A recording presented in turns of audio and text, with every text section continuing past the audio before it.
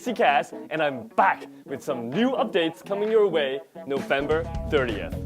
Farlight 84 is evolving, and the next update will provide a sneak peek at what's coming throughout the next few months. Now grab some snacks, and I'll share with you what's next on November 30th. First, let's talk about hero changes.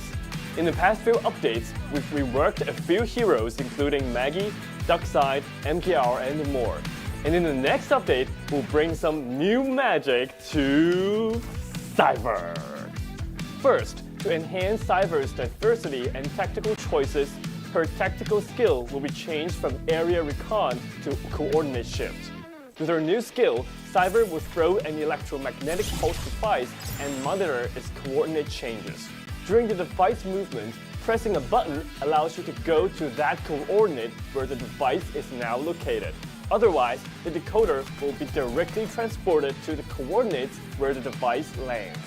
This means Cyber can adjust more flexibly during combat. For example, she can quickly teleport to somewhere near the enemy and apply her ultimate EMP shock, which will reduce their defense capabilities by damaging their shields and deactivating their jetpacks. Just like how we adjusted the other heroes, this change will help Cyber to become more proactive in combat and fun to play with. In addition to this new playstyle, Cyber is also coming along with something the community has been asking for a long time. The long-awaited SSR skin for Cyber Wild Player.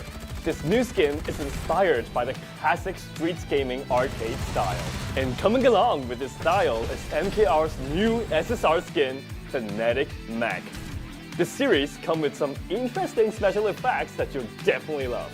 Both skins will be available in the all-new Battle Pass Pixel Bliss for the next season. Apart from these two skins, let's take a look at the other lottery skins coming your way in the next update. New chest event, Sandy Illusion, will bring us a brand new Bar 95 UR skin. In the merciless desert, only the most daring adventurers can survive. Also introducing the new lottery wheel, Polar Adventure. Craving piping hot pizza in the freezing Arctic? Look no further than Maggie's new SSR skin, Absolute Zero. Starting from this version, we'll gradually enhance the artistic style of the game. You've shared a lot of ideas about the game's art style, including suggestions for a new lobby art. That's a fantastic idea, but to do that, we need to first redefine the style of some characters so everything can look coherent. You may have noticed that many new skins released recently share a common theme. They all look trendy, quirky, and modern. Knowing that you love how these skins look, we'll start by expanding the aesthetics to some of the heroes that don't share these traits. And the first one is our fireman, Captain. Captain has a low selection rate, averaging only 3%. Unlike the other characters, we feel that Captain lacks his unique personality with the current character design and would like to update his look. The new Captain will have a more prominent personality, showing his robust physique with a gentle and reliable twist. Inheriting his instructor's will and continuing to seek truth, Captain will become the synonym of justice and will remain a helpful friend of the neighborhood. Being a skillful fireman, his Aqua Blast skill deals extra damage and slows down the enemy. What did you know? The effects actually become stronger when used closer to the enemy. I bet most of you don't know because so few of you play as Captain. Now, to reintroduce this hero to all of you, we've prepared a video to tell you more about Captain. So remember to subscribe and hit the bell for more Battle Royale content. What's that? Captain's dancing? Listen closely. His dance comes with music now. In the upcoming new version, we're introducing special sound effects and background music to some dance emotes. I really can't wait to try them and piss some people off. In addition to the dance emotes upgrade, in this update, we're introducing a new item, Kill Announcement. When you kill an enemy, everyone will see this announcement. Everyone. Talking about showing off. This will become a brand new way to highlight your perfect kills. I finally have some new motivation to practice my shooting skills. To make the gameplay experience more sophisticated for the long term, we're planning to make some important changes to the weapons in Farlight 84. So far, you'll notice that the recoil of our guns is designed to be relatively low compared to other games. The result is that it is relatively difficult to distinguish the unique feel of different weapons within the same type. This has created a weird situation where some guns feel so similar and some guns are not that useful in most situations. In this update, we'll start working on this part of the gameplay generally known as gunplay. We will start by adjusting the feel of the AK-77 by making it feel realistic to hold and shoot. The first aspect is bullet spread. So far, all of our weapons have fixed bullet spread trajectories, not random. And in this update, randomness will be introduced first to the AK. The bullets you fire with the AK will no longer feel stale, but will spread more organically within the crosshair range. The second aspect is recoil. We fine-tuned AK's recoil in this update, increasing its maximum value. This means that you feel that your gun shakes a little bit more than before, and its shooting accuracy may become lower. While this feels more real, you have to put more focus on controlling AK's recoil.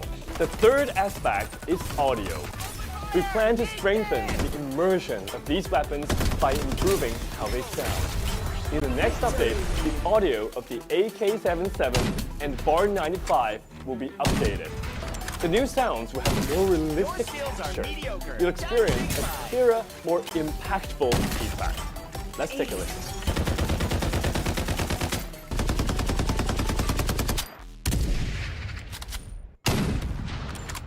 Overall, our goal with these adjustments is to raise the skill ceiling of gunplay, giving you more room to learn and master the weapons. Your full potential will be expanded, creating an excitement that lasts longer.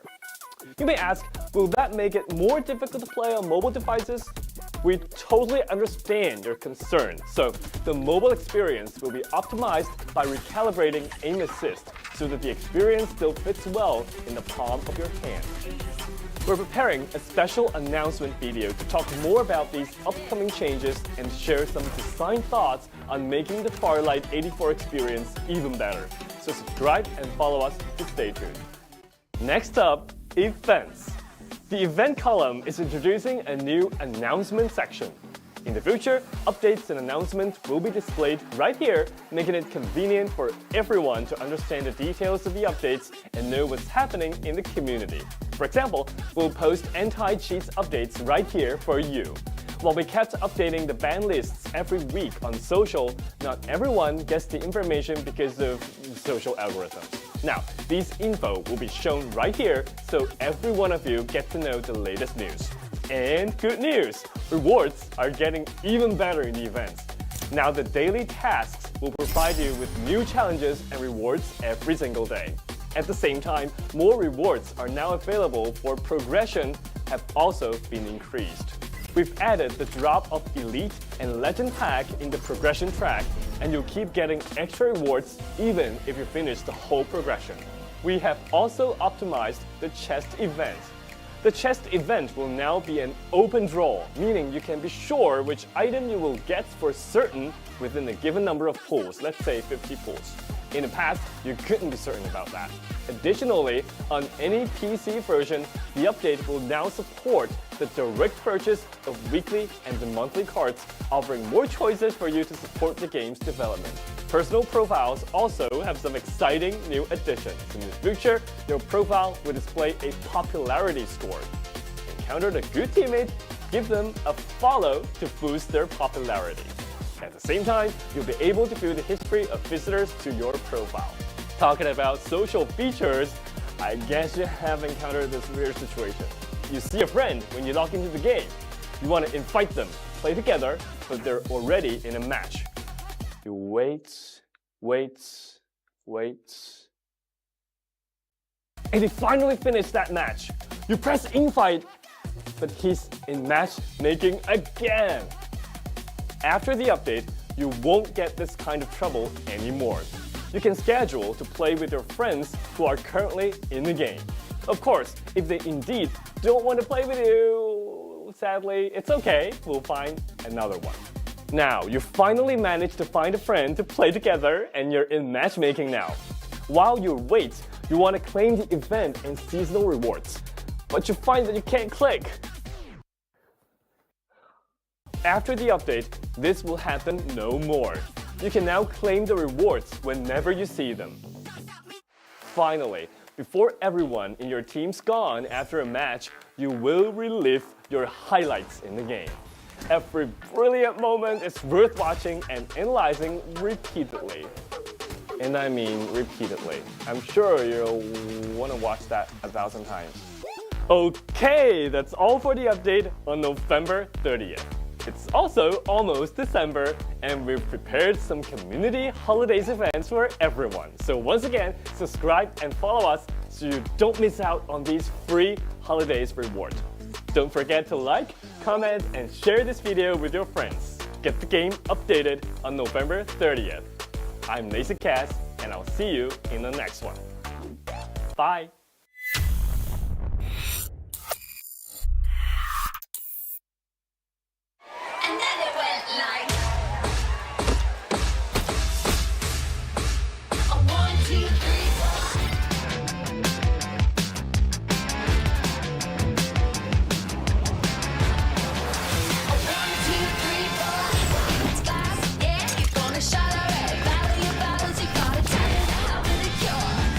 Breathe in the water.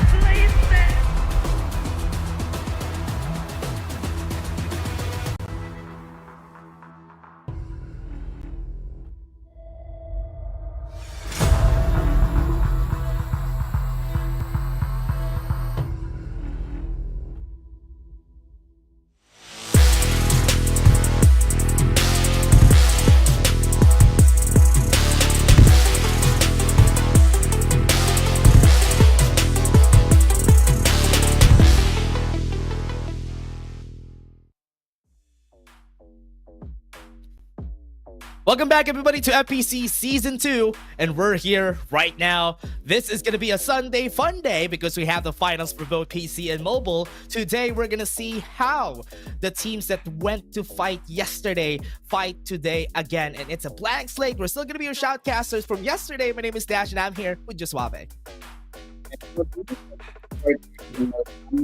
Cream of the crop, the best 15 of the lobbies yesterday. All how did it perform? It's a whole different problem when you have the likes of NCG and Execration in the lobby. So those dark horses from yesterday, Aquila specifically, I think we're gonna see them tested to their limit today. Oh man, I mean, I've seen Aquila yesterday 3P together with NCG. Yesterday, their matches were so good, and Execrations who having just 2 wins on their side yesterday is also something to really surprise us. Right now in Season 2, there's a lot of changes. There's a different meta. Everybody could definitely win. Everybody has a chance here. So now that's why we said it's a blank slate. It's the finals. There's nothing that could hold back these teams in taking a win out of each other. I mean, everything different. We saw yesterday, we talked about how Cypher a lot. Group A and Group B, there wasn't a lot of Cypher, not as much as usual. But when we got to Group C, the biggest surprise of our life, Aquila showing up with an amazing performance. If I'm not mistaken, it was Ali who was playing on that Cypher, who was able to get these really surprising chord shift usages, and they're able to get the high ground or just pop up right behind their opponent where no one seems to expect where they're going to be coming from. Yeah, and honestly, what I love about how Ali played that, it was really, really fast. Honestly, the way that they play this Cypher, it's a lot more attacker-centric because, yes, they are way faster because that's one of the things that you get whenever you level up as an attacker. And also, one of the things that surprises people the most is I think now people are still at that adaptation period in where they don't really know where the Cypher would go whenever she uses the chord shift. Yeah. Really fresh off of that new patch. I mean, AK-77 users kind of in a bad spot. Yeah, kind of. A lot of people still like it, really. Yeah, honestly, that is something that is really nice about this, Josuave, because with what we've seen from all the fights that are happening today, it's also great that we've seen some changes. The Mayshell being meta, the Ember being there, and also a lot of things all together are just meshing well in this tournament that we're now down to a new meta. Yes, we are on the same defenders that we had.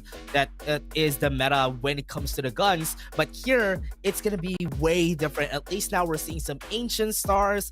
Sometimes it's we're seeing some different styles, and also a lot of Uzis and white dwarfs that you've seen from the game. Yeah, man, it's changing things so much, especially with Cypher. But looks like we're gonna be going in with some quick reviews of how the tournament works. Yeah, and here, let's take a look at the tournament format explainer. What will happen towards how these games are gonna go. Let's take a look at it. We still have stage 1 to 3, the open qualifiers. We have an open qualifier from 13th to 17th of December. This is gonna be this is actually what's happening right now because the qualifiers are until the 17th, and now we're already at week 3. We're gonna be ending at week 5 of this tournament. Week 5, that's a far ways away. We're only at week 3 right now, so there's still plenty of time for new teams to pop up, get their FPC points up, to make sure that they can get themselves into the actual LAN finals. We're gonna see the most important thing, because as long as you get on that stage, it doesn't matter. Everything is reset when that happens. Yeah, and for now, for the FPC, during the knockout stages, you can see that we have Group A plus B. Like what happened during the last time, we have Group A plus B meshing in one. Then we get the top 30 so that they're going to be fighting on Group A and Group B during the day 1 of the semifinals. And the more interesting part about this, of course, with the semifinals happening at that point, this is where everyone is tested, because when we have that shift between the two groups, they now have to worry about everyone. Yeah, and for season 2, we have a prize pool this high, 37,500. So don't forget to join. Some teams, even if you're a bit too late, some teams during season 1, they just joined during week 4 and week 5, and they were still able to qualify. Yes, there's a lot more expectations. Yes, there's a lot more that you need to do in order for you to reach that level, but it's still okay. You can still garner the amount of points. We have 60 teams that could join the knockout stages and would get to the semifinals and the finals for the next one. Now, 37,500 US dollars for the prize pool. That's a big prize pool. That's a lot in peso. Yeah, that is true. That's not something you want to miss out on. So, of course, since this is only week 3, we still have a few knockouts coming on through. Don't forget to register with your team. We do have weekly qualifiers happening every other weekday, if I'm not mistaken. Yeah. The weekly finals is honestly really fun. So for the knockout stages for everybody, right now is going to be your time. Week 3 is going to be ending. Week 4 and week 5 are going to be coming in. So don't forget to join. But now let's take a look at the qualified teams that we have for the top 15 for the weekly finals. Here we have the usual suspects, Execration and NCG. Yeah, and also some really good performances coming out from yesterday. TI6, you mentioned Oasis and Naos, not gonna disappear, and Aquila, our favorite new dark horse, who have been really quick in adapting to the Cypher meta. Yeah, and seeing TI6 here, it's something that they really need ever since we saw them from ACC. They really didn't have the chance to get to the top. Yes, they are one of the top teams every time, but they are not gonna be on the top 1 spot or the top 2 spot. At least now in Group D, they were able to get the top 1 spot, and they are getting in top 3 at least when it comes to the points here in this tournament in the weekly finals.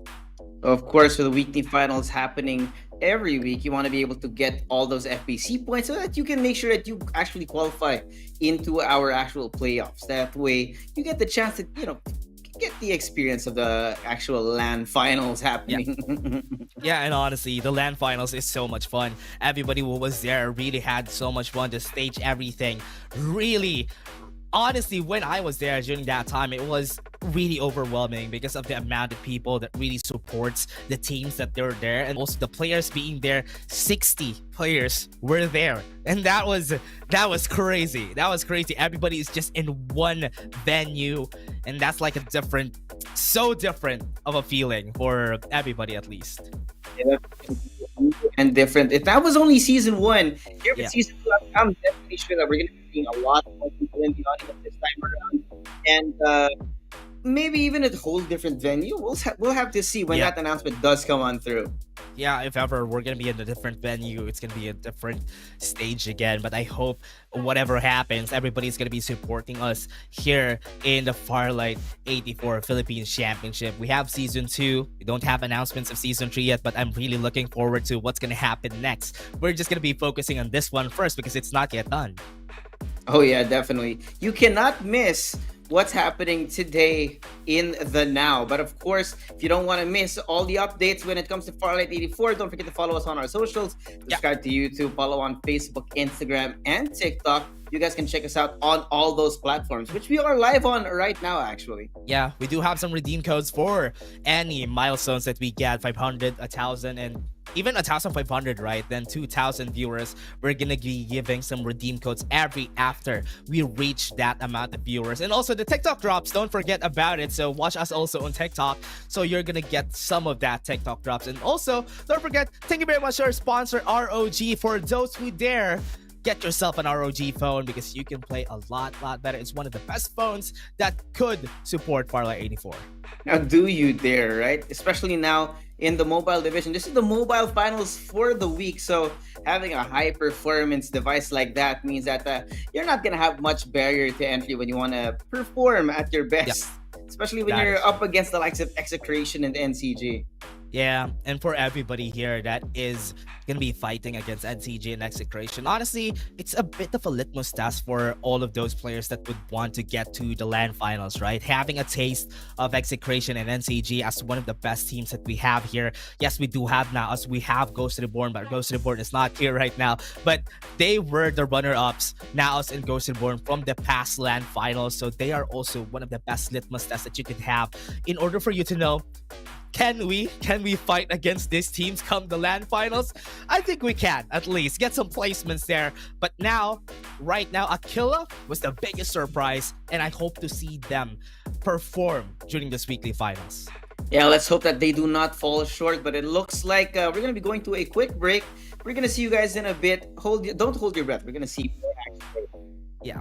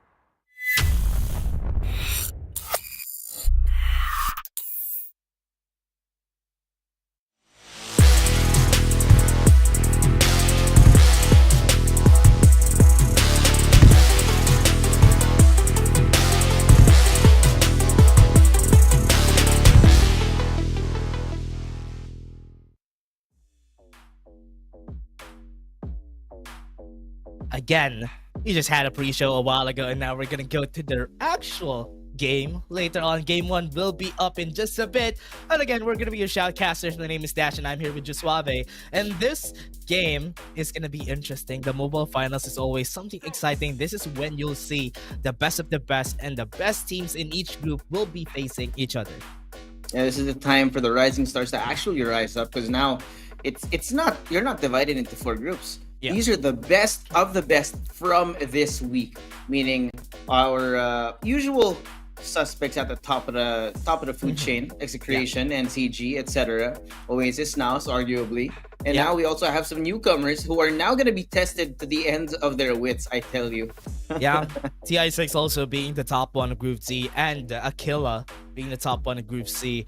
I'm really looking forward to how these teams are going to be going for this game. I think this is also one of the times that we see Crimson also being one of the top. Yes. So this is a really interesting finals that we don't see much of the usuals that we see on the weekly finals in mobile. Yes, we see some of them, but not a lot of them, which is really nice to see for everybody here in the FPC Season 2.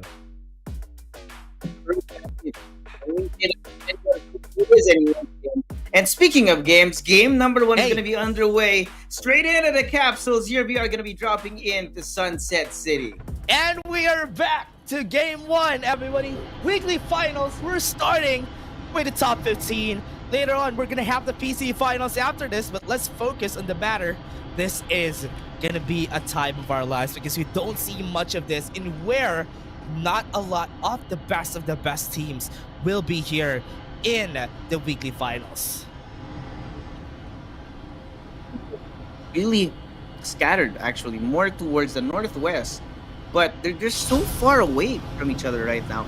Meanwhile, NCG taking comfort over at the northeast, rather, of Sanctuary Tower, which is now, it used to be the safe spot for NU FaZe yesterday, but now NCG has taken that spot. Yeah, for now, from what we're seeing now, still going on their same spot. NCG not gonna be in Nova Planetarium, is going on the side of Sanctuary Tower with a lot of their members really far away. A really good change that we've seen from them, because Blackfire so far has been doing great whenever they drop at Nova Planetarium. And at the bottom, still, Execration is at least so far away from each other, not just taking 1 spot, but taking 4 spots alone here in the bottom of the map. And if we noticed earlier, it seems that everyone has marked their own territory, so there's not going to be much early game conflict, so it's not a lot of aggression in this lobby today. We did see a lot more of that yesterday, but maybe this is just because it's a complete group of teams. It also means that people have to be a little bit more careful, because if you step on the wrong toes, someone's going to beat you up, and it looks like something's about to happen right now. Yeah, right there, down at Riverview Park. Some teams, especially AXGZ, fighting against NRX this early in the game. They'll have some respawners back up. Curtis is going to be burning down onto their hands. Air beasts are going to be moving in. Not a lot of fights are still successful at this point. They're just going to be surviving for so long. Claude with Invader was able to do some damage. Both of them are having information on both sides just because of the divulge on both teams. That is NRX screaming at the top of their lungs, just winning that fight.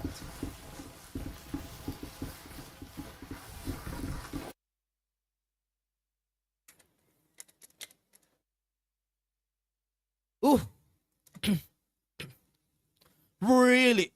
What was that? Did you see what happened? Remy wasn't able to reach it, but because of the absolute gravity, he was pulled closer. And that's the reason why Seiya Ashura lost that fight, is because he was surprised too about that interaction. From top of the mountain, gets pulled from down under. That is really interesting. And now Aquila losing a bit in the fight because of the high ground advantage here of Seiya. Dream Elite Asia really knows how to play that. But Aquila yesterday is one of the teams that really knows how to play around that high ground. And now they lose to their own low ground right there down at the bottom. Interestingly, though, today we see Aquila kind of getting punished for their over-aggression, but now we got a couple of ongoing shows already dropping out of the ground. Looks like we have some more fights going on. And this time, squad number 13, only 3 members, interestingly. I don't know how this is going to go for them. Yeah. This squad really would have a lot of problems while we move towards the middle parts of the game. So far, everybody has been chilling. Everybody has been getting some kills. Still not that big. But so far, we have seen some teams play around the invaders. People haven't really pointed that out a lot. Let's take a look at the map. The rotations coming in from Sanctuary Tower. We can see NCG playing around the top side of the map. And they were able to get in a lot of resources from there. Rotations are not going to come in. Zone's going to be closing down in just a bit. And we're going to have a zone on the lower right side of the map. Because of NCG kind of having something similar to how NU FaZe had yesterday. On their side, the whole stock of Carnival. I don't know how they're planning to do this. Yeah, honestly, this is one of the best drops that Oasis always has went to. And now it's a blazing day, everybody. We're not going to see war spiders, but flamethrowers and blazing infantries left and right for sure.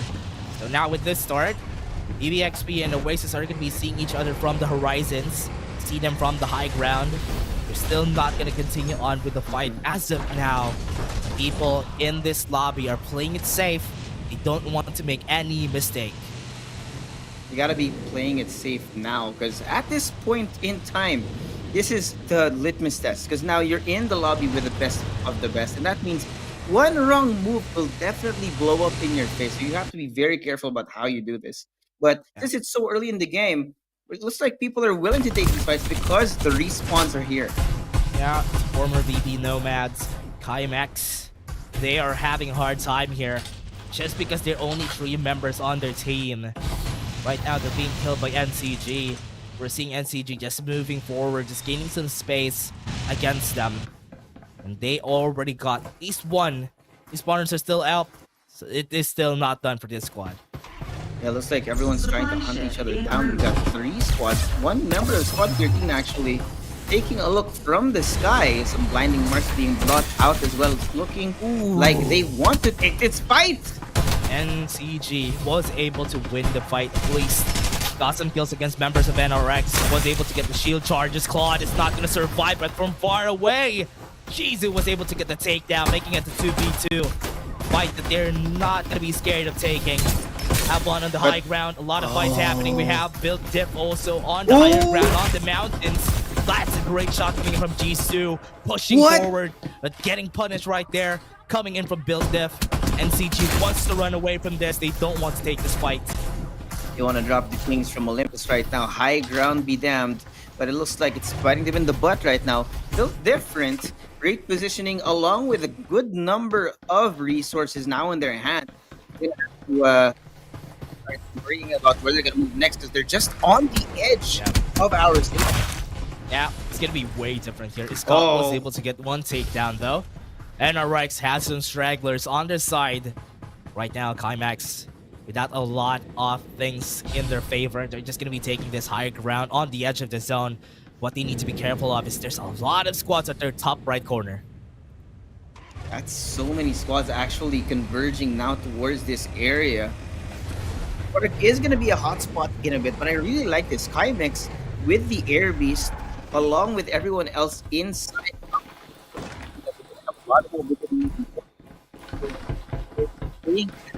Out right now, but it looks like they're sighting Naos over towards their north, as everyone else is still rotating around.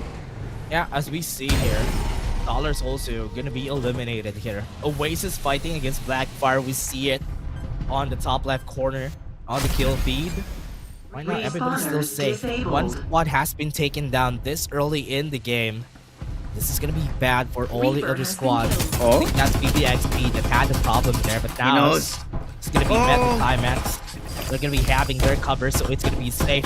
Great shot from Quavo. Still not done. The Vulture's gonna be used. Gotta be careful here though, because they're inside of one singular building. They have been made a little bit more vulnerable to the fact that the cluster bombs are here and the shots coming in from so many different players. You've got the Divulge coming in. Now TI6 is targeting them as well. It's going to be 2 squads against 1. They're stuck in a corner right now. And there's still just going to be more coming in if they're not moving fast. Yeah, northeast side of the map, there is so much players right there. Climax is just in the edge, perfectly placed, just for them to really hold down a lot of the players right here. There's already a fight happening right there in that corner. TI6 not having the best of days, with Build Dip fighting them toe-to-toe. One member has been taken down already. Still have Yato down at the bottom, but TI6 still wants to get at the top in order for them to get this spot in their corner. Pagoro jumps in, jumps out, doesn't see it, and now NRX still gonna be dipping their toes in this fight. So here it comes, Kaimax gonna go in. They're not willing to take any kind of chances right now because there's so many teams in their surroundings. Kaimax stuck in the middle of 3 teams. They have to be very careful. NCG fighting against them. TI6 is going to be eliminated out of the game. Perfect play coming in from NCG. The timing's just immaculate. They were staying at that area for so long just for them to dip their toes in this battle. And now it's guys down. And this team, Climax, is going to have a lot of problems here. Just trying to deal some chip damage on top of the ongoing show. But they're not going to be able to do too much because everyone's closing in.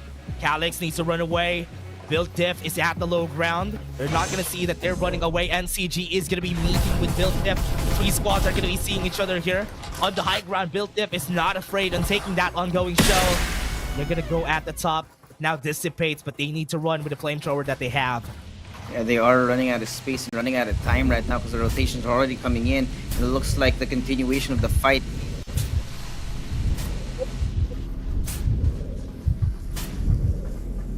Just yet because everyone really has repositioned at the current moment, and knowing that this is the first zone, people are very much not motivated to go inside just yet.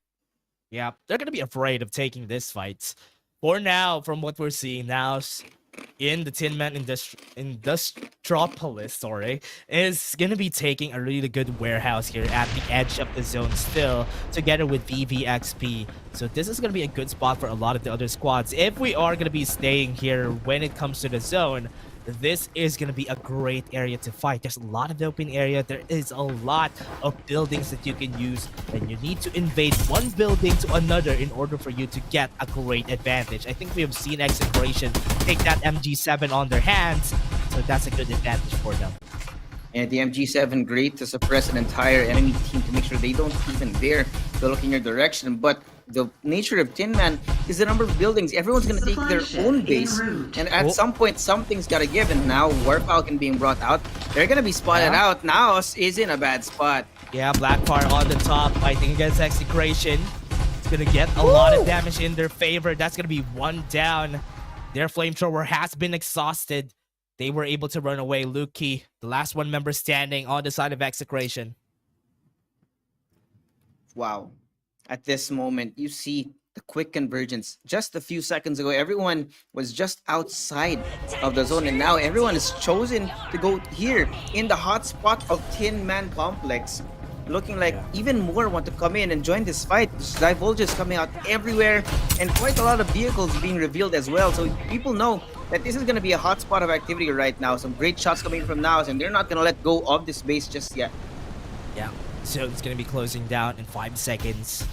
That is when everybody's going to be pressured here. Oasis is going to be seen wherever they are. They're hiding under the bridge. This is going to be hard for them. They need to move forward on a big open area, and they're going to be met with VVXP if ever that happens. And also, Squad 6 is not going to let that happen easily, because they do have a lot of vehicles on their side. Just so many...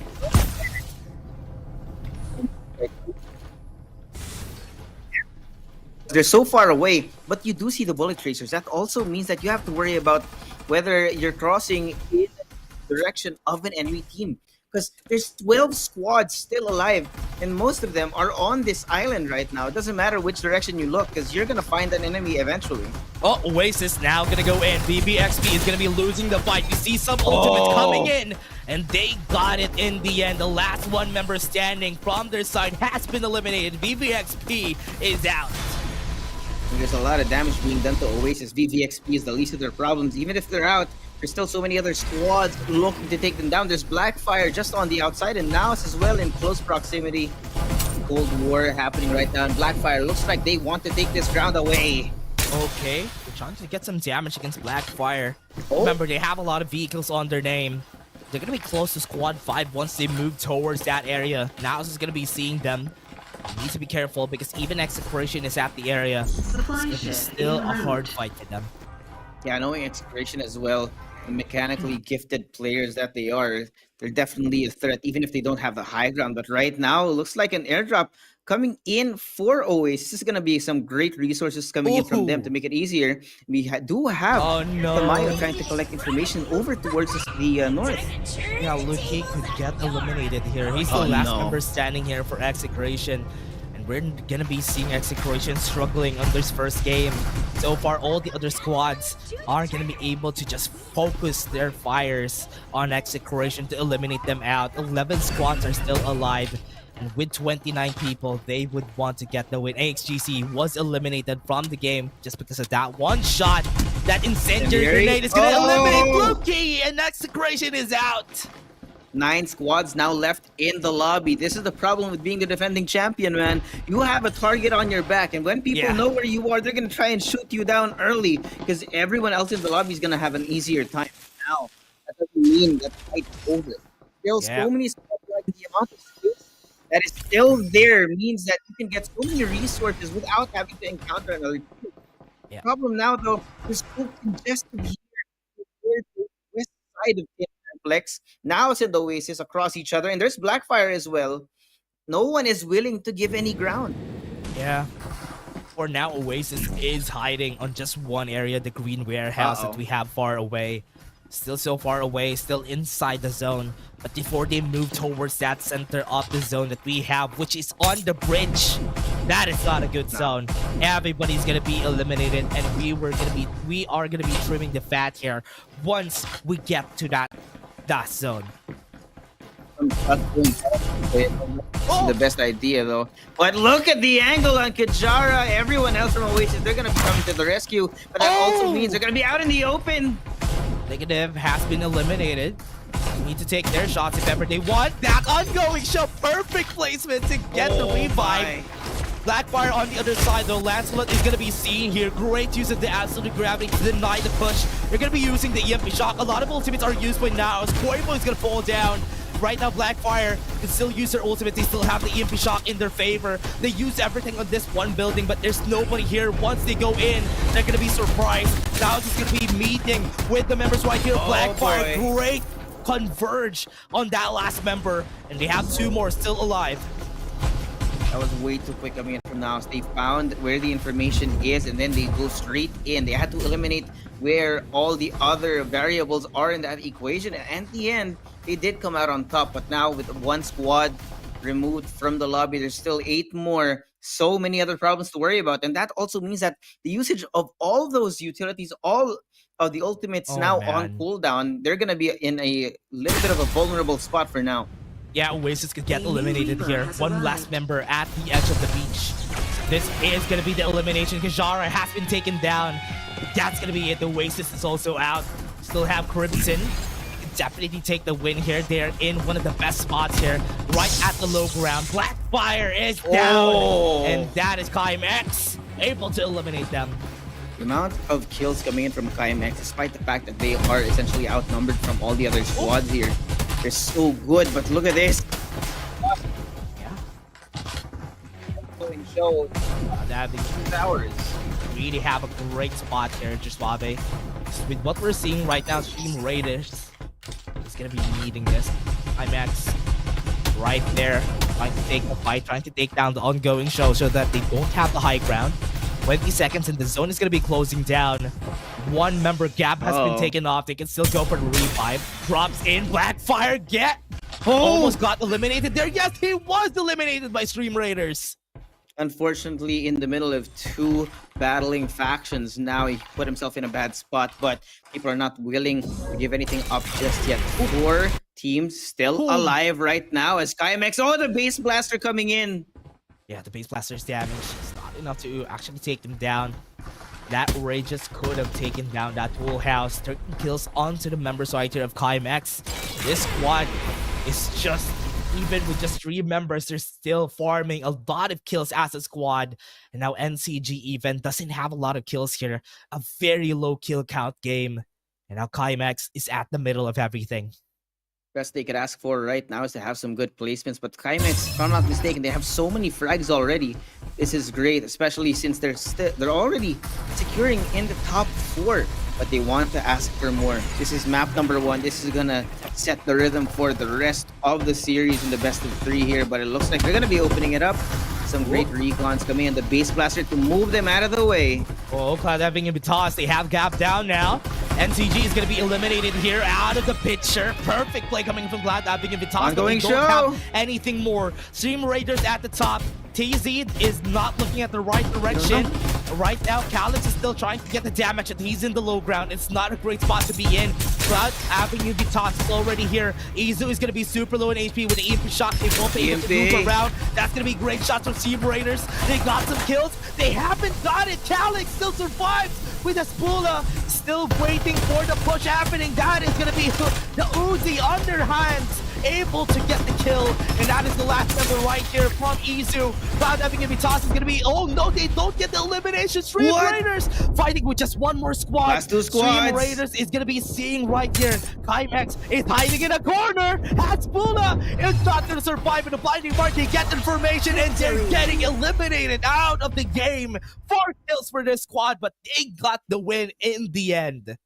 SR717, despite not getting as one would want, they still top the lobby, and that's still one hell of an achievement, despite knowing that all these teams right now, they're so aggressive, so efficient as well. Somehow they emerged through that chaos on top. Yeah, they were able to get the win.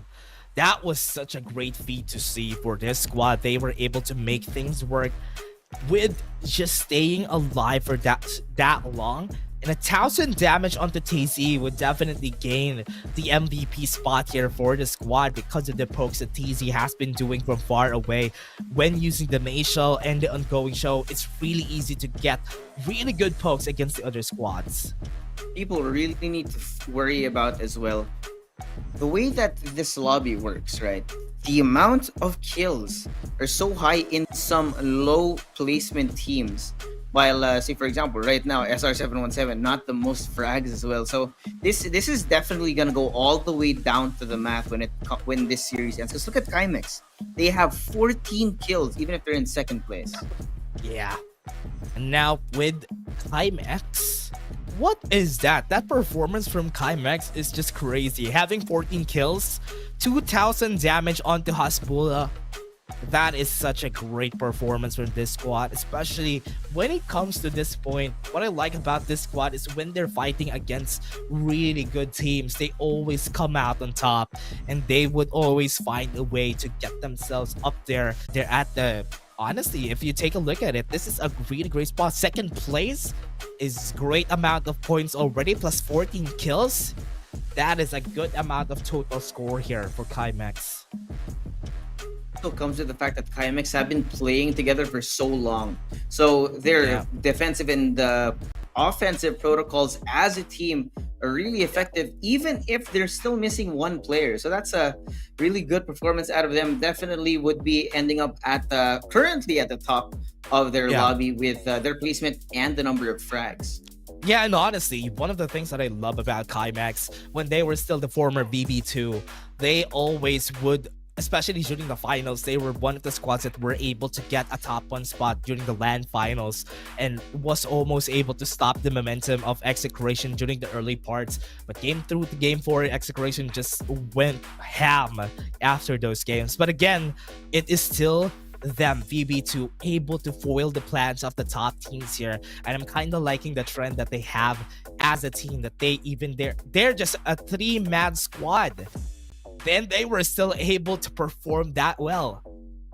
So it's gonna be a test now in the second map. SR717 have to make up for the lack of points in frags. And on the Yeah. other side, X, they need to step up to the plate because I think the problem for them ever since season 1 has been consistency. Yeah, that is also one of the things that they really have a lot of problems doing, especially if they drop at Power G Station. Sometimes it's not really good to drop there at some point. But again, before that, everybody, let's take a look at how these things go and how the games went. Let's just take a look at the highlights first.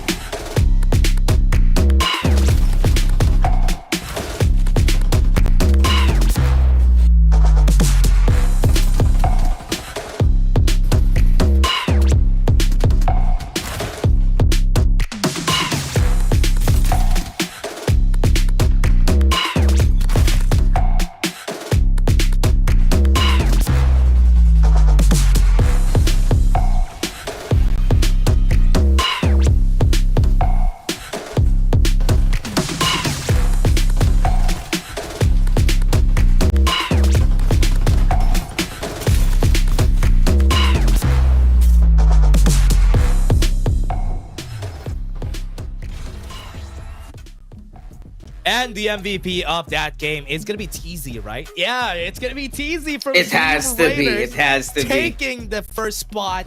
And this was also because of how TZ was just able to get a lot of poke damage on the squads while still going on an ongoing show. They really had the big advantage there when it comes to the positioning. And honestly, really well deserved for the squad to take that top 1 spot because they positioned really well this game. That is undeniable. The value of a Mayshell, especially in late game when there's not much space to move around, the ongoing show when you bring it out essentially gives you a high tower. You can't easily get in a better spot to try and take those shots because when you have a well-placed ongoing show by a Mayshell, that is just undeniably annoying. Yeah. And right now, we're going to be seeing how game 2, how they're going to adapt. A lot of expectations for the other squads here, but X was still able to turn things in their favor in the last game. But let's see how they are going to be turning things around here for the other squads that are that have a lot of fans, especially Execration and NTG. How are they going to be able to perform during game 2? That is going to be the question. But for now, let's see what we can do about the Cypher problem that we have in the game. So far, we've seen Group A and Group B adapt to the Ember. But now, back in the weekly finals, we go back to the Cypher. We're back to the Cypher. We don't have any Embers now. We've seen quite a lot of ciphers, in fact, and they're really surprising though. In map number 1, we haven't really seen some crazy performances out of any ciphers just yet. But well,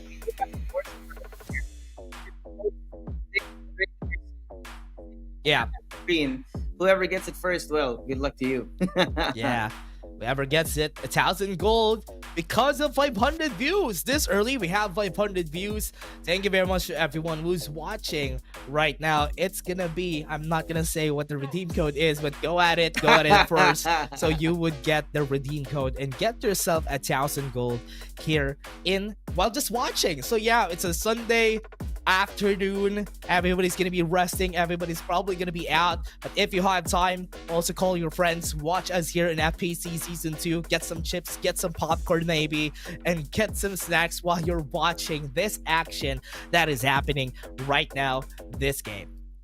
A great way to get your family together, sit down, relax, and everyone watch FPC, or maybe play in FPC. I don't know if it's a family thing to you guys. Oh yeah, especially if you really have a lot of friends that could really join the tournament. Week 4 and week 5, you're not too late. A lot of teams still are needing to get a lot of points to get to the top 60 to get to the knockout stages of this tournament. So you have a chance. Everybody has a chance on taking the top spot here in the FPC. That's why it's really open to everybody. So again, everybody, we're gonna be going to game 2. We're just waiting for everybody to concoct the lobby, but it's already here. It's shaking up. It's gonna be exploding in just a bit, and here comes the capsule. Game 2 is on. The grind continues, ladies and gentlemen. We're going to be going right back into Sunset City. Something a little different when it comes to the drop, but looks like most of these teams want to stay on their usual trusty spot. NCG, of course, in their usual sanctuary tower this time around. Naos still in power tree. I don't think anyone's gonna let go of their home ground here. Yeah, really surprised about these changes from NCG. I'm kind of liking how they adapted from ACC, then come Season 1, they always drop at Nova Planetarium, but now they have a different plan in mind, because honestly, nobody drops at Sanctuary Tower. There's no top one. team that drops at Sanctuary Tower, and NCG is gonna be taking a look at this and maybe have it as their second drop point. That's why they're trying to experiment a bit here and use it as their home, at least for now, or maybe at least this is an option if somebody's gonna be dropping at Nova. Map number 2, early conflicts happening over in Carnival. But down to go south,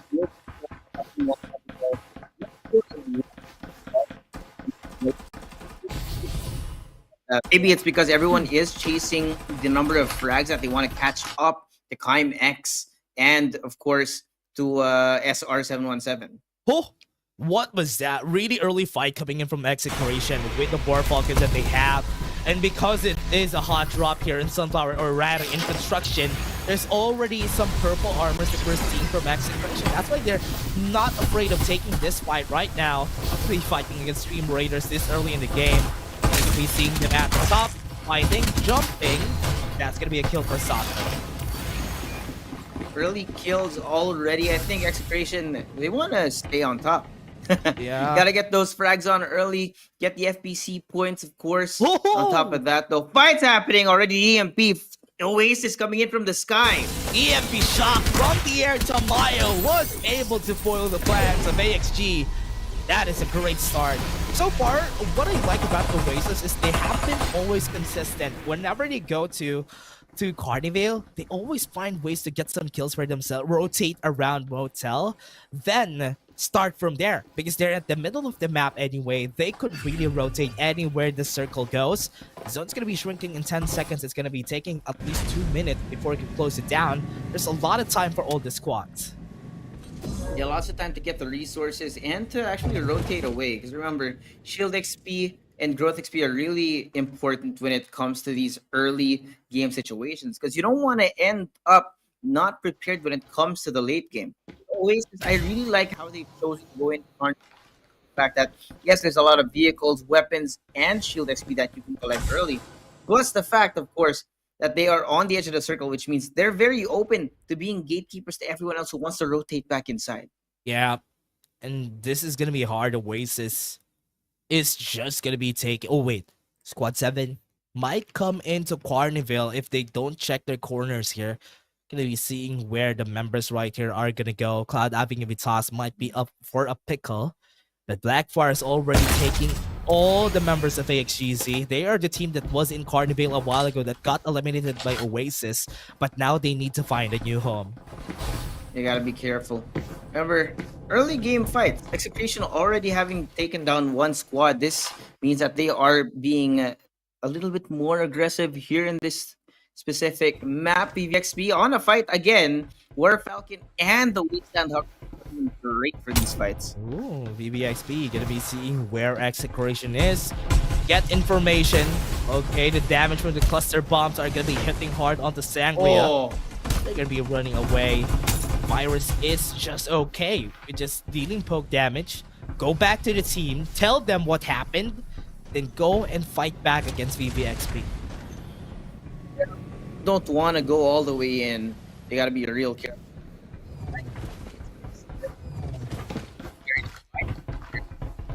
Their into their safe haven, right? Because Heart Island, not the best space, but you're also opening yourself up to a lot of different angles that you can worry about getting the kind of information. See who is rotating where, especially when you're coming in from the south of the map. Yeah, especially here in water pumps. They're basically almost at the center of the map. The center of the circle is going to be at the AZC Boulevard. They're just going to be staying here, just trying to keep track on where Execration is going to go and get information as much as they can. And now it's already started the fight here on the top in Iris Ranch. They got some kills already. NRX on the bridge might be able to hold them down. I really like this though. And this space, because the bridge, definitely you do not want to go here when you are up against a couple of flamethrowers as well, but they're going to be forced out. They do not have the range to take these fights from the flamethrowers, so NRX really going to have to turn tail at this moment. Yeah. However, Ooh. it's happening. Rotations already. Oasis quite a bit close on the top of the map. En route. Going to the side of Iris Ranch here. Still going to be a hard battle for them. Right now, the damage is not going to be enough. Cloud having a Vitas jumping around. Gab doesn't know that somebody's at the hill. That's going to be a kill on their side. Izu doesn't have an Uzi. This is not going to work for them because this is the push from them. And that's a kill onto the side of Oasis. Knocking down, and Reaper is on the hands of XLB. Xiaolong Bei, ever so consistent when it comes to the frags, really. Leader when it comes to the damage done for the team. Out of him, but elsewhere though, SR versus Seiya already have a couple having of a hard time in the fight spent. though. What? That was a big turnaround. Primo just got eliminated because of the jump and the absolute gravity, just pulling him back left and right. Just made for a great way to gain momentum while you're dashing. That's a really smart way of using the absolute gravity against the enemy team. And now Seiya still fighting back, still winning the battle, but Stream Raiders lost all their members. The respawners are going to be back up. Still lots of time here though. Seiya. See the War Falcon up in the distance, meaning that there's going to be people rotating away or towards them, especially since there's a lot of noise visually. People will know that something is up, and you also see a couple of kills coming in from Execration. Still, they're willing to keep taking these fights because they really want to get back on top. Yeah, for now, Stream Raiders backing away. I was able to run away from that battle a while ago because of this flamethrower. Now they do have lost one member already onto their side. This is going to be bad. Look at the top side of the map. There's a lot of squads that are going to be meeting each other once they get there. IMAX and Build Diff together with Naos are going to be going for a fight. On the top left side, there's already 4 squads that are fighting. And this is such a crazy map that we're seeing, that everybody's just going on battles. Everyone's alive. There's so much space. And it's just continually shrinking, the search zone at the moment, which means that, and no matter where you look, there's going to be an enemy. Vision Erosion being brought out. NCG. Eliminates the members of Aquila. Assassin's going to be running away. That Mayshell's not going to survive. It doesn't have any dash, and Aquila got eliminated by NCG. Looking real problematic for Aquila here. They're getting tested to their wits' end. Oh man, Climax eliminated Build Diff. What is this? That's crazy. We're not seeing the battle, but Hasbulla got a lot of eliminations out of that fight. And now Blackfire got the elimination in Oasis. They got taken down. CAE, Cloud Apping Vitas, was able to take over on the side of Carnival. This is such a great spot to be in for a lot of the squads. 4 squads, or rather 5 squads, got eliminated in just 1 minute.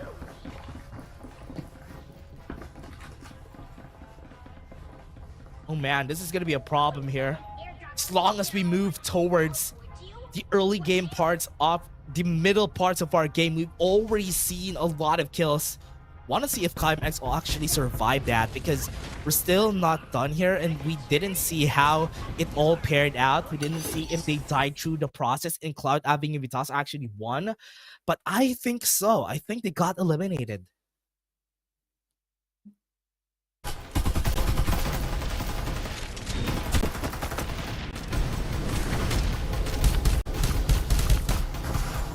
Yeah, Execration right now, fighting against Seiya. Berting is fighting against Luki. Luki doesn't, or actually was able to win. Goes in for the shield chargers. He's going to be taken down. Shura still alive, but in front was able to swap shields. And it's going to be running away from this. Execration going to go back. Blinding mark on the 3. That's going to be a lot of members. Not going to be seeing where they go. EMP shock in front. And it's going to be taking down all the damage on the EMP shock.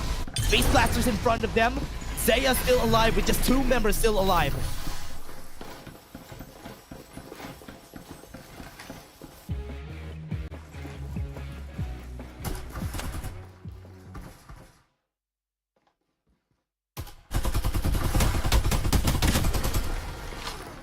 Yeah, Zaya only has 2 members. They got the revive on the side of Execration. This is gonna be way easier said than done. 2v4 against Execration of all teams. It's not a good spot to be in. They're gonna be chasing them down. Eliminates 1. Last member hiding. Ashura, don't move. Because you need to actually get the kill. He's gonna be killed in the process. And that's gonna be the end of it. They were able to get 1, but Ashura still standing, got the armor swap, but it's all for naught because he got eliminated too. Rounds of fighting between these two teams. Execration still coming out on top. They are the defending champions for a reason, but now they have Sunflower Shopping Mall and the center of the search zone all to themselves. 7 squads still remain, but that also means that Execration, so much space, so much time, so many resources in their hands.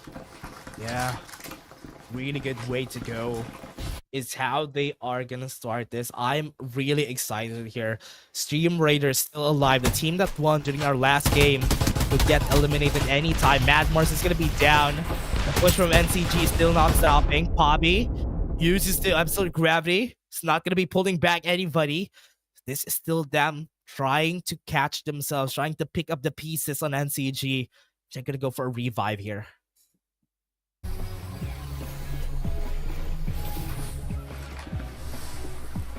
Got some revives. NCG looking to get a great spot here to converge on the members of Dream Raiders. Oh. Hope they don't collapse in the process. NCG has Kiko with the level 5 armor, so it is going to be way easier for them. Lightning Mark gets information. We'll be seeing where TZ is. They have the Incendiary. Bobby Was able to deal some damage on the top. Goes in, and this Blaze Blasters are going to hurt. So Bobby was able to deal some damage. He's going to be running in, but from far away land, Execration was able to get some damage on them. Bobby being punished for his sins already. He got a little bit too spicy there, and he exposed himself to his enemies. Now, what? You have the Beast Blasters. Execration might get close. Not a lot of HP for the members of NCG. They need to go and heal up. Oh wait, dude, that's gonna be seen. Blinding Mark was able to see him. Stream Raiders might get eliminated here, and that is 1 member down. 1 more still alive. Right now, Stream Raiders still has eye on the other side. This is still not done. oh, definitely not done. 7 squads still alive. Oh! NCG running out of health in space. What a base blaster. Wow, was able to slow them down. Time X. I was looking for this squad, but they're still alive and still getting some eliminations. Wow, just when you thought everything was over, throws out the base blaster. The amount of damage is amazing. Now it's gonna be the 2 top teams, Execration and NCG, with the river right in the middle. It's almost like a biblical proportion of a fight. Supply ship en route. Execration still complete. MCG only has 2 members still alive. Not complete again. This is gonna be bad because once they try to fight against Execration, all the other squads could definitely have a problem. It's Execration, they're not just good as a team, they're even better as a whole squad. What is this? What is Blue planning to do? I think they want to force NCG into the zone because there's no choice. Doesn't matter where they go. Incendiary. What is that burn? Blue, what a play! And he gone. even eliminated Kiko. What an incendiary grenade there. Absolute insanity. What? Oh man, very smart play from Blue.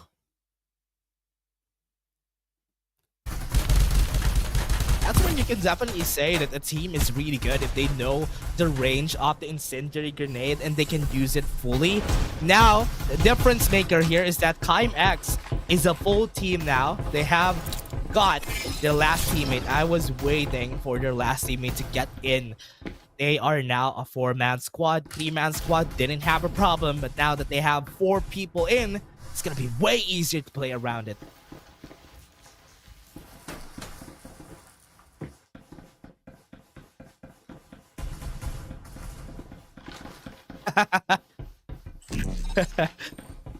Yeah. Yeah. It's gonna be hard here for Cloud Avenue. Need to get towards the bridge. Really need to find a way to get really close there. That is the reason why bridges are such a hard points of contention, because you need to really cross it and it's a big open space. It's gonna be hard for them if they don't have any vehicles. Execution in a good spot right there in the low ground. Nobody's gonna get information unless they try to have a War Falcon on their name, but right now nobody has that.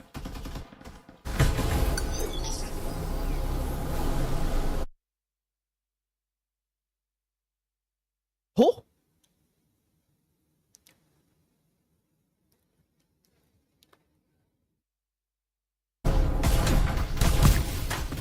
yeah, Execration already used their absolute gravity just to clear that building so that they can get close. Really smart way of using it. They're going to be losing a bit of their cooldowns. They still have 2 minutes though. Zone's going to be shrinking in just a second. They got the elimination of the one, and that is going to be the call for the squad here. Execration got one more. 2 members of Blackfire running away, but where are you going to run? You have nowhere to run, because here they come. Execration, the Executioners are back, and they got Blackfire down to the T. Yes, the last one scanning, just jumping around inside, but they got eliminated still in the end.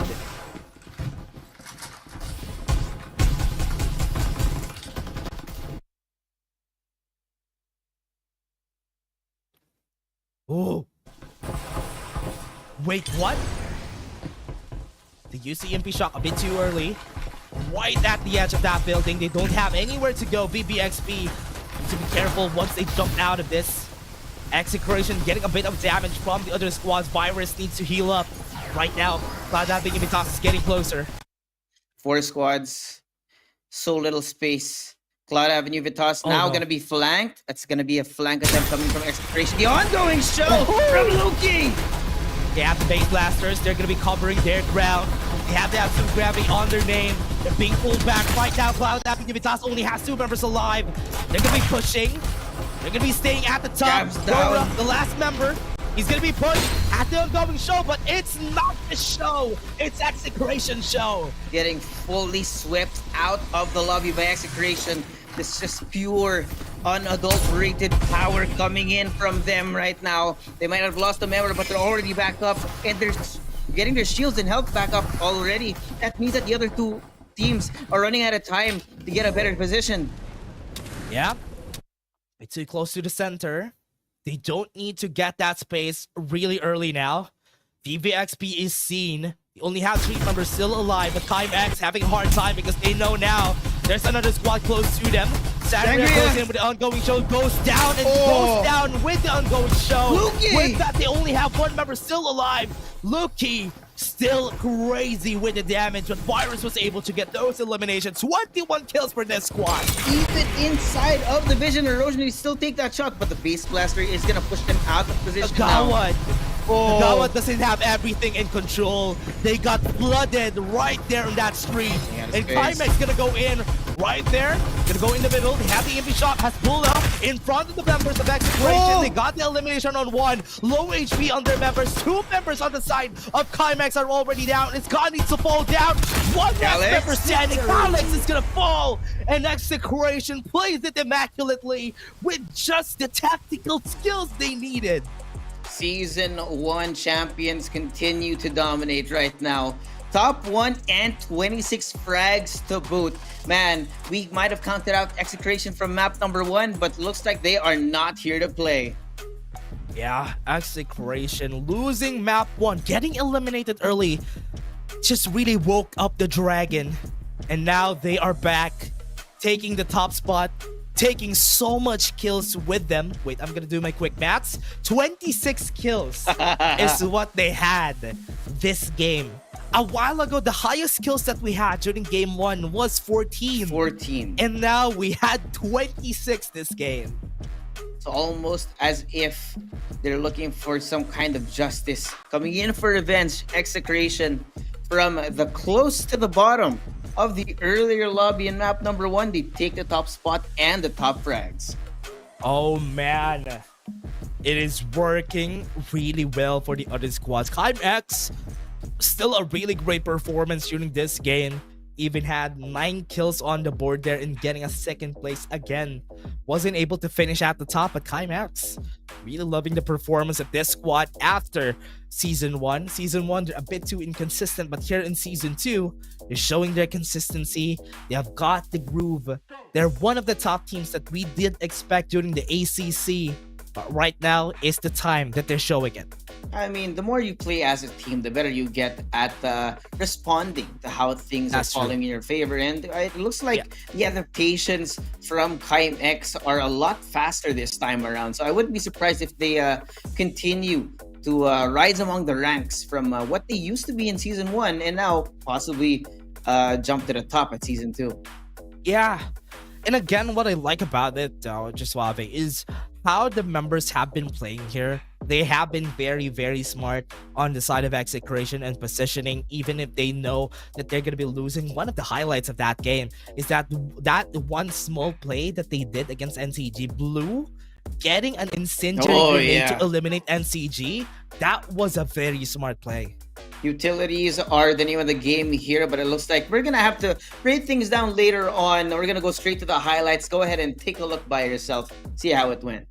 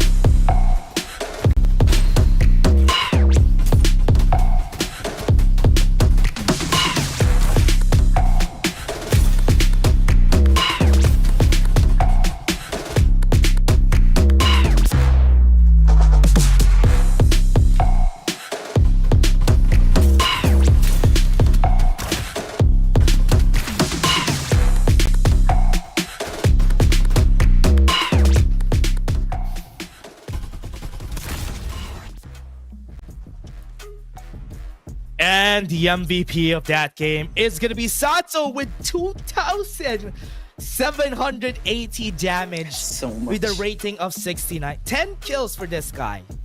10 kills out of the 26, meaning it's definitely the majority in the team. And you have to talk about also how Sato has been using the Maze Shell utility, right? The high ground provided by the ongoing show and the base blaster. That last kill, I think, was a combo of a base blaster and an incendiary grenade on NCG that totally wiped them out. It was disgusting. Yeah, wasn't able to even move around there. That is the reason why it's so good at flushing angles, especially for this level of play and where a lot of players are going to be hiding on some corners.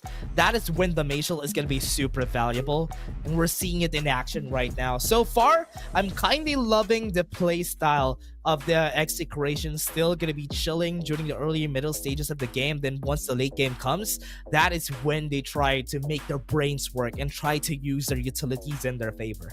Yeah, full on aggression early in the game so that they have all the resources, the growth XP, the shield XP, everything you could ask for, so that they can sit back and relax when it comes down to the later game. Because if you notice, I think Execration were the first to have level 6 and level 5 armor, in that the point of time when we had 9 squads still alive.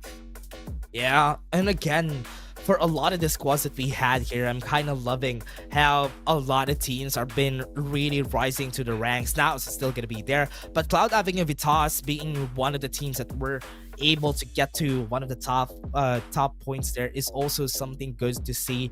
That's why, honestly, it could be, as we said, it could be anybody's game, it could be anybody's chances, but Execration is still, so far, has been absolute. It has been shaking a bit during week 1 and week 2, but still they're gonna be taking the top spot here in week 3. And it looks like they really want to secure that. I mean, 26 kills and first place. That definitely is going to put them close to the top of the leaderboard when it comes down to the scoreboard. But at least for now, we do still have one more map. They're not totally secured in their fate just yet. So hopefully for the other teams, they can catch up, or they can maybe go in for an early elimination to Execration. We don't know. That's just how it works. Yeah, and again, I'm really loving how the other games are gonna do, because game 3, this is where we're gonna see how things are gonna end up, because we're gonna go to game 3, no holds barred, every team could win, and it could be anybody's chance to take that top 1 spot this week 3 of the weekly finals. Third map now of the weekly finals here. This is going to be the decider for all these teams. Who's going to end up on top? Who will fall down to the bottom? Now, Aquila, remember we talked about how early it was that they were able to show their stuff yesterday, but now they're kind of falling behind. Have to be a little bit more careful. But looks like NCG have abandoned their Sanctuary Tower spot. Oh no. Let's see how this is gonna go. Oh, from right now, it's still the same. NCG is nowhere to be seen. They go at the bottom of the map, close to Zaya and close to Aquila, because there is nothing working for them in Sanctuary Tower. This is a great experiment that they're doing here. Imagine experimenting on the last map of the weekly finals. Now that's totally different. But look at this also. Carnivale, 4 squads actually in range. Cloud Avenue Vitas are going in for an early skirmish against Naus in their own home ground as well. Yeah, and one of the things that I love about Battle Royales, right, is that teams that are really good, they're going to establish themselves in one spot. That is always going to be a trend here. And the question here is, because once we go to the knockout stages, we're going to have Lambton. How are things going to go there? Because once Lambton comes in, that everything is going to shake up here. Oh, it definitely is going to shake up the meta, especially knowing that Lambton has a lot of verticality and the existence of Machel as well, and the Cypher rework. There's going to be so much chaos when that happens. Yeah, imagine a mountain, a really high mountain, then the Machel has an ongoing show there. How are you going to see her head? You're not going to see her head once you go on top of the mountain. So that is a question that we need to answer here too, because NCG trying to experiment a bit is something that I'm surprised about, because they already put themselves as the Nova Planetarium team. But because they weren't successful during the LAN finals with Nova Planetarium, they're trying to experiment during the weekly finals on what they can do. And that is a thing that, honestly, I expect from NCG, because they're one of the teams that could do that. They are meta shifters, undoubtedly. You remember, they actually started the VSS meta back in Season 1, which was really different. It confused a lot of people why it was happening, but it worked. And how it worked, right? Because the VSS, even though we had some tons of reworks for the VSS during Season 1, yes, it was quite frankly a good gun. But once the surprise was out, NCG went back to the default after the VSS, but at least they used it in just like 1 or 2 weeks, and it was enough for them to garner a lot of points. It looks like some fights going on in Nova Planetarium. I like this out of Blackfire taking the high ground. Undoubtedly, Cloud Avenue Vitas are going to have a bad time trying to find them, but they do have a War Falcon, which is going to be a great weapon in this situation. Yeah. of Blackfire, this is one of the teams that really was the reason why NCG is not staying at Noble Planetarium because of the presence of Blackfire. Blackfire during Season 1 was a different team all over. But once they got here in Season 2, they have Lancelot together with them, which made it way better as a team. And this changed the tides even for NCG, forcing them out of Noble Planetarium. Yeah, I think Lancelot has been a really positive energy when it comes to his team in Blackfire, because he's been great at getting frags and positioning. But look at that spray down in the air from Lancelot. See that? That's what I'm talking about. Lancelot, what a crazy man. Able to get the shot even though the member was flying there. And Blackfire is now going to be seen by Oasis. Rotation from Oasis are always so surprising because they go anywhere from Motel to even Noble Planetarium. Has been killed. Airbeat in his hands too. Look at these shots that we're talking. Bombs dropping down from the sky. I don't know how Oasis is going to fight this. What is this? Shaolin base falls down.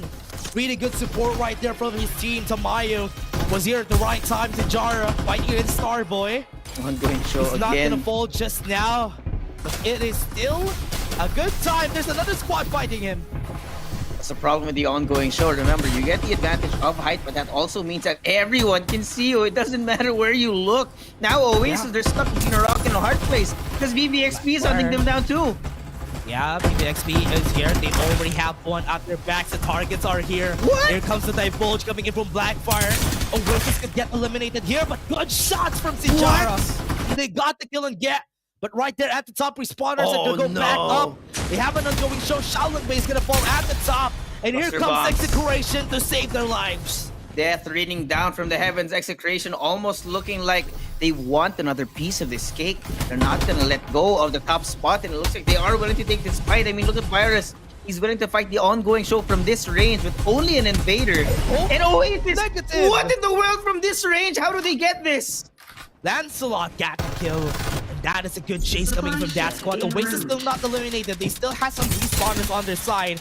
Right now, fighting against them. Have some EMP shocks to worry about. Hale was able to get some armors back up. Gabriel wasn't able to peek out. And this is Blackfire calling it quits and trying to run away. Yeah, they are going to be running away from the danger, but the problem right now is, where do they run? Where do you run? Will there be another team in range? But, well, Flamethrower brought out by Blackfire. Now is the time to run. There you go. Now at least they got it in the end. This is time for Execration to actually see it. 2 Divulges are going to be used because VVXP is going to come back for this fight. Want to double down on this, but now Blackfire have gathered inside of one vehicle, which means now they're going to be in a big target. Sato not going to have much difficulty taking those shots, and now Blue with the air beast, I think they're hunting down the rest of Blackfire right now. Wait, what?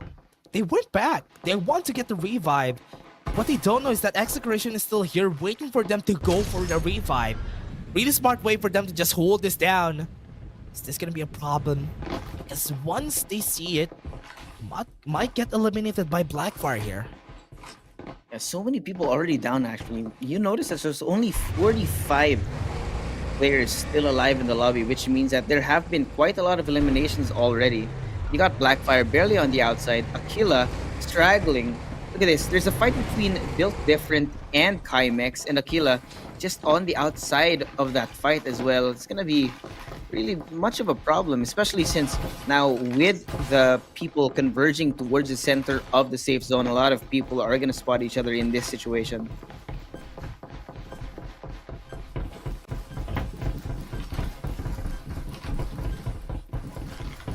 Oh boy.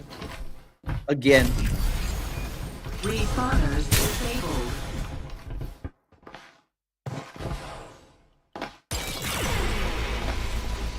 Face Blaster being thrown out here. I think that's an attempted murder coming in from Blackfire. Not exactly going to hit the mark just yet, but at least it's going to be revealing the position of Blue 69 right now. But you have to be real careful. You've got all these recon scans coming in from so many different teams. Don't even know where it's coming from. VVXP going to be spotted out.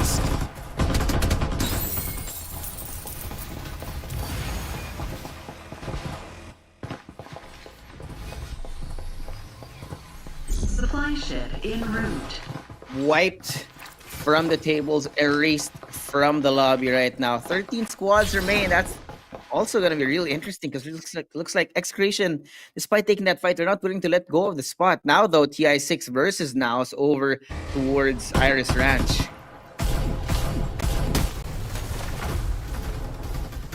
Oh!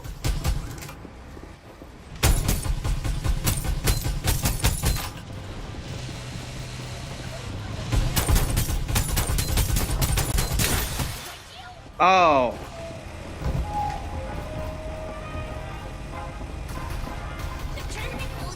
Yeah, should be safe at least for now, but Bobby, he's not gonna let up right now. That's two different squads he's firing at. It looks like they just want to keep getting that damage up, but now look at this level 5 armor for them as they go back to their hometown. What the EMP here, Kaimex?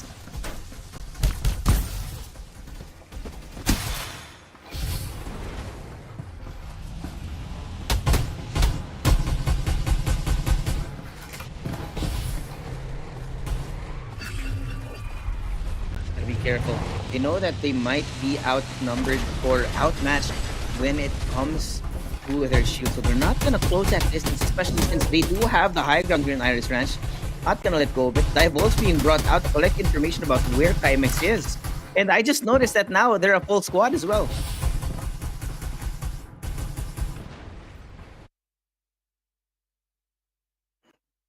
Uh-oh.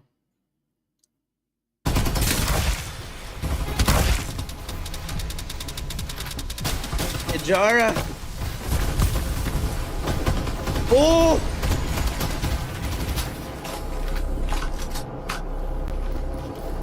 Trapped in a corner. He doesn't know. Woo! What a response out of the Lucinda. Great usage of the absolute gravity. Just as the dash stops, he gets stuck in a corner, and that means you can't dash out of it. You have no choice but to slowly walk out, and now you're a gigantic target. Yeah, big target for the squad there.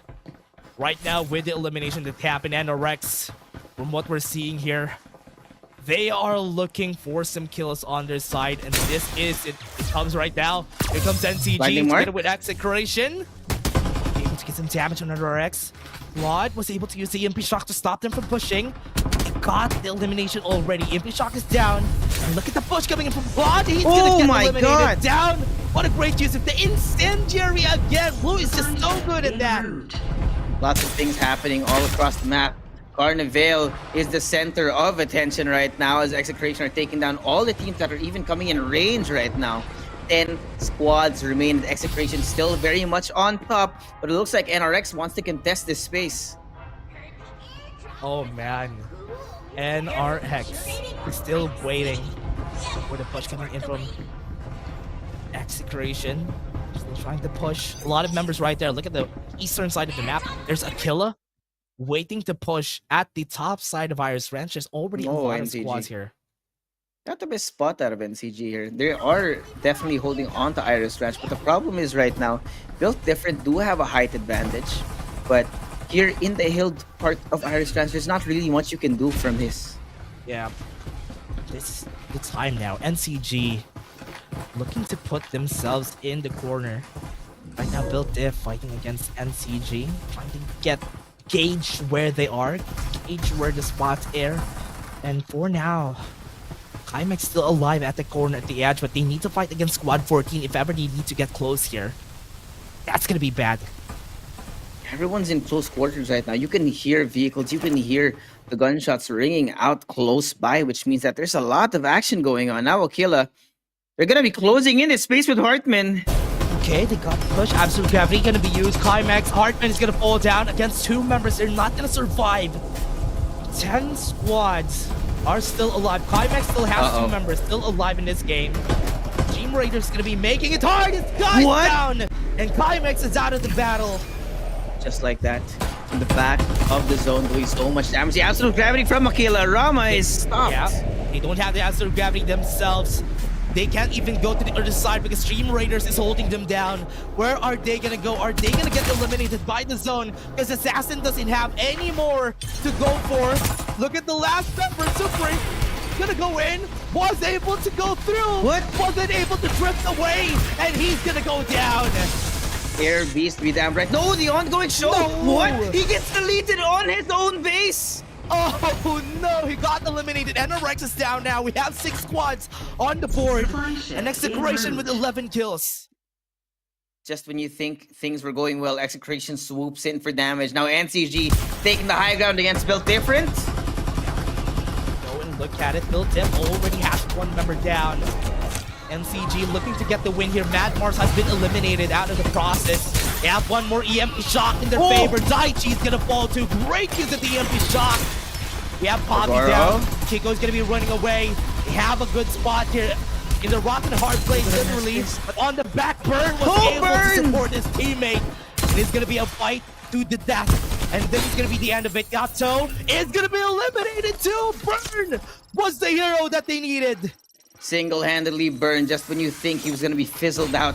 He comes in with a full-on flame. What a guy here. And now we're down to the last 5 squads. NCG taking back their land here in Iris Ranch very comfortably, I might add. I mean, look at the zone right now. Everyone is going to be forced to move in to that zone. And that also means that the amount of space that NCG has in their favor.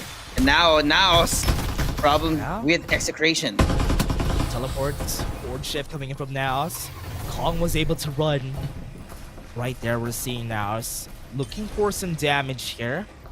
Execration with the damage on the Divulge. Like a glass house, nothing is going to be hiding on the side of Execration. Trying to sweep in slowly but surely. Naos is making it work.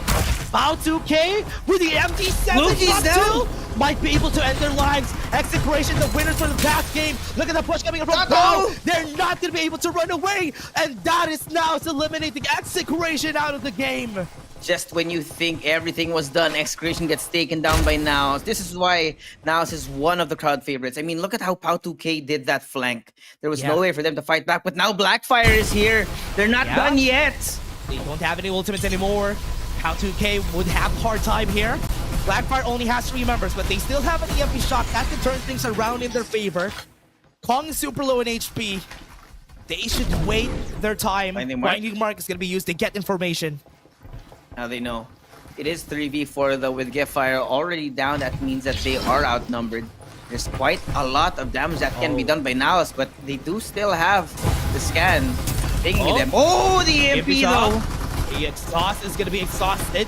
Not going to be able to have any more armors on their side. What? Great shot from Pao! 2K! With the MD7 was able to turn things around. They have the incendiary grenade. Wasn't able to push. And the turnaround right there from Pao 2K. Wow, the base blaster coming in from Blackfire was a great attempt, but Naos was able to fizzle that out. Now they're going to be coming right back online as Naos, one of the top 3 squads that are left. And the rotation's already coming in. Look at this. NCG are starting to move forward. It looks like they want to take the shot, and Exhaust is taken down already. Yeah, look at Burn's position. Burn has a pretty great position here. Nobody knows. Don't have any idea that Burn is super close to them. Once they have this, I think Burn is going to come back to his team, just getting information on where the other squads are. Steam Raider still has 1 member alive, but they can still go to the high ground here. Once they get the high ground, this is going to be a big disadvantage. Very smart move from NCG, going at the top of the hill to get this win. But Primo might be seen by Mad Mars here. I think that's going to be a problem. Yep. He actually got not seen. Even Mad Mars. It's Pao2K who takes him down. 2 squads left now. It's NCG versus Naos. Who will live? Who will survive? Remember, both of them still have their ultimates back on. A while ago, Naos didn't use any of their ultimates when they're trying to kill Blackfire. So they have it on cooldown now. 17 kills on the board for NCG.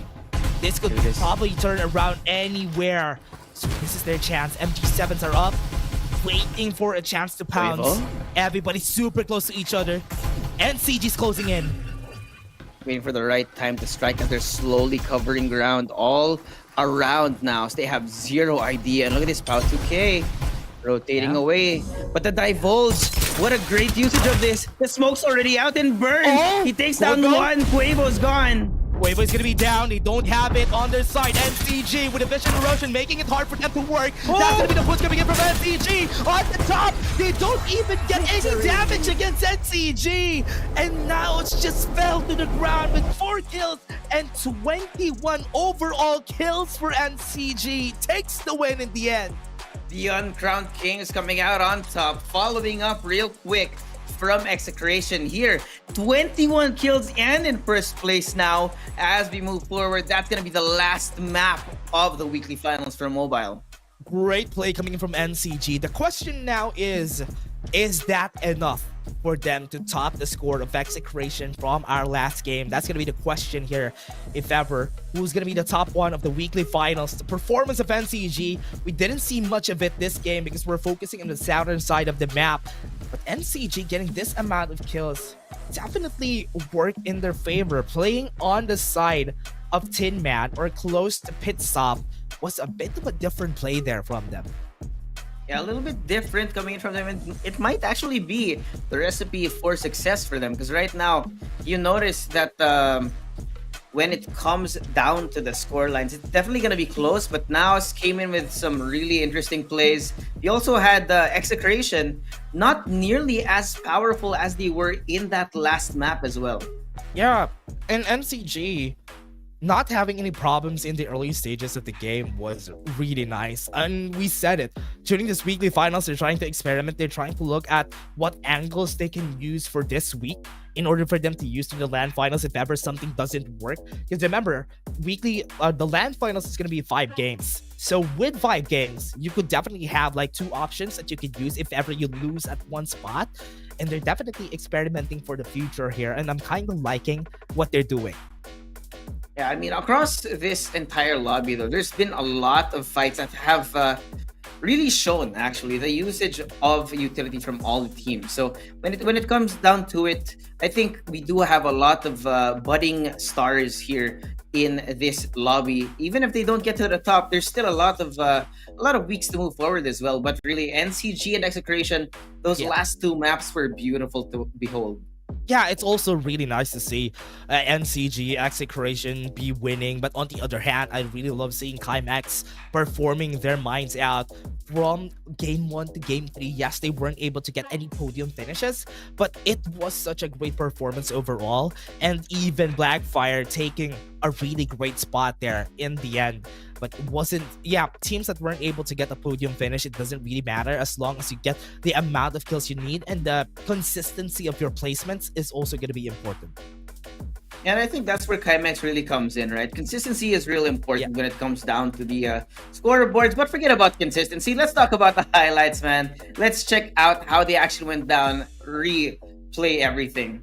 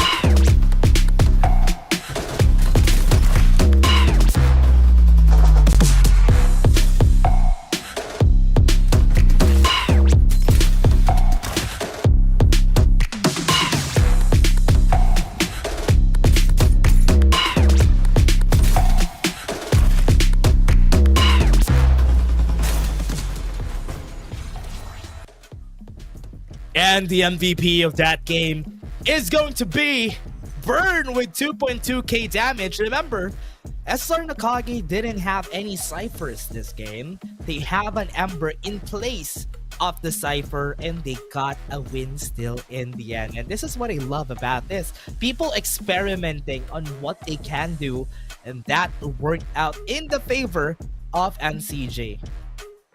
It's not any Ember's reign is not even close to over. Yes, Cypher might have been back in the meta, but now we're seeing a lot more creativity from the teams. That also means we're gonna see a lot more interesting fights moving forward. And it's only week 3 of FPC. Yeah.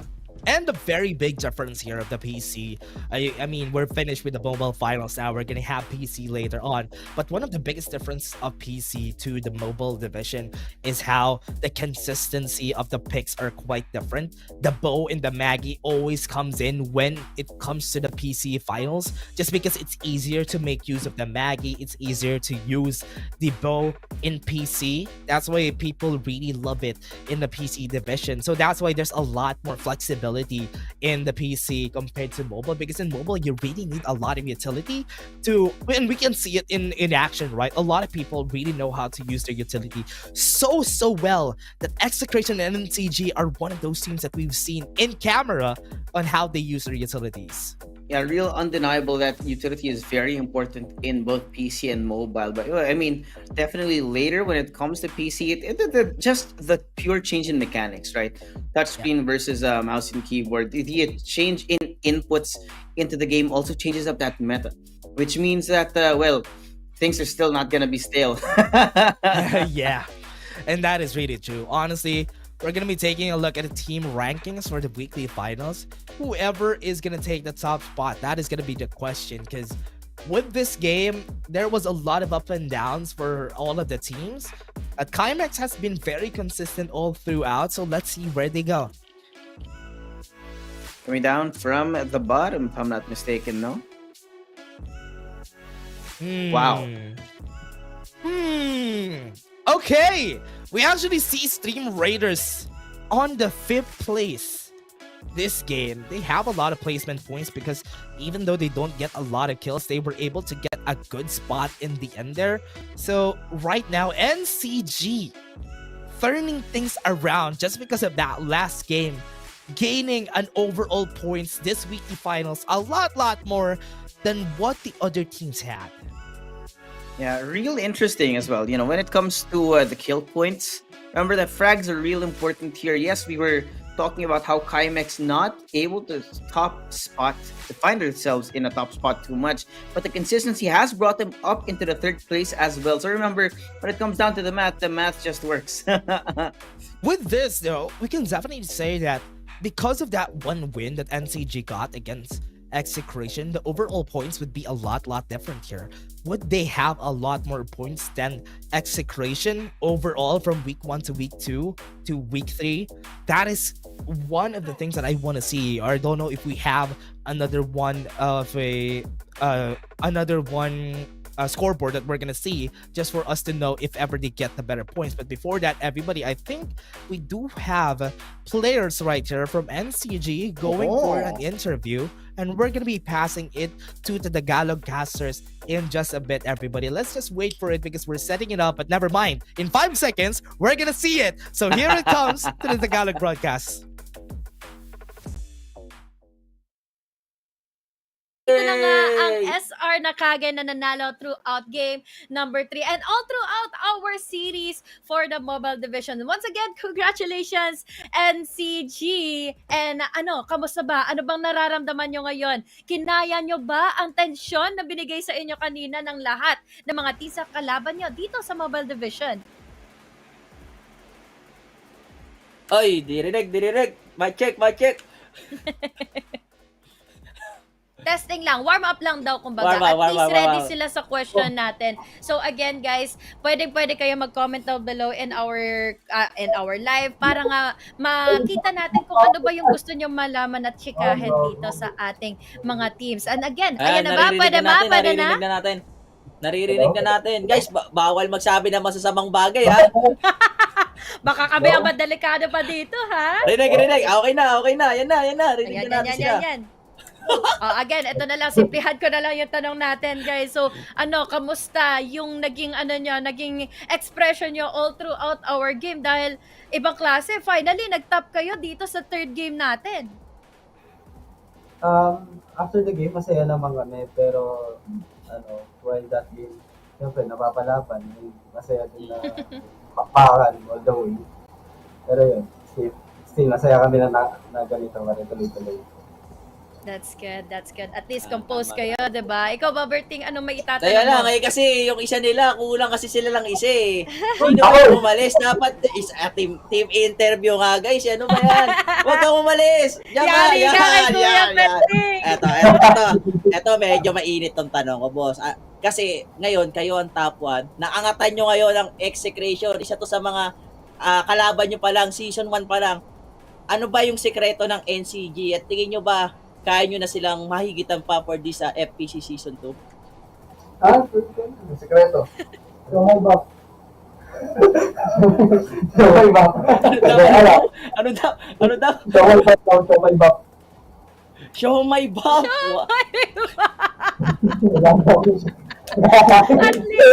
At least, diba? Pero ito lalo na't napag-usapan na rin naman na natin yung execration since they are your top contenders. Ano masasabi nyo naman sa execration dahil pure rivals kayo since season 1 eh? Laksan mo dito. Ano masasabi sa'yo? Galingan pa din nila.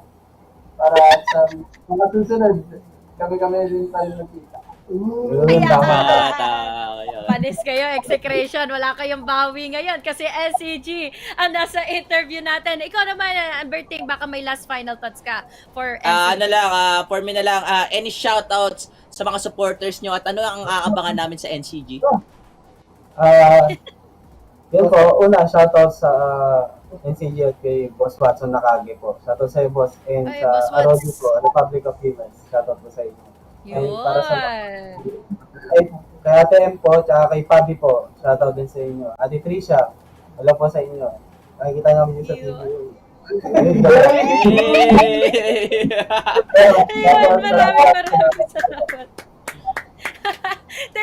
Thank you so much, SR Nakage. So, see you guys on the next week. Buti na lang blurred yan. Kung ano man yung nakita ko dyan, sige. Pero yun na lang, guys. Maraming salamat. Goodbye! I honestly really miss NCG being in the interview for the weekly finals because it's been quite a while ever since we saw them. They're one of the most consistent teams that we have in the tournament, and a bit of a problem that they had during the weekly finals was their so-called consistency during season 1, but at least in season 2 they're getting back their confidence, they're gaining back their wits that they had from back then. Even during ACC, they're one of the most jolly teams that we had here. Every interview is always fun. Yeah, they're real fun. I love their personalities, and they also did mention that they have a little bit of a bromance with Execration, right? They're frenemies with each other. They want to see each other at the top and fight against each other as well. So they did ask for a message that NCG has for Execration, and they said, "Hey, keep doing well. We want to see you in the LAN." Yeah, and I mean, people that want to see each other in the LAN, you have this competition. People fight in battle royales. People see each other in the lobbies, and once it comes down to, for example, if they go to scrims, that is when we see the camaraderie of all the players that we have here. They're all friends. They see each other in the lobby. They play together maybe sometimes. That's why it's super fun to see players having that bond to each other, even during the LAN finals. But again, everybody, let's take a look at the rankings, the overall rankings that we have. Oh my! What is this? NCG! Finally stealing the first place spot from Execration. This is the At end least this of week week. 3. Yeah, At least this week. Yeah, they have advantage this week or the next week. We want to see that because remember, during week 2, that was Ghost Reborn at the top. So everyone could take a win now. I love it. I love the change that we have for season 2. This is real interesting, right? We got NCG and Execration still at the top, but now there's also so many new teams that are showing their faces here as the top 15, at least in terms of FPC points, right? When you look at it, Yeah. Blackfire, Chimex, And also, now Ascend built different mobile. I love this, the amount of new names in our list of teams here. Yeah, seeing a lot of the other teams, because so far the trend is we have Execration during the first week. Second week we have Ghost Reborn, NCG going for the third week, and for the fourth week I'm kind of expecting some other teams get the top place spot here for the current week or at PC points. Maybe now Esports, they're waiting for you down there at the top spot, because remember they are the runner-ups from the last LAN finals. But what is more exciting if we see a new team take the top one spot right there, and that is what I want to see. We're gonna have another redeem code, everybody, because I think you guys have been calling your friends. That's why we have a lot of viewers here. Let's wait for it. Yes, if you guys are ready, go ahead and open up your CD Oh. key. That's 30 diamonds. Remember, yesterday we had 220. Now there's 30 more. Now you're halfway to a battle pass. Go ahead and type that in. Yeah. It's a little too Super long. We close. can't read that out loud. Yeah, and for everybody, thank you very much for the 800 views and the diamonds that you're gonna be getting, because you gave us 800 views for this stream. If you're not looking at it, we do have 2 broadcasts here in Facebook. We do have one in the Farlight 84 main page, and we do have one at Farlight 84 Esports, which is the English broadcast. And then YouTube, we do have the English broadcast also on that. TikTok, don't forget to take a look at our TikTok, because we do have some Yeah, TikTok drops happening while we have this redeem codes in this side. Sorry, wait, I'm trying to take, okay, there you go. Yeah, On you're that right, side, you're right. down at the bottom, we do have some redeem codes there, and we do have some TikTok drops together with it on TikTok. We also have a great new achievement. We have achieved Farlight 84 has the best game award in multiplayer yeah. for the Google Play Store as well. So that's, if in case you guys didn't redeem it yesterday, we do still have that code today. It's gonna be showing up right down there. So be ready with your CD key. That's it. Ooh. Farlight 84 is the best 2023 multiplayer game. Thank you very much to everyone who supported us ever since the start of this tournament. PC, mobile, everyone who really supported here, especially the ones in Play Store. That is the reason why we have this here, the best 2023 multiplayer game. We don't get that every time, every day, everybody. So thank you very much. And as a thank you to everybody, we have an in-game reward for everybody who took a chance and took Farlight, played Farlight, and everybody who just played during the last 30 days. You'll have free 200 diamonds as thank you for this. Yep. All you need to do is log in. There is no ifs, no buts. Nice and simple. You log in, you get those 200 diamonds, and then use it on what you want to use it on. Battle Pass or, I don't know, a skin. Doesn't matter. Yeah, everybody, we could definitely have this 200 diamonds. Thank you very much to everyone who supported. Call your friends, call them, play Farlight. Maybe in the next year, maybe at the end of the year, we get more rewards that we can give everybody right here on the spot. And now redeem code again for everyone who's still watching, everybody who actually took this yesterday. I think they're not going to be able to get this anymore. 2023 Google Play Best for those who did not take it yet yesterday. Yeah, 2023 Google Play Best. Put it in your CD key and get your coins. Remember, I don't know if you've completed all the heroes. Have you, Dash? Because I haven't. Yeah, me too. I haven't yet. So I'm gonna be taking that later. Don't worry. So for everybody who's excited for what is gonna happen here, let's take a look at the PC Cafe collaboration. We do have a big cyber cafe culture here in the Philippines back in the day before the pandemic, and we're trying to revive it by giving them the privilege to have this free skins. And if you want to be one of the partners cyber cafes, take a look at the link down there from the skins that we have at the lower right corner, not the Farlight 84, the link part. Take a look at the link part. Yeah, that's the link /cyber cafe at the end if you guys want to join in the fun and get part of the Farlight 84 community in your cafes. Yeah, thank you very much to everyone who continue to support FPC and who always continue to support for this game. And this is again very much honestly a great milestone for Farlight 84 getting the best 2023 multiplayer game. Thank you very much. Call your friends. We still have more. We still have the PC Finals Group A after this, so don't go away. We're gonna be back in just a bit.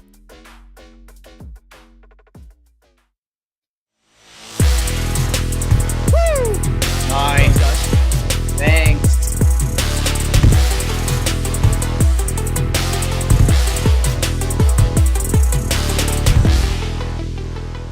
Hello everyone, I am your host Lazy Cass, and I'm back with some new updates coming your way November 30th. Farlight 84 is evolving, and the next update will provide a sneak peek at what's coming throughout the next few months. Now grab some snacks and I'll share with you what's next on November 30th. First, let's talk about hero changes. In the past few updates, we've reworked a few heroes including Maggie, Duckside, MKR, and more. And in the next update, we'll bring some new magic to Cyber. First, to enhance Cyber's diversity and tactical choices, her tactical skill will be changed from area recon to coordinate shift. With her new skill, Cyber will throw an electromagnetic pulse device and monitor its coordinate changes. During the device movement, pressing a button allows you to go to that coordinate where the device is now located. Otherwise, the decoder will be directly transported to the coordinates where the device lands. This means Cyber can adjust more flexibly during combat. For example, she can quickly teleport to somewhere near the enemy and apply her ultimate EMP shock, which will reduce their defense capabilities by damaging their shields and deactivating their jetpacks. Just like how we adjusted the other heroes, this change will help Cyber to become more proactive in combat and fun to play with. In addition to this new playstyle, Cyber is also coming along with something the community has been asking for a long time. The long-awaited SSR skin for Cyber Wild Player. This new skin is inspired by the classic Streets Gaming arcade style. And coming along with this style is MKR's new SSR skin, Fanatic Mech. This series comes with some interesting special effects that you'll definitely love. Both skins will be available in the all-new Battle Pass Pixel Bliss for the next season. Apart from these two skins, let's take a look at the other lottery skins coming your way in the next update. New chest event, Sandy Illusion, will bring us a brand new Bar 95 UR skin. In the merciless desert, only the most daring adventurers can survive. Also introducing the new lottery wheel, Polar Adventure. Craving piping hot pizza in the freezing Arctic? Look no further than Maggie's new SSR skin, Absolute Zero. Starting from this version, we'll gradually enhance the artistic style of the game. You've shared a lot of ideas about the game's art style, including suggestions for a new lobby art. That's a fantastic idea, but to do that, we need to first redefine the style of some characters so everything can look coherent. You may have noticed that many new skins released recently share a common theme. They all look trendy, quirky, and modern. Knowing that you love how these skins look, we'll start by expanding the aesthetics to some of the heroes that don't share these traits. And the first one is our fireman, Captain. Captain has a low selection rate, averaging only 3%. Unlike the other characters, we feel that Captain lacks his unique personality with the current character design and would like to update his look. The new Captain will have a more prominent personality, showing his robust physique with a gentle and reliable twist. Inheriting his instructor's will and continuing to seek truth, Captain will become the synonym of justice and will remain a helpful friend of the neighborhood. Being a skillful fireman, his Aqua Blast skill deals extra damage and slows down the enemy. What did you know? The effects actually become stronger when used closer to the enemy. I bet most of you don't know because so few of you play as Captain. Now, to reintroduce this hero to all of you, we've prepared a video to tell you more about Captain. So remember to subscribe and hit the bell for more Battle Royale content. What's that? Captain's dancing?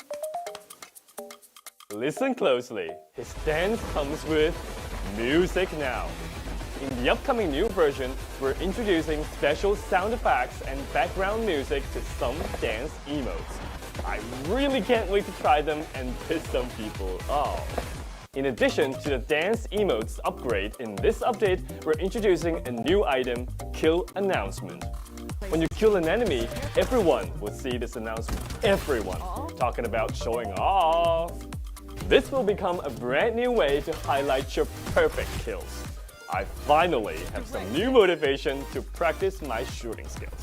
To make the gameplay experience more sophisticated for the long term, we're planning to make some important changes to the weapons in Farlight 84. So far, you'll notice that the recoil of our guns is designed to be relatively low compared to other games. The result is that it is relatively difficult to distinguish the unique feel of different weapons within the same type. This has created a weird situation where some guns feel so similar and some guns are not that useful in most situations.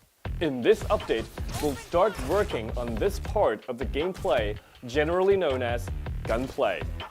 We will start by adjusting the feel of the AK-77 by making it feel realistic to hold and shoot. The first aspect is bullet spread. So far, all of our weapons have fixed bullet spread trajectories, not random. And in this update, randomness will be introduced first to the AK. The bullets you fire with the AK will no longer feel stale, but will spread more organically within the crosshair range. The second aspect is recoil. We fine-tuned AK's recoil in this update, increasing its maximum value. This means that you feel that your gun shakes a little bit more than before and its shooting accuracy may become lower. While this feels more real, you have to put more focus on controlling AK's recoil. The third aspect is audio. We plan to strengthen the immersion of these weapons by improving how they sound. In the next update, the audio of the AK-77 and Bar 95 will be updated. The new sounds will have more realistic texture. You'll experience a clearer, more impactful feedback. Let's take a listen.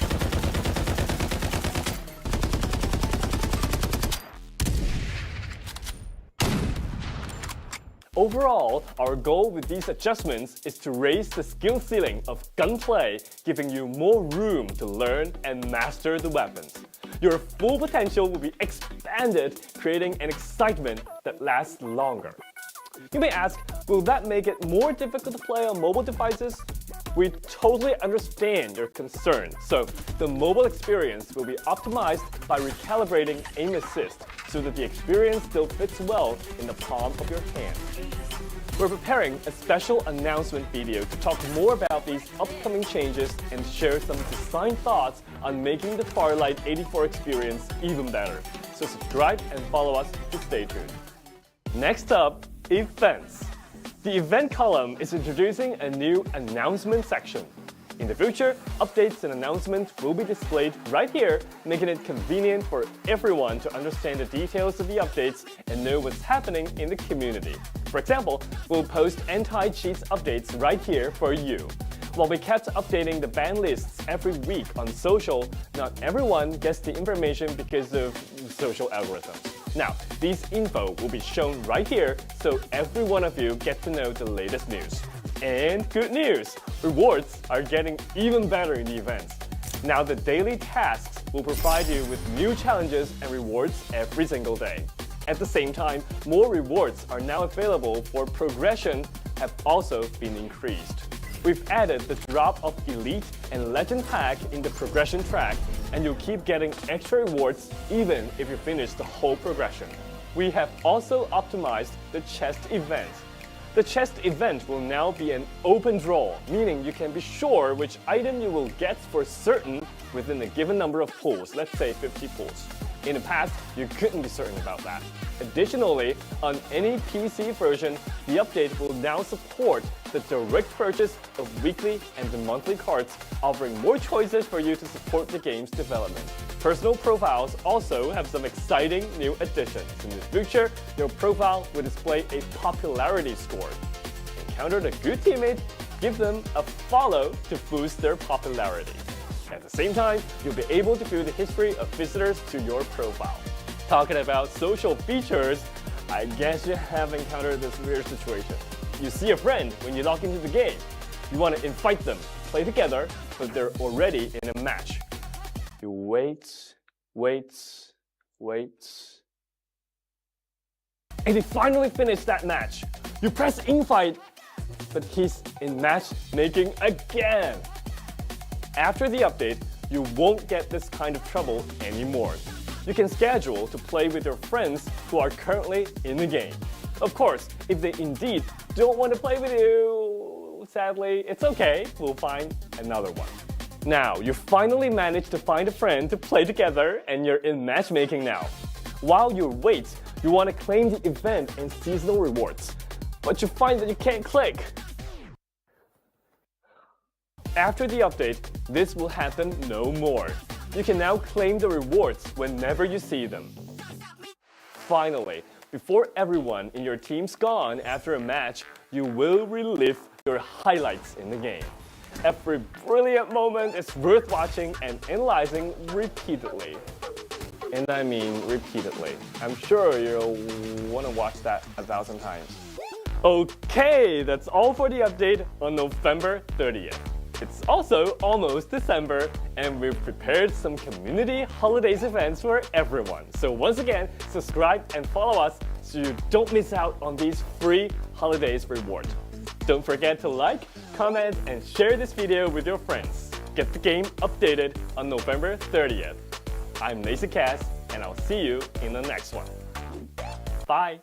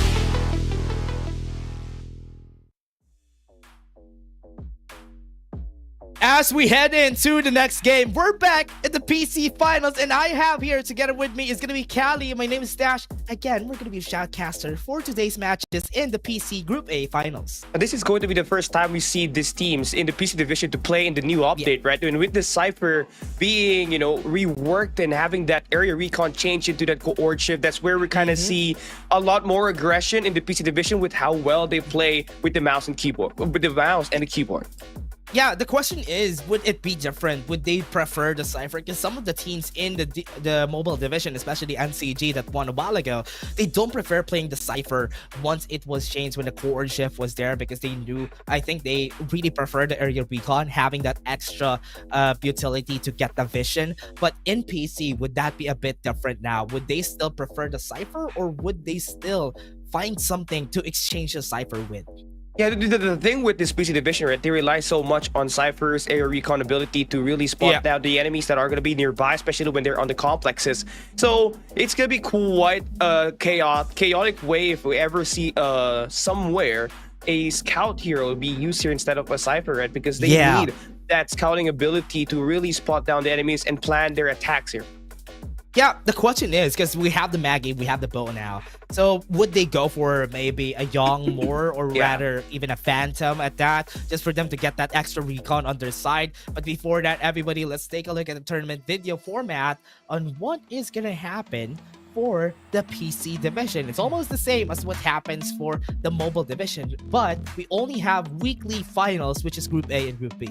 Yeah, only two sets, right? I mean, 6 maps in total for the PC division. And we started here in the open qualifiers, where we've done already 2 weeks of the game. We got some adjustments heading into this season, where we had Mayshell Warfalcon as the point of the main update, really making a significant impact on how we play the game itself, right? They played 3 daily matches, Monday, Tuesday, Wednesday evening. Then we got the best teams that will play here, top 30 on the weekly finals, where they play here with Sunday Group A and B. Yeah, Group A and Group B, they're not gonna be meeting each other. It's just that whoever gets the top 15 out of Group A and Group B, whoever gets the highest amount of points, would be able to get to the knockout stages once we tally everything up from 5 weeks of this group stages that we're gonna have. Yeah, I mean, we also got the knockout stage. After you place yourself in the top 60, you get directly invited, where we got 4 groups. And of course, the top 30 will be earning their spot at the PC finals. And this is where you try to fight for a huge sum of money, right? The better you perform, the more money you can bag. And in the finals, you got 2 days of action, where we bring you guys the top 15 teams at the grand finals, where we play 5-round match, where obviously it's going to be a mix of Sunset City and Lambton itself. Yeah, and the addition of Lambton would really change the tides, especially for all the top squads that we do expect from the PC division and even during the mobile division. So don't forget to register for all the teams that would want to join. You still have a chance for week 4 and week 5. 60 teams is not that small. So for everybody who still wants to join, you could definitely get up there in the ranks. Some teams that we had during season 1 just joined during week 4 and week 5, and they got to join the knockout stages. Yeah, I mean, that's just really insane, right? I mean, you really have to earn your way up to be where you want exactly to be in this sort of competition. Our total prize pool equates to $37,500 US. That's almost 2 million pesos if you convert that to PHP right now, which is a huge sum of money that the teams are really trying to fight for. Yeah, and every week they're gonna do everything that they can in order for them to get a good spot in the knockout stages. And now let's take a look at the Group A. Who are the teams that are going to be fighting for Group A here? That's going to be the question in our first game. Let's take a look at it. It's crazy because there's a lot of teams that are heavily stacked, and obviously a lot of them have been here since the All Cup, Silver Cup, right? I mean, we built Dip Sweep, you got Worry Baron career, you got Paragons, who have always been present but has never shined. Maybe in this new update, they could really put themselves into a greater margin in terms of their improvement, right? And you also have Whole W and AZ Rat, who was really able to get a lot of kills last weekend, has the highest in total with 59. So this is not a group that you don't really want to underestimate. And yeah, I mean, this 15 squads can just really fight for the #1 spot in this group.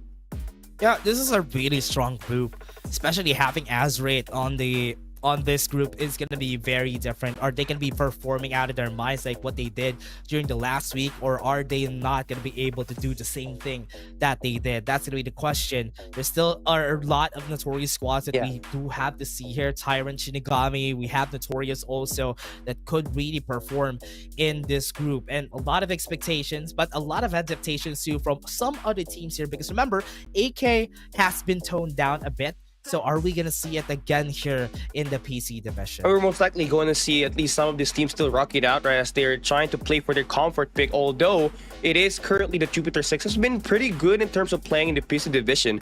We'll be able to see that really be utilized by the squads playing here today, right? And backing the point that you said, right? Tyrant, Shinigami, I call this team a sleeper team. I mean, they've always been here. They're pretty experienced. And when you got Voladas and Dams in the crew, there's a big chance for you to really turn it up, right? So expect this team to really turn it around and get themselves going, especially at the start, and get a lot of kills, as this team can really bring that pack if they really have that great adjustments in terms of getting the momentum early as well.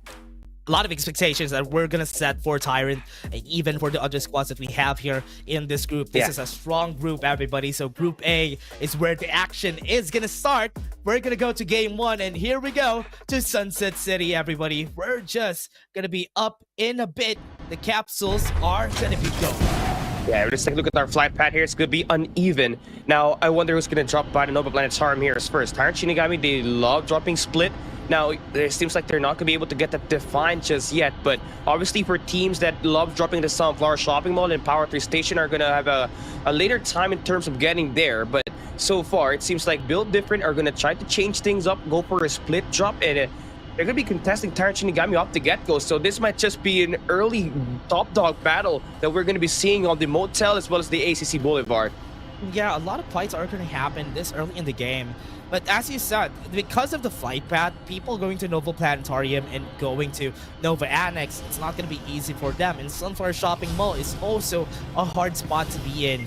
Right now, it's a bit too late for the other squads, and Voladas just went in and scouted where the other squads are going to be, trying to get information because they have some respawners anyway. Yeah, I mean, Sanctuary Tower will be left quite wide open. Now, you got some teams holding down that Nova Planetarium. There's going to be Viva and Paragons trying to fight for that. Very good static shield devices that are available on the current map right now. Paragons could have taken some of the players for Viva already, but you take a look at the #1 team heading into this week. It is led by Worry Bear. You see, utilizing that Lucinda, right? So they're opting for a very unique setup on the PC division, having 3 attackers in their roster, and with Cypher almost having the exact same ability as an attacker with the Coord Shift plus the EMP Shock this game. And this hero that this was composed for Build Different, seems like they're opting for their 1v1s here. Yeah, especially for Build Different. I really love how there's a lot of attackers now. Actually, all of the meta characters that we have here in this in the PC division are all going to be attackers now, just because Cypher had that shift on the role that she had. So we won't really expect a lot of teams have that same reviving power when they had the support role on that Cypher. So it's going to be way harder, a bit 4 seconds a bit too late, but it's still going to be okay as long as they perform well. Yeah, and the only problem that I have with that group, they could have utilized more of a Young, right? I mean, they don't have anywhere to scan anyone. I mean, even Phantom could be fully useful for them at the moment. Then you think of Malaya, that will have their players on the Sunflower Shopping already. They have already taken down 4 players, so they have wasted down 1 team's respawner pods and have dominated the Sunflower Shopping Mall very well. Yeah, so far, I really love how people have been exchanging blows here. Squad 15 is now going to be using their respawners to run back up, maybe go to Heart Island, maybe go to Mansion, just for them to get resources, because Malaya was able to get 4 kills against them this early in the game. Squad 13 might be seen here. And as long as we don't have the zone close to the side of Sunflower Shopping Mall, this is still going to be a good path for them. Yeah, I mean, you got Dams and Kago already in a good spot here right now. I mean, these are the 2 guys that you want to watch out for Tyrant, Shinigami. They are obviously from different teams before, but they have managed to combine. So this is Tyrant, Shinigami that are looking to try to play for that Sunflower Shopping Mall. Again, the circle will be heading in way up north, where we see the Carnival be part of that later on. So they have vehicles to try to traverse the land right now. They can worry up on that rotation, but here this time for Nova Planetarium, that's gonna be Hold W taking down AZ Wrath. Yeah, really early in the game, they already are taking down AZ Wrath. right now Whole W is going to have some problems, but because they have the high ground here, it's going to be way easier for them to take the win in that fight and go for the revive on their teammates. I mean, such a unfortunate way for AZ Raids to go down off. After all, it was Whole W that has that high ground, which is essential if you're trying to just hold down the position. And when you got Patsky with the defender, it just makes this shots to go through easier and get that scouting report done and done with. And that was just the absolute gravity that was used by Patsky to get that trap going and finally eliminate AZ Rat for that altercation. They will bully them out, and they're already earned their way up to a level 3 armor. Trying to work with that level 4 is attainable heading into the circle. Yeah, for Tyrant Shinigami, they're already trying to rotate right there in the middle of the map, close to Riverview Park. The fight already has happened. They have some damage with the MP Shock right there at the top.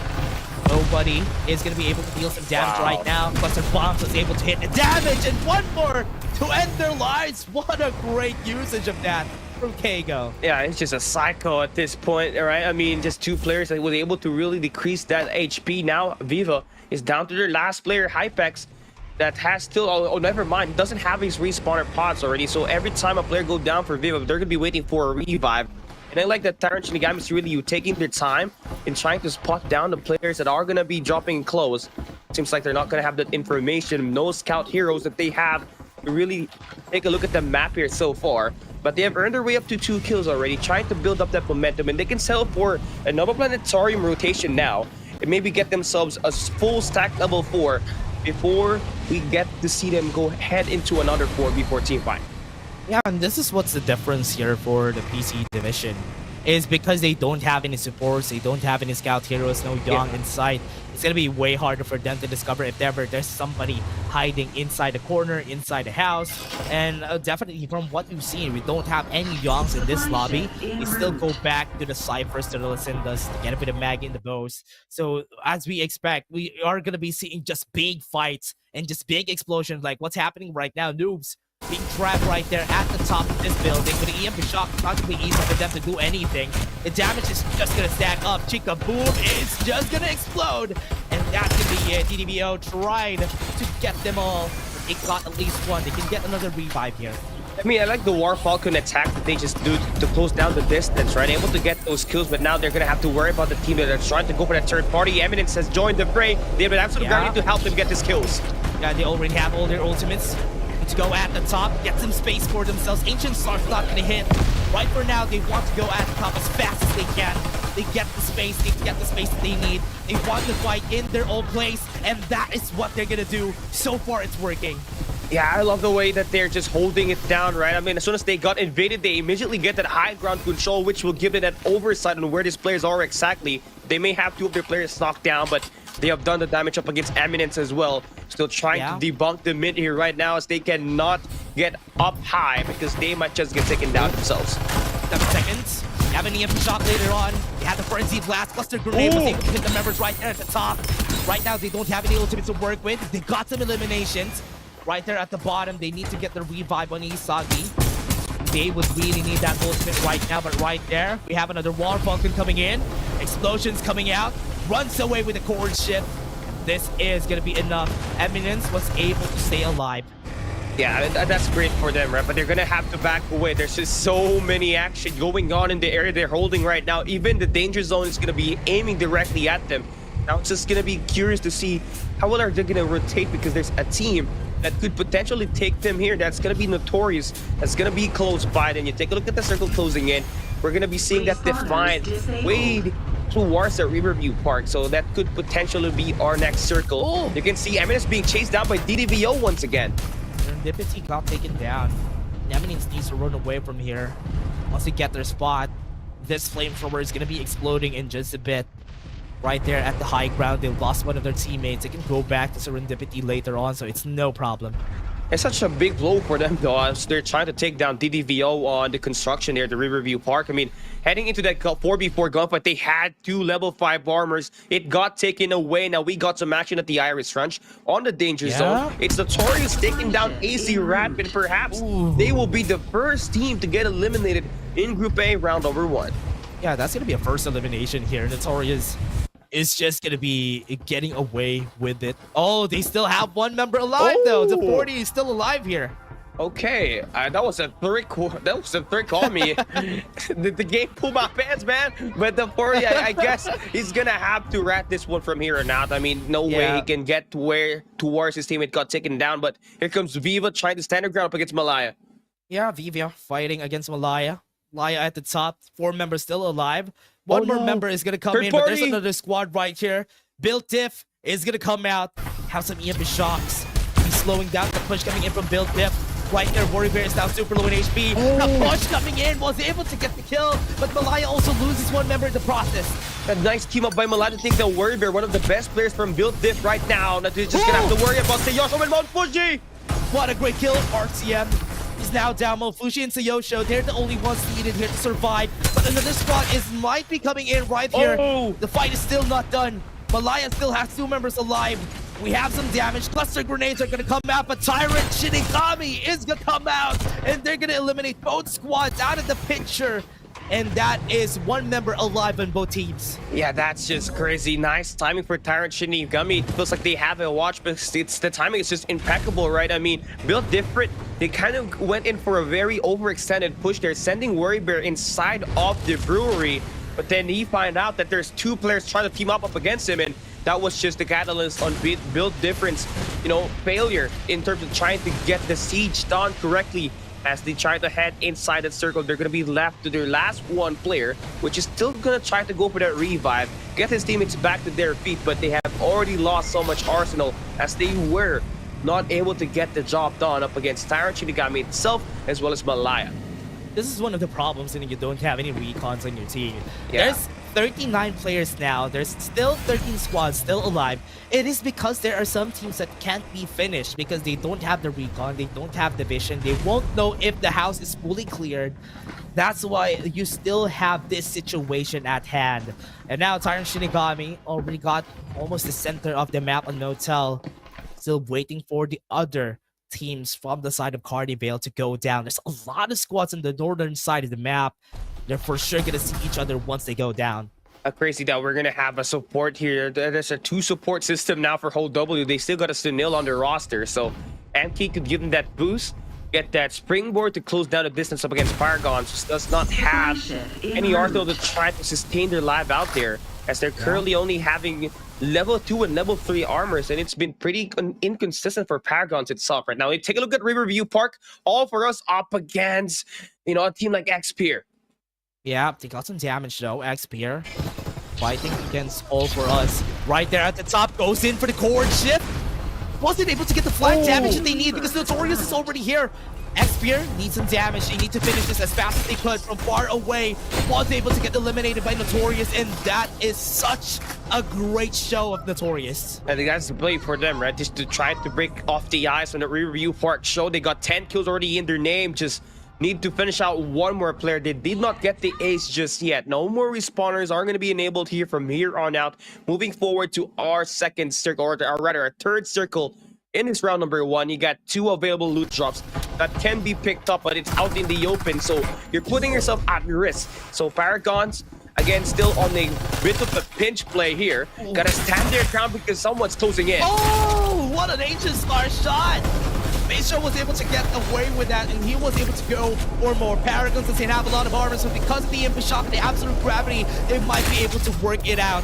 Last 1 member still standing outside the zone, and this is where we can see how they're going to be holding their ground. They have some people at the top. They need to be careful once they move forward. I mean, AZ Rat is here. Paragons needs to really turn it up. I mean, they're doing great, right? Teaming up and getting inside of this close quarter combat and just trying to get these kills done, right? Nice play with that Ancient Star a little bit earlier, but Whole W now trying to close down the distance, trying to spot down the players that are going to be close by. Yeah. Seems like it's going to get knocked down. What a great Ancient Star shot. It was slowing them down. The push is not going to happen. Another Ancient Star coming in from Lar, saving their lives here. Have 2 members right there at the bottom, trying to heal up, getting some shield recharges in. Incendiary grenade, and the zone is going to be hurting for so much. That's going to be the finisher. Look at what Raven could do here. Go for the revive on Patsky. Could hear this happening. Go at the top.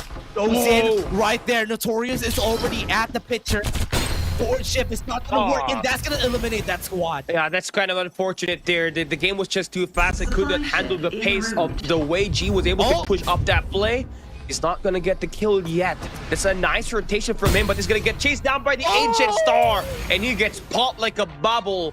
And Maestro getting 2 kills with an Ancient Star, holding his fort, and gets himself a good amount of loot. Still have some time to go for revive. 2 members are still gonna be alive after this. Have 30 seconds, perfect amount of time for them to get everybody back up. Paragon's in a healthy spot. We have Kia on the middle.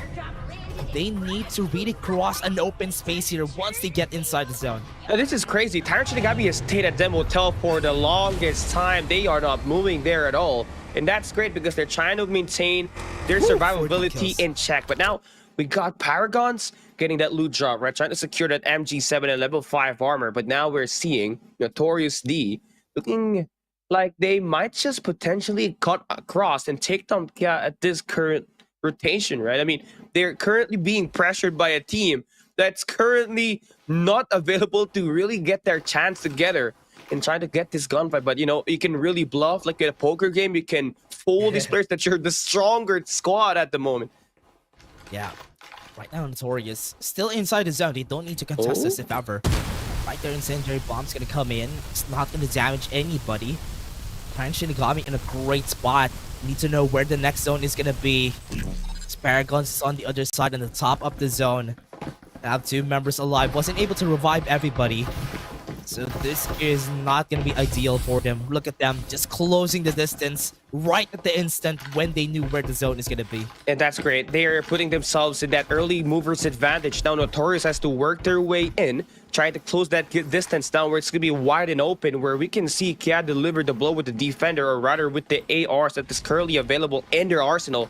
But you're also gonna have to worry about the team that's just been waiting for so long, right? On the motel, that's Tyrant Shinigami that's still complete. So if ever Notorious and a team like go in for that beatdown, they can settle for that third party and take them down, which is going to be quite devastating because you have already built some good arsenal to win this battle, and now there's a War Falcon to close down the distance. Yeah, they're gonna close down the distance. Absolute gravity, cluster bombs coming in from the War Falcon. Got the elimination really fast inside.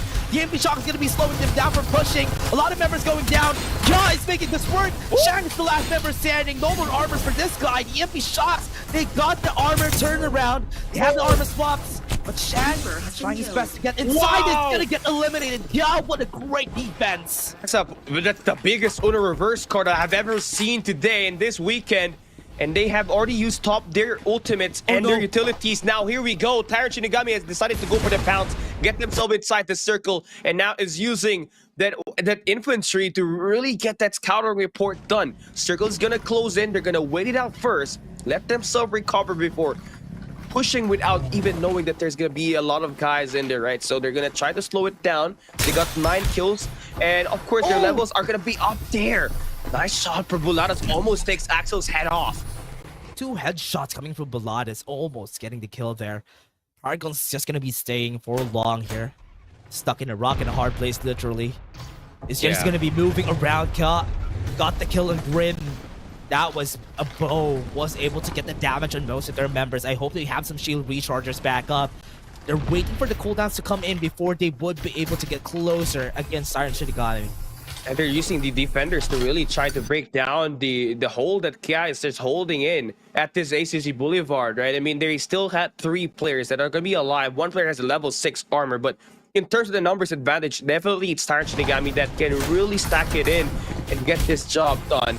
And you can see Buladas is really accurate with his shots, right? I mean, we almost see Axel got taken down in the altercation, but still waiting for the clock to turn 0 and let this zone shrink, and then we see all of these players just go at it here. We got 4 more squads remaining, 10 survivors left, and Derps almost gets the head pieced off there up against Maestro. Great shots coming in from Derps. Axel trying to close the distance. Has a lot of armors though, so he might be able to make things work here. Tyrant Shinigami has a War Falcon on hand, so this is going to be a way harder because of how they're going to be scouting before they move forward here. And Axel is going to be seen. Some shots from Kago.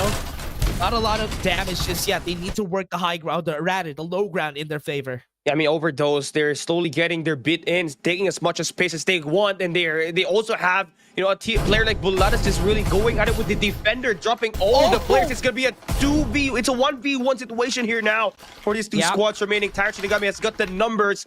Kia has to stand their ground, but can they really work the wonder and overcome the odds as the circle is slowly closing in? Here comes the push.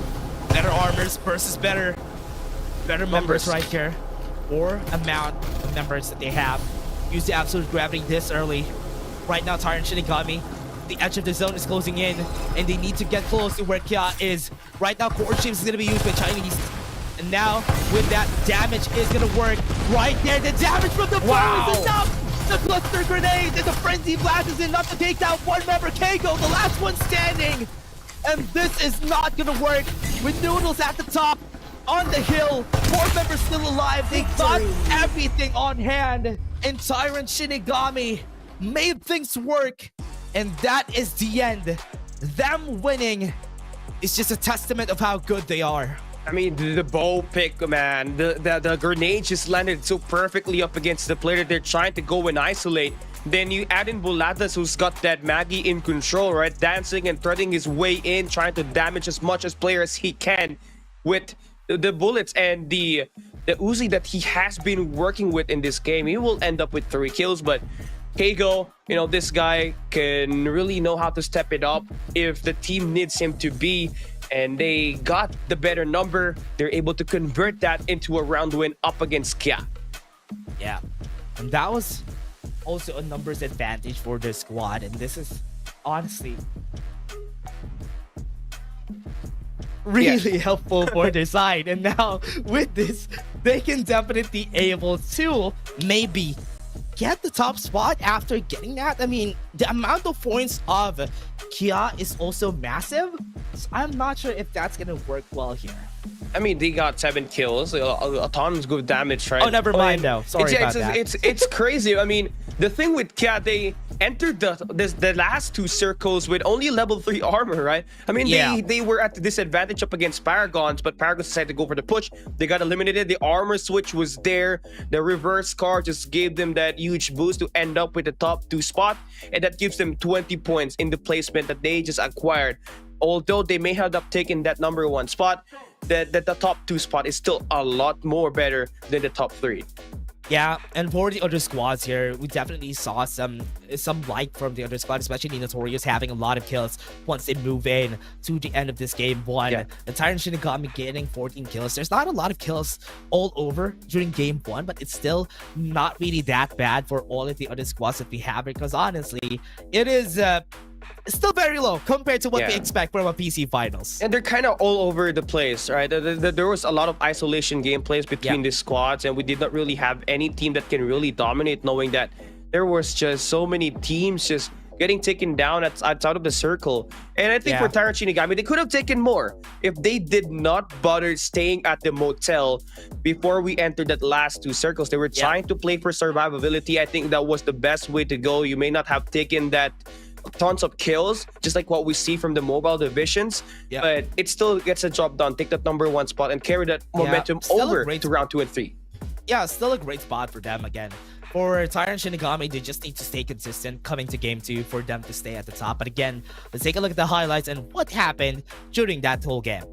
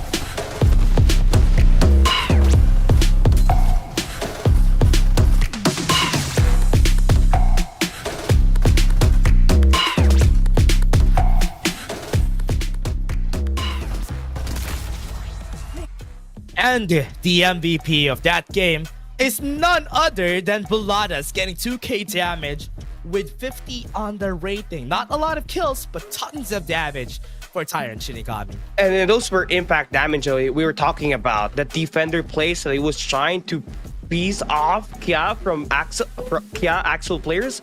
It was definitely significant in terms of keeping up the pressure and increasing that pace for them to go for the push. As soon as they got the War Falcon going in, Buladas was really able to get closer to where these teams are currently at, and at the open is where he shines. He can dart his way in and out with the Aero Zoom ultimate ability, right? So that goes for Tyrant Shinigami. A nice way to start off week number 3 as they get their victory at the round number 1. Yeah, great way to start game 1 for the weekly PC finals. And when it comes down to the PC, there's a lot of differences when it comes to the gameplay, especially on mobile, and we've seen it. The Ancient Stars, the way that people use the Ancient Stars in PC is super different because of how accurate they can be with those shots compared to mobile. That's why they really do prefer having SMGs, having ARs in mobile, but here they prefer a lot more of those easy takeaways like the Defenders and the Ancient Stars that we have. It was crazy because there was an instance at that round number 1 where we were by the brewery very close to the Sunflower Shopping Mall where we saw 5 Ancient Star kills that were confirmed. And it was just really devastating because, you can get 2 shot and you're down for the count, right? Although it got nerfed, it's still mighty in the hands of a great player that has a great accuracy.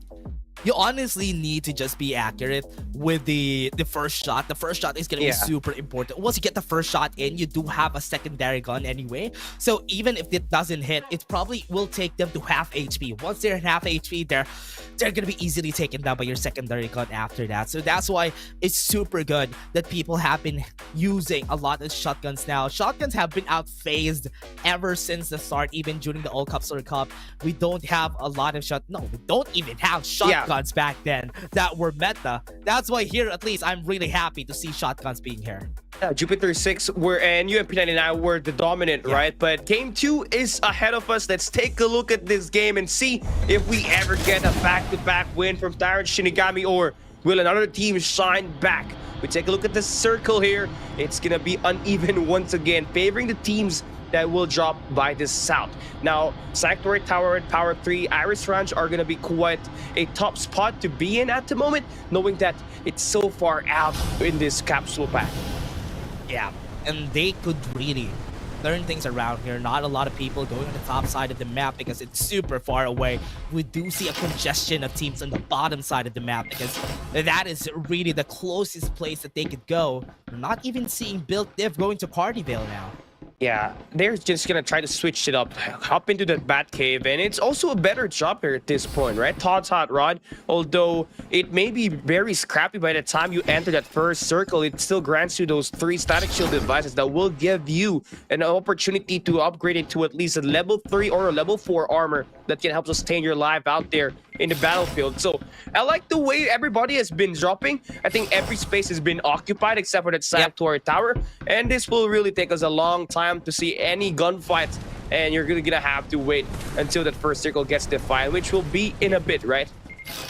And so far we haven't had a team that has set themselves up to be the Sanctuary Tower players, because I can't really see a lot of value whenever you rotate from Sanctuary Tower compared to how Sunflower Shopping Mall is.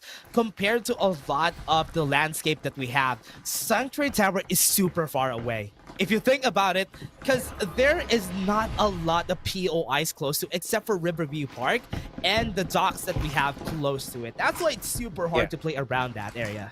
There's also no guarantee that you're gonna make it out alive because there are some teams that love to rotate there as their secondary rotation, and you might just get picked off and get eliminated. Yeah, that's the reason why. But now, Sunflower Shopping Mall, 2 contests for 2 squads fighting around the area as fast as they could. Right now, we have some EMP shock and some incendiary grenades being thrown, and that is so crazy. The cluster grenades are just so good at flushing out angles, and that's the reason why third party. But here comes another squad. Yeah, that's gonna be your boys, AZ. great. You know, a team that can really lead in terms of kills. They are ready for this gunfight. They've already built down to a level 3 armor, level 2. So they got some good weapons choices there as well. The 40 already has got that defender and that invader that can be utilized insanely in the long range. But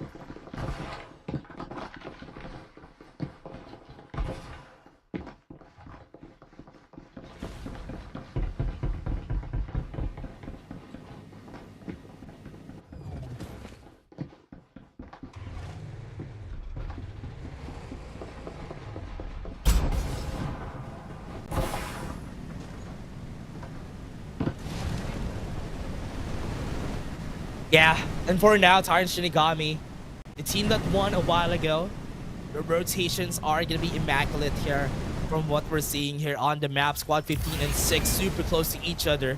It definitely gets some kills for themselves. Derps running away from Azrit. For now, they're getting some incendiary grenades to stop them from getting away here. yeah, I mean, somehow for Derps, he's going to have to find a way to not be spotted. But a lot of just utilities being used on his aisle so far, which is not going to help with his survivability, but has done so well that trying to expose himself out in the open with AZ Rates going up against squad number 13, which is obviously Tyrant Shinigami, the map 1 winner. It's going to be crazy because, you know, AZ Rates are a lot better in terms of the close range combat. So as much as you want it, you gotta deal in that long range where Buletas has to come in for the squad to get these kills. But it seems like Easy Rate are pretty confident that they can win this gunfight. You see that War Falcon just count down the enemies at the air. Yeah. And for now, really early in this game, what they want to do here for Azrate is to be able to get some space, scout some information before they go in, because they don't know where the members of Tyrant Shinigami were. But now on the map, we're seeing Eminence versus Noobs already starting the fight. Right now, they still have a chance here. The capsules are still up. Do have some respawners back out, so they're still healing up. They're built different, are just taking their time at this Smiley. I mean, Noobs, I mean, you're getting surrounded here by now with vehicles, but you're in a position where you can use your ultimates, but Chica Boom does not have the absolute gravity to back you up, so Rogue Gunfight has to be the way to go. Frenzy Blast gets the damage, gets the elimination. Eminence still has one member that has been taken down. They're going to be pushing on this. Eugene's bomb is going to fall in just a bit. What a great way to start it off. Noobs has been eliminated right now, and they need to go back to the respawners. Yeah, no more for them. I mean, they're going to have to fly back into somewhere that will be safe and away from Eminence, but Built Up now on the third party. Eminence are still at their lowest point. Great elimination there. On the back, right answer from Eminence. They need to go at it 2 versus 1. They need to fight against Bunfushi as fast as they could. Gonna be regaining some of their health, but on the top, Serendipity is gonna be back here. They don't know that Monfushi is still in the area. I mean, Dex is still alive for the side For us, of Eminence, and it seems like they're gonna go for the contest. All for us is also going for the push here, so this might just be a 3v3. 3-3. Eminence is gonna be mapped here. Jax is gonna fall down. Great use of the absolute gravity. Shots from MD. Not enough for them to finish them off. All for us a bit too scattered. They're not looking at the same target, so they're gonna be eliminated one by one. 2 members still alive. Yeah, just a sad way to go out, man. They're just trying to win their individual gunfight. That will not work when a team is trying to team up against you. MB getting 1 kill with the AK-77. Now he's able to get that shot all through. They got the information that the guys are in the building. Monfushi with a Frenzy Blast. Need to wait for Respawn to spawn back up. They'll have some time using the Wasteland Hovercraft to get some damage in. And it's not enough. They were able to dash away. Taking their time, Eminence. Slowly but surely. Bit too surgically too with it. They are just trying to get kills. Headshot on Monfushi is just going to turn him away. You cannot let MV hit up. He's already got 4 kills. You can't let him take the top breaker because the momentum is just going to carry over, especially when he's got a Maggie to work with. He is deadly with this scope. He can really aim very well. All for us down to their last player. Built different, able to work their way up. They got a War Falcon to play with as well. and they will utilize that to get the pressure to go. But Dex takes down Sayosho. Sayosho got eliminated. RCM super low. This is the time for push on Eminence. They can still get the revive on one of their teammates. So they're still slowing it down. They got the revive on Sayosho. Eminence is trying to play it safe right now. But the damage from the defenders is just crazy. Got the hit on the head on the Wasteland hovercraft. And Sayosho would need to get the revive on their team. Here it comes next. Going on Sayosho, sees him. This is the push. Eminence on top. EMP shot's gonna be used. Trying to help out each other. It's a 3v2. Not a quite ideal for Build Diff. RCM trying to go left and right. But it's still not enough. Was able to jump out. And this flamethrower is not gonna help him out. They still have one member still alive. Yeah, I mean, he can go for that plant, right? He can go for the stick up and revive his teammate. But all for us can do the same exact thing. There's a lot of bodies and loot boxes drop here at this point at the observatory. And now he got a frenzy blast going through, and Dale gets the kill onto Envy, the best player of Eminence right now. So a bit of a hiccup now for this squad who just took down Built Different. Pull back coming in from the absolute gravity out. All for us. Nobody survived in the chaos. And Eminence would go for the revive. Nice way for them to get a bit of a recovery after getting so many gunfights up against All For Us and Built Different. Obviously, they're going to be fatigued. And now on the other side of the map, we got Malaya and AZ Rates going at it. This is a deja vu of round number 1. Ooh. And it's going to be AZ Rats taking the kill on the open area. And they got Cons holding down at top ground. So height advantage goes to them, and they're able to get elimination. 17 kills for Azrate. Yeah. And they are still surviving. They can go for the revive. They don't have a lot of armors altogether. With this amount of kills, you are definitely set for this game. Yeah.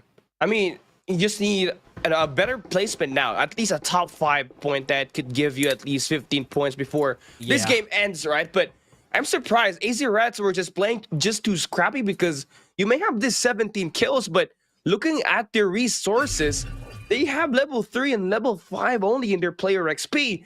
And they only have a level 3 armor at max, where you expect them to at least be level 4 after all the eliminations that they have done already. Yeah, zone's gonna be shrinking in just a bit. The time is nigh for squad 6, and they need to get close. But let's take a look at the top side of the map. We do have a lot of squads there. Squad 5, 2, and 4 close to each other. You can definitely see a fight before they get close to the next zone. Once we know where the next zone is gonna be, they have a bridge that could definitely converge on each other, and that is gonna be the scary part here for the squads at the north side. It feels like it will almost end up into a circle that could end up at the Sanctuary Tower somewhere at the northwestern side of our map, northeastern side of our map, right? AZ Rate securing a good position on the complexes. That will help them survive a little bit better in terms of, these other teams that are just trying to secure their way inside of the circle right now. Tyrant Shinigami is still kind of alive, notorious. This team is very stacked here as well. They're capable. They got Beetle the God from Nitrox that can definitely pack it with this Maggie. Now, they got a lot of vehicles to traverse around, but here you go. Tyrant Shinigami, the map 1 winner, finally eliminated. Oh no, they got eliminated this early in the game. Notorious looking for any stragglers right there in this area of the map, because they are the ones who are only in this area with the red zone on their side.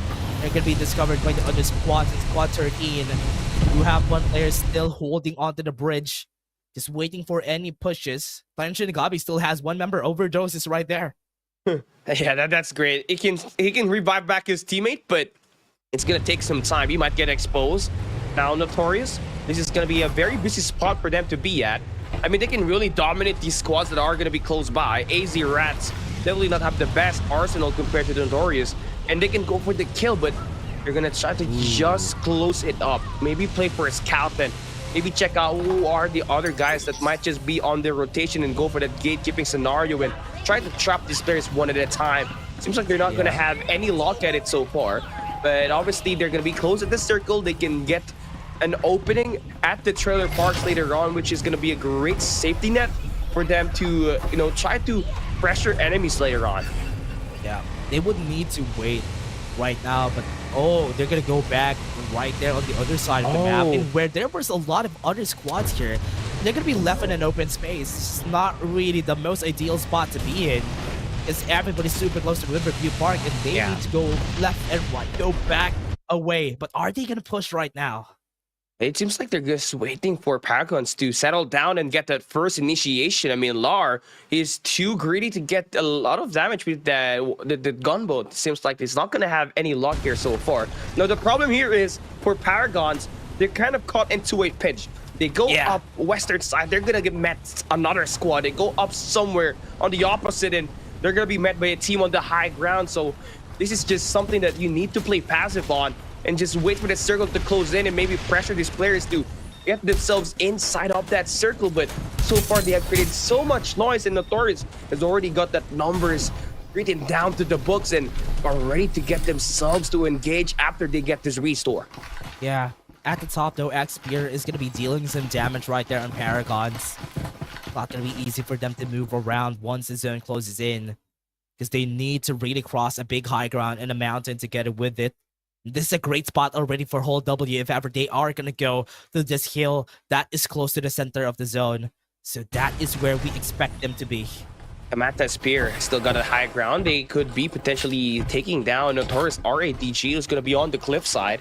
Now, Raven and Whole W have been kind of playing it safe, playing for a more objective type and just getting their armors ready up. But now here comes the invasion. Notorious has entered the zone and they're going for the beatdown.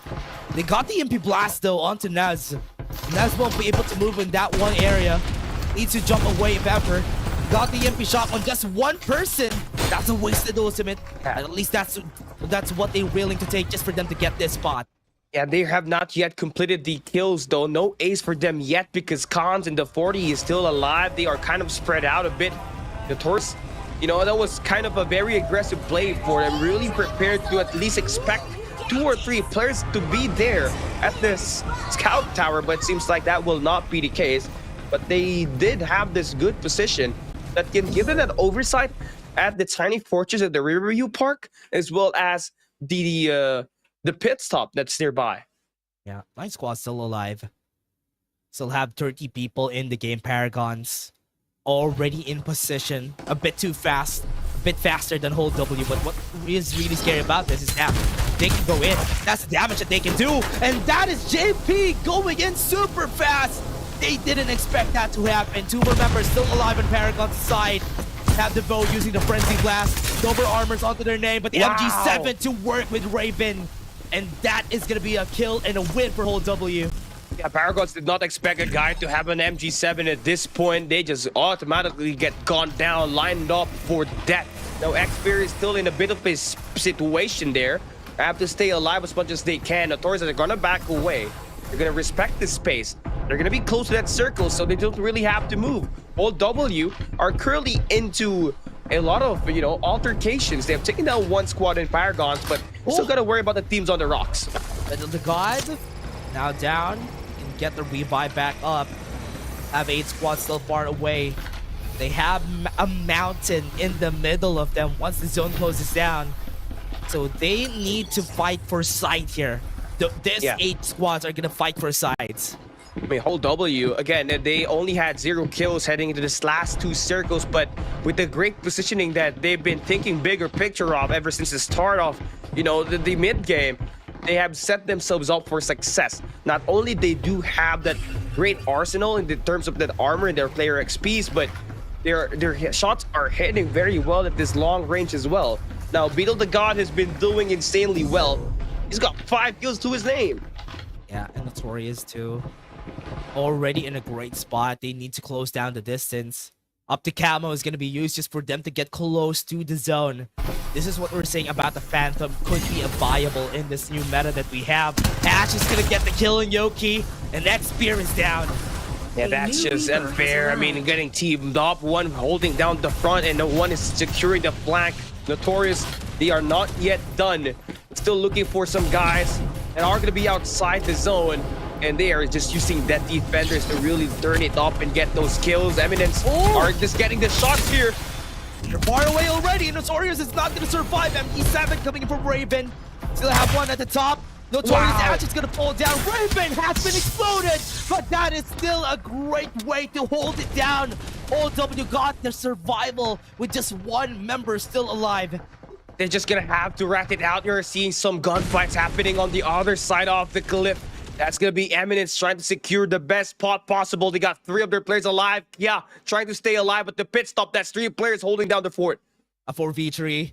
Still one alive on the other side. Hold W right now in the air. No covers whatsoever for Kia. And here comes the bombardment. The artillery from the air. They're gonna go and pull the Lances out from the heavens and put it on the hearts of Kia. Eminence got 16 kills. Still not done with the battle. Axel's gonna run away and that squad is down. Yeah, 18 kills now for Eminence. Just 2 more players to worry about. MV has got himself 8 kills. He is a blazing laser turret at this point in time. It seems like it's gonna end up with a 4v3 as we got Hold W able to regain back 1 more player. And that's gonna be them actually in kind of a bad spot right now as they're on the opposite side. Yeah, and how are they gonna go here? They're gonna get a lot of damage on their side before they go inside the zone. So they're gonna be seen. 1 is eliminated, and Hold W won't even be able to fight back here. 4 members, complete squad. Hold W tried their best, but Raven was able to get 1. Is that gonna be enough? The explosions coming in from Eminence, and this is gonna be the end. Wow! Good try from Hold W, and Eminence gets 22 kills in the end there. You know what's more crazy was that Envy has got 12 kills. He scored the last 6 kills for Eminence to get the job done. Oh my. What is that? Great performance coming in from Eminence this game. Held their ground against 2 squads on the other side of the mountain and held their ground on that last squad, Hold W, once they entered the zone. 54% of the kills just going to Envy. Look at the damage and the total kills that he just attained.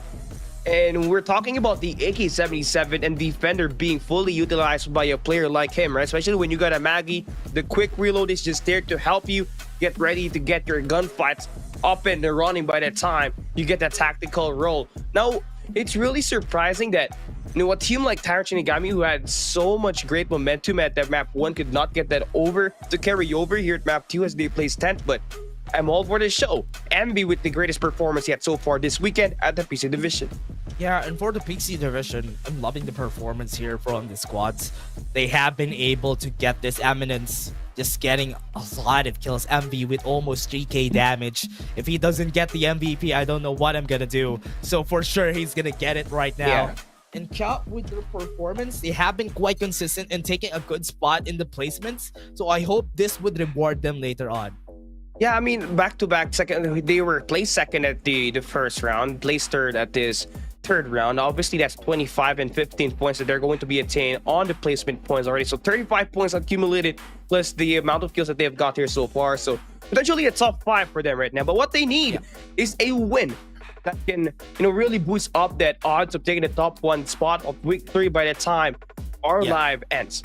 Yeah, they definitely need to get a win here just for the end of the game. But definitely, I want to see some more actions coming in from all the other squads here. A really great performance, especially for Eminence, just winning a fight in where there is a mountain in between you. And they were playing in the open a while ago. They weren't playing in any building. They were playing on trees. And they got some surprises on the other squads, especially the squads that are on the bridge. They were able to get the kill on noobs so far away, and that was the reason why they jump-started the win there. Yeah, so what we saw there for Eminence was just pure skill with that weapons as well as the vehicles. Now let's take a look at this quick recap and inform you guys what just happened with map number 2.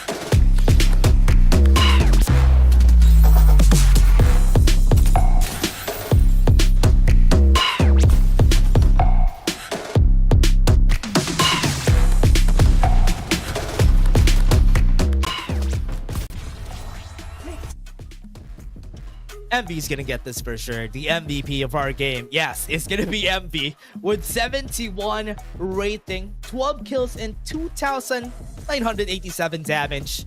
That is just crazy this game. The defender's shots are hitting, and all the things that he did made it work for the squad here. Yeah, what's crazy was he got the last 6 kills on the last circle, which was crazy enough because he was not using an Uzi to dismantle the teams that he's going up against with. He was just using an AK-77 at the close range engage to fully utilize the bullets plus the tactical roll ability. And we all know that AK-77 packs a lot of damage in the mid-range to long-range action. So with him, with that on his hands, was really able to get the job done and get this team their victory at Merit number 2. Especially for PC, even though we had some changes when it comes to the recoil, it's way harder to control compared to before. But in PC, once you get to close range, it's way easier to just hit your shots, even when you don't aim, even when you just go for the hip fire. That's why they can make this work in the PC division. But again, the bows in this game are just so crazy that they could just definitely explode one person. Whenever they go for a 1v1, use the cluster grenade, use the frenzy blast, that's a win.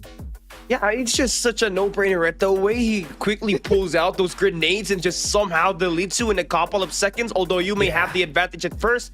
If he pulls down that ultimate and that tactical skill, oh boy, it's over. Just wait for your teammate to get that revive or you get back down to set at the skies, right? So, yeah, I think the reason why teams prepare to play more of that 1v1s is because of Bo's utilities, right? It has been one of the best updates that we've seen so far for the BC division, and I'd love to see more of that here at round number 3. Yeah, would really love to see what is going to happen, but again, we're not going to slow it down. The momentum is still going on, so we're going to go to game 3, everybody, and let's see who's going to finish first in the Group A finals.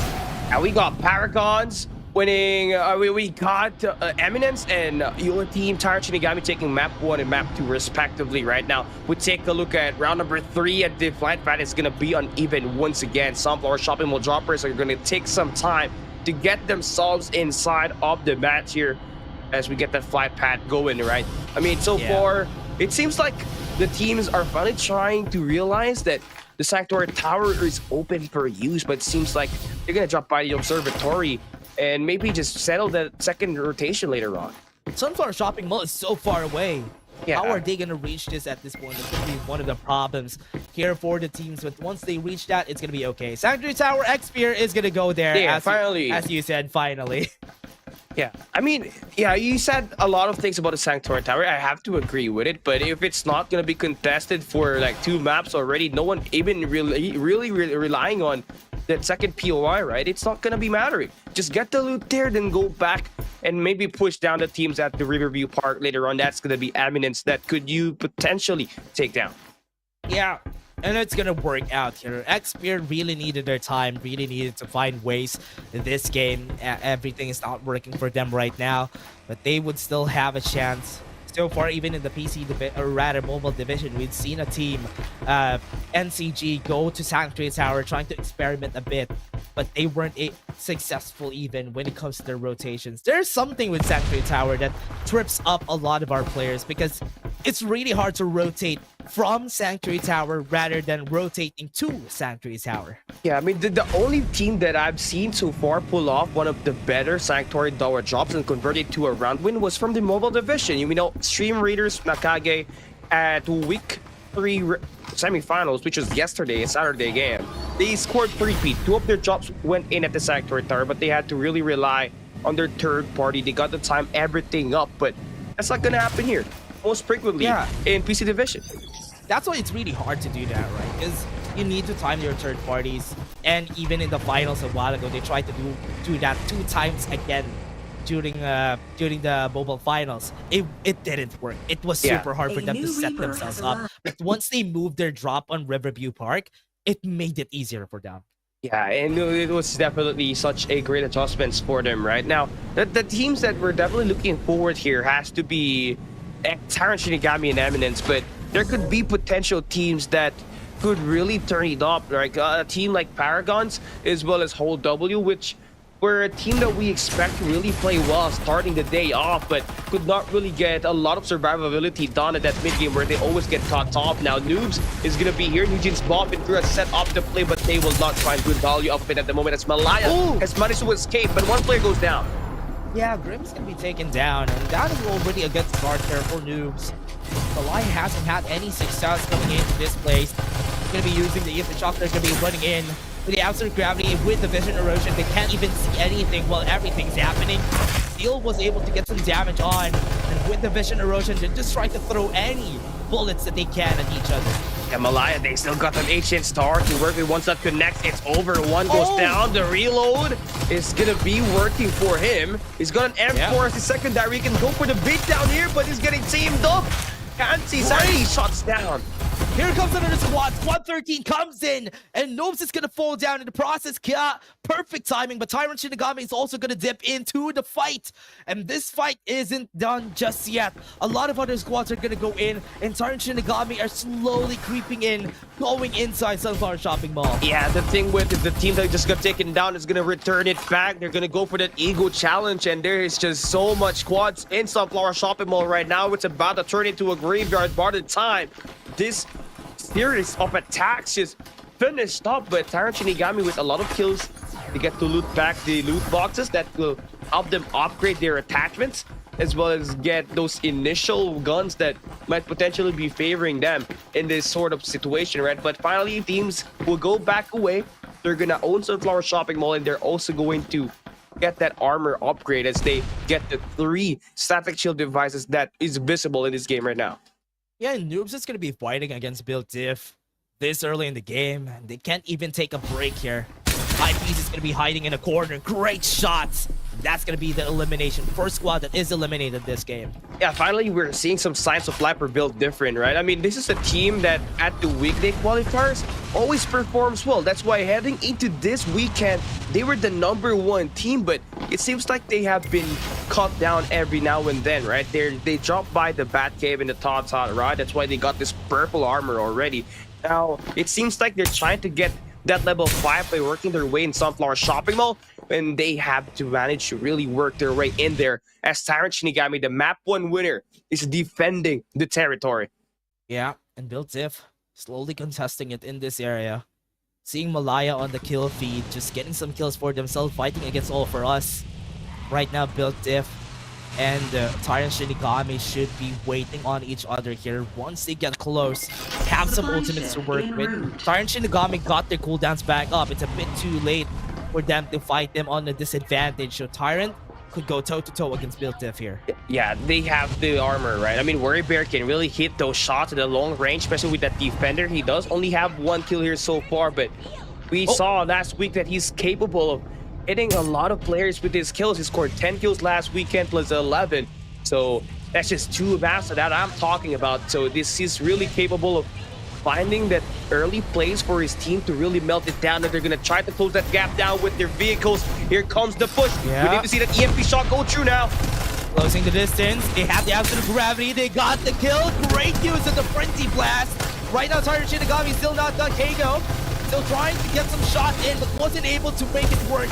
Right there on the bottom, they use the EMP shot for them to not move. Tyrant Shinigami still alive. Not surviving for so long, but Build Diff going in for the shields just to fight back. Kago still alive. The jump in from Build Diff is going to be ending their lives, and they go back to their respawners. Yeah, built different. The only reason why they're able to win this game was they had the top floor from Seyasho. Now he's going to have to win this 1v1 up against Dam. It's a mirror matchup.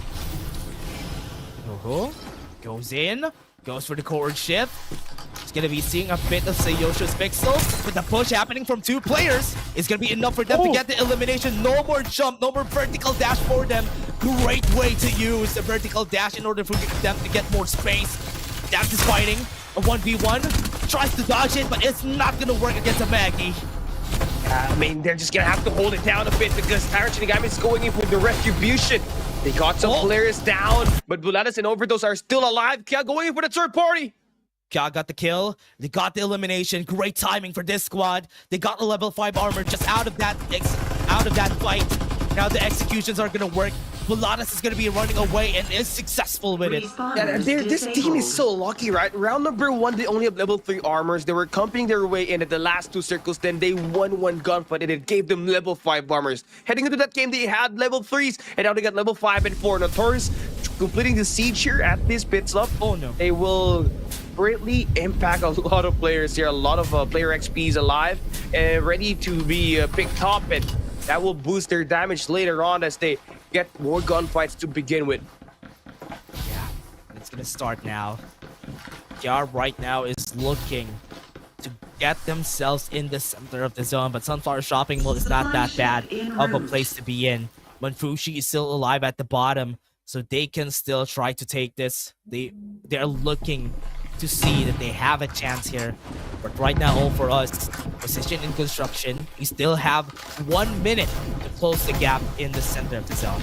Yeah, there's still plenty of time. I mean, the only problem that I have with this team is they have vehicles, but it's currently worn down. It's great that there are some backups, but it's not enough for them to really traverse the land with enough speed to escape the wrath of Kia, who's really waiting for some gunfights to work with, especially when they have a defender to work with. Right now, we see teams on the Carnival, Viva and Whole W. I mean, 2 teams that have been here since the Farlight 84 Cup Asia. So this is something that, have been predominantly been experienced in terms of getting a lot of repetitions in Sunset City. So we're talking about Raven and crew that had the best chance of winning map number 2, but got the third party, right? So they're trying to obviously find their way out. And Viva would really need to get their win here because so far they haven't had a lot of points moving into this game. Viva Trailblazers would need to really set themselves up for success here, but if they're fighting against a good squad like Notorious, it's gonna be a bad day for them. Kia already have a lot of armor, and Built Different are looking for a chance to pounce. They're just waiting, right? I mean, they're just trying to gatekeep one squad first. That's gonna be all for us. I mean, currently they got defenders to work with. The War Pocket kind of stuck in the bridge. Okay, that's gonna be utilized anymore. No value off of that. Yeah, you're not gonna be able to move that out now. That's gonna be a problem here. What a perfect setup for them. Wasteland Hovercraft at the top is gonna be trying to take down with X-Spear. Mantis would need to have to win this fight. Level 5 armors and this guys and Notorious are having a problem contesting this spot from them. I mean, X-Spear has got 4 players with at least 3 of them with level 5 armors, right? Orange armors is gonna be more than enough to take down 2 players. They're just holding themselves at the bridge side. Nice gatekeeping situation for them. They got at least 1 minute and 30 just to try to wait it out. Play for that long game. You need to be careful about Squad 6. Squad 6 has good vision on the members of X-Spear. Might get a takedown from far away here if ever they don't look at their backs. Not a lot of armors for Squad 6. Even if you don't have a lot of armors, as long as they have vision, they could get the elimination on them. I gotta agree. Here comes the push. Kia now going in. The mixer is on. And here comes the grenades just going in for Kia. And it's gonna be a perfect gatekeeping scenario. Great spot to be in. MJ looking to just revive his teammate if ever he can, but on the other side, we have another fight. Viva is going to be taken down. 2 members are already down. Whole W is still very healthy at this point, trying to chase down their members. And that's going to be another shot to the head, and Viva Trailblazers are not going to have a good day this day. Yeah, though that's one less squad to worry about now for Whole W. They've been playing a long standoff here at Carnival up against that squad. Now gets themselves 7 kills, earning their way up into a great mid game. Now for Built Deep Easy Sweep, they had a great start, but obviously got third party and got caught off, and they got eliminated. And nice kill with the War Pocket for Axel. Nice cluster bombs coming in from them. And now that's going to be another elimination. 1 squad has been taken down. This is a chance right there. Look at Squad 1. They're looking to find a chance against just 1 member. Once they got it, they have a 3v3 on their hands. Yeah, I mean, look at this. Kia and crew. I mean, they got Axel and Derps with level 5 armors already. They're just gonna have to wait it out. Build deep. They're trying to build back their teammates. They're trying to go for third. And they're gonna try to play that rat play, but Kia slowly chasing that cap down. RCM and Sayasha, they're not built to really get these kills. And now the slam is on for Pushy. Cluster grenades. able to get him damage. Monfushi, low HP on the members, but one member still standing, and he was not able to save everybody. That's kind of a big potential play there for Monfushi, right? But it did not help because his teammates does not have enough armor to sustain their life out there and help him get those kills. That's going to be one less team to worry about. Taking a look at the circle, Eminence is in a great position inside, but it's kind of a double-edged sword. They're going to be quite surrounded by the time the circle closes in, and everybody will be fighting for this position that they're currently holding right now. Eminence holding on ACC Boulevard. Yes, it's one of the smartest plays, but could definitely be a bit too late here on the edge of the zone. But right now, it's still good. They have level 5 armors, very healthy, no kills. They're all just okay with what they have right now, and they won't have any problems. They're satisfied with this spot. Serendipity and Eminence, just like what we saw from them last round, right? They played passive off the mid and early to mid game, then they just build up objectively and get this armors locked in and just play for position. They did not have a lot of kills, tons of kills by the time that happened, but by the time the end game started, it was them just beaming everybody down. Paragons, I mean, this is also a team you cannot really underestimate as well. They got a 3-legged lizard that they were able to get at the loot drop. So interesting for them. They don't have a lot of armors that can potentially take down whole W. But obviously with this shot from the 3-legged lizard from the... You don't usually see anybody using the 4-legged lizard, right? Yeah. But when you see it, you're definitely gonna have some fun whenever you hit those shots. It's the closest vehicle that you could have that is close to a sniper. And when he gets those shots, it's very, very satisfying. I mean, the moment that you land one, all you just have to do is connect with your secondary if you ever try to go for that push, right? I mean, you can zoom in with that 3-legged lizard, go for that 8x scope, just like a sniper. And if you're able to load down the charge, you can potentially one-shot an enemy, right? But here we go. This is what we were talking about. Eminence, they will be, challenged by every other team that are looking to try to get this victory in this good position in this boulevard right now. Now, Mattis Spear, they are looking jacked right now. I mean, they got a Sayana, and at least they got someone to heal them later on. But here comes the push. Whole W now being pushed by Notorious. Fighting against Notorious, doesn't have any more armors. Whole W, this is going to be bad for them if ever they lose this fight. Right now, they're being hit on the side by other squads. And Old W is going to try to go for the revive. Shang is the last one standing. Shot in the head. That's going to be enough. But another squad is seeing them from the other side. The squad 2 could potentially push them here. Yeah, but Old W's got 15 kills to their name. All they just have to do is stay silent. Let Paragons be, questioning their rotation in here right now. Eminence obviously is in a good position inside. Paragons is that team that you want to watch out for. They can get their way inside of that ACC Boulevard with their vehicles. They got a War Falcon to play with that can help them get that information up top, while also get that Flamethrower to bring this team closer to the gunfight and play this 4v4s. Old W gets themselves to reload back. They're gonna be complete, but now chasing the gap down. They got a good spot here as well. They are just separated. They're kind of a neighbors right now. Not friendly neighbors, though. Yeah. Squad 2 at the hill. Really get their position in here. But Kya is trying to go and scout out the whole area if ever some stragglers are going to come in their backs. So they're going to be confident on where to look at once this closes in. Squad 2 going to go out. They're on the top of the hill.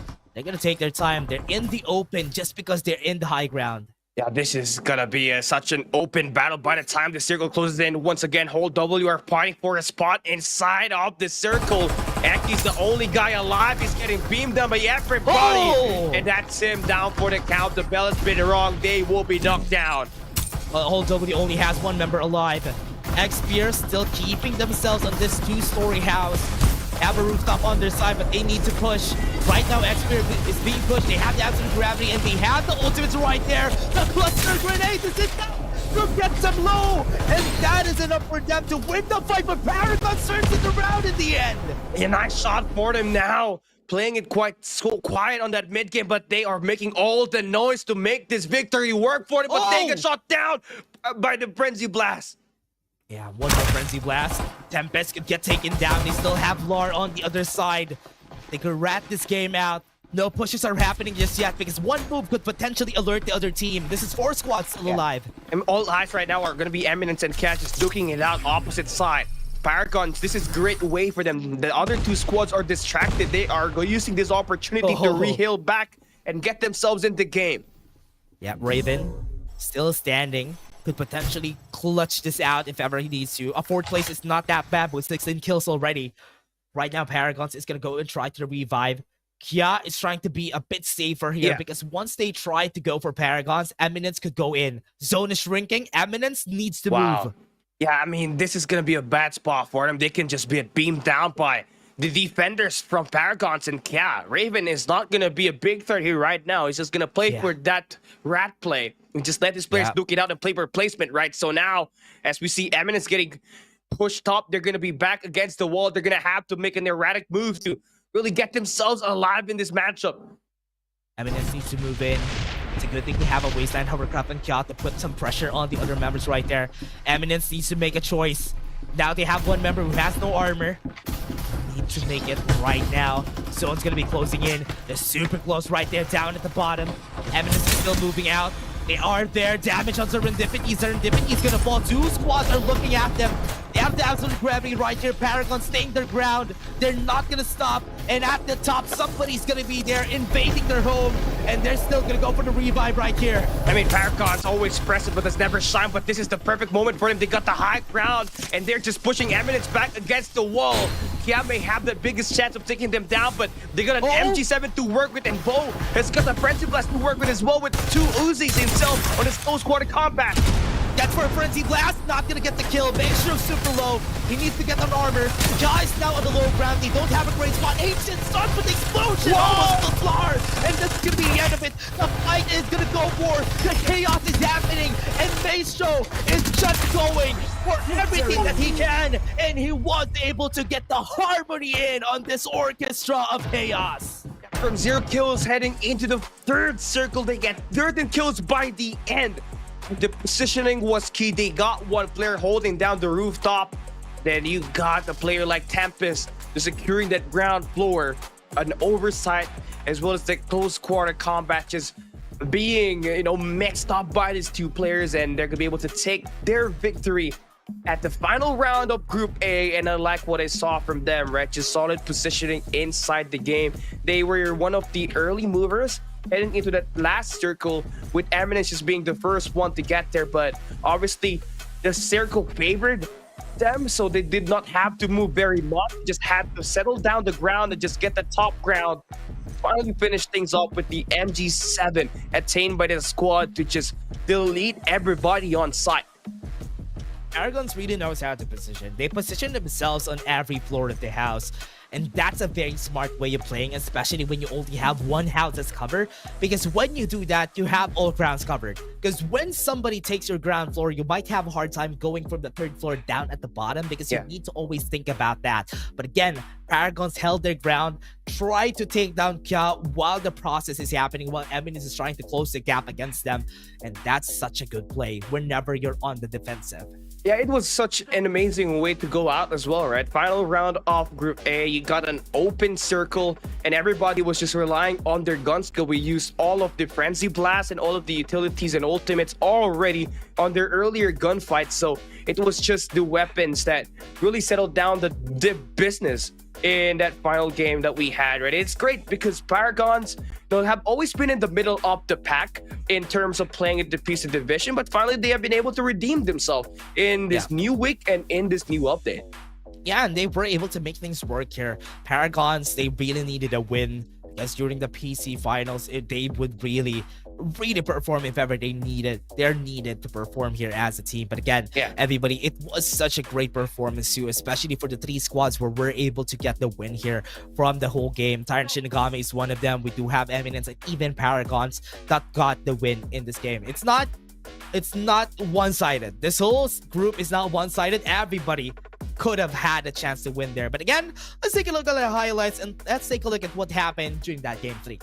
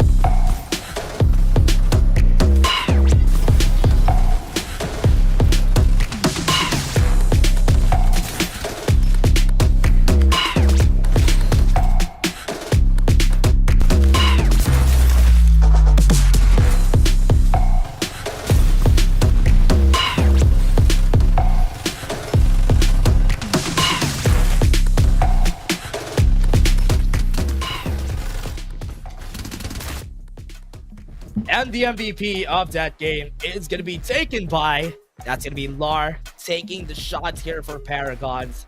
Was able to get them the win right there. It's crazy because Paragons, again, was just playing it very passive heading into the last two circles. And it worked out pretty well for them when they got the advantage heading into that last circle where it fairly favored them, right? They did not have to go and move around the map just like what we saw from Eminence as well as Kia. So they just really had to rely on just standing back their fort, hitting their shots, and finally getting it over with. But you know, Paragons was actually almost eliminated here, but they got to revive back. So that second chance was converted perfectly, and it turned out pretty well for them. They win with the Sayana as well on their roster, which is crazily insane. And honestly, as Ilana on that roster, it was a really smart play, especially on that last zone. When the EMP shock hit them, they used the ultimate on the Siana just for them to get that. Even the tactical skill, sorry. They used the tactical skill in order for them to get some healing while a fight is happening. That's a very smart way to play around it. But again, we do have some surprise for everybody who still is in here watching the game. Redeem codes right there down at the bottom, and that is going to be a trail for you. Just check that out and go into CD Key to redeem it. Yeah, thank you guys so much for giving us 1,000 views already. Again, we are aiming for the highest views as much as possible for you guys to activate more codes in this one, right? I mean, we're waiting for the hero as well as the gun skin to be showed and redeemed later on. So it's gonna be crazy to see that be used up by anyone that is lucky enough to redeem it first, right? Because it's first come, first serve. So hurry up and get it now. Now let's take a look at our team rankings here, Dash, and see what happened and who takes the number one spot, because it's pretty even and unbalanced so far in this game. I want to see who takes the top spot. Viva, they didn't have such a great game this time. Even Build Diff wasn't able to perform well. And Kia is going to take the top one spot here. Just by being very consistent from game 1 to 3, you could definitely get that. Yeah, I mean, round 1, they placed second. Round 3, they placed third. Round 2, they placed second. So it was overall a 3.5 or a 3.5 average placement for them. So it's really nice to see them really take the number one spot, because Eminence was really doing well with finding the enough kills inside this game, but the placement points was really able to set them apart from these teams that managed to play. And we have told everybody that Kia got a little bit lucky, especially during game 1. But again, being this consistent from game 1 to 3 is not really that lucky, because that is such consistency from their side, especially playing at the southern side of the map. There's a lot of squads fighting for Sunflower Shopping Mall. In the end, they were the winners of game 3, but they weren't able to take the cake, but at least they were able to take a good spot again, game 3. Yeah, I mean, you really got to, commend how consistent they are, right? But obviously, we got a lot of teams here that we did not expect taking this victory to really pull up. So I like how we saw some redemption here for a team like Tyrant Shinigami, who was obviously a team that played very well in last season's finals, right? Obviously, did not get to convert it very well, but with their new roster, we're able to get at least one victory here at this Group A. Now, Paragons was always a team that I was always highlighting, because they are always present in every competition but cannot shine.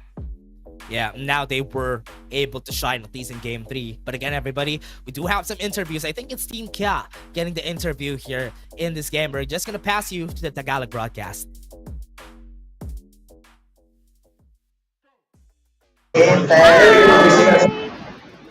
Wala po. Ayun, medyo mahina lang yung kanilang tunog. Tama ba? Axel, ikaw yung nagmagi kanina? Opo, ako po ang nagmagi kanina.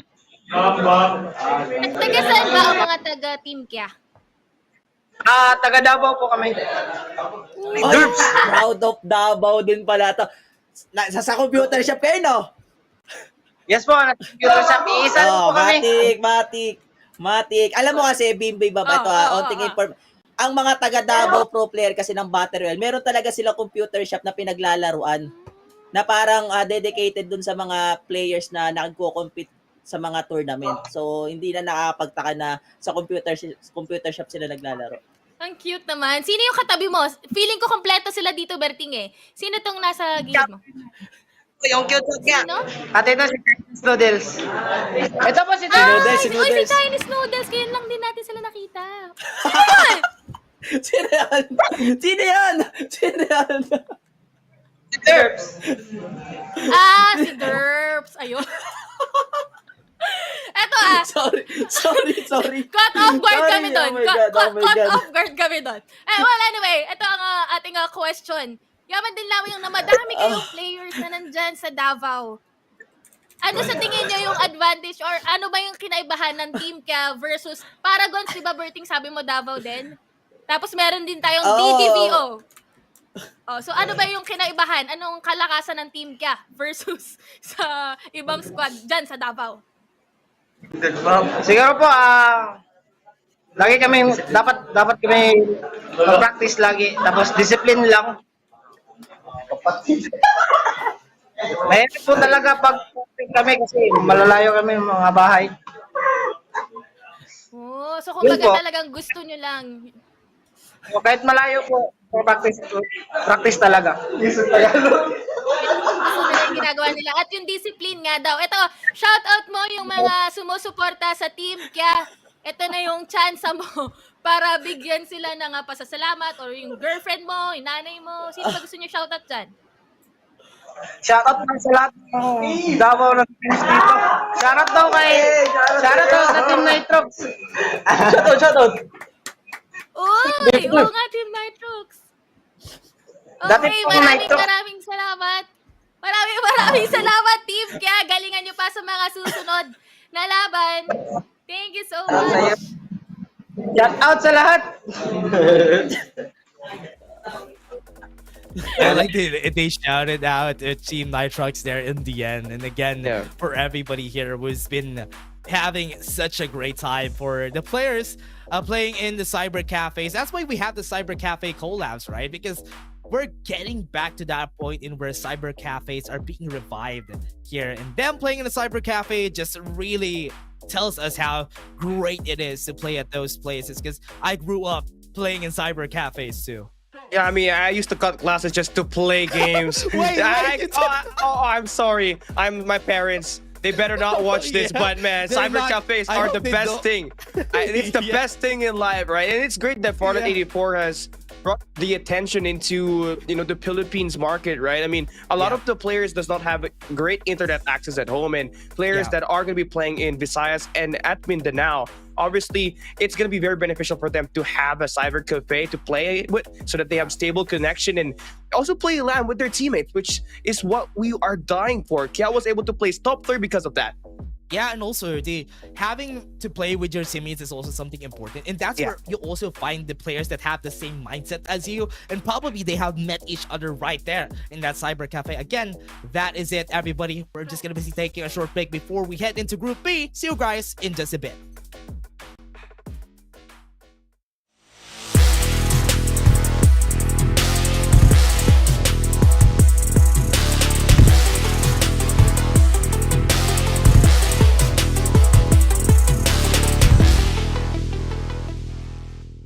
Hello everyone, I am your host Lacey Cass, and I'm back with some new updates coming your way November 30th. Farlight 84 is evolving, and the next update will provide a sneak peek at what's coming throughout the next few months. Now grab some snacks and I'll share with you what's next on November 30th. First, let's talk about hero changes. In the past few updates, we've reworked a few heroes including Maggie, Duckside, MKR, and more. And in the next update, we'll bring some new magic to Cyber. First, to enhance Cyber's diversity and tactical choices, her tactical skill will be changed from area recon to coordinate shift. With her new skill, Cyber will throw an electromagnetic pulse device and monitor its coordinate changes. During the device movement, pressing a button allows you to go to that coordinate where the device is now located. Otherwise, the decoder will be directly transported to the coordinates where the device lands. This means Cyber can adjust more flexibly during combat.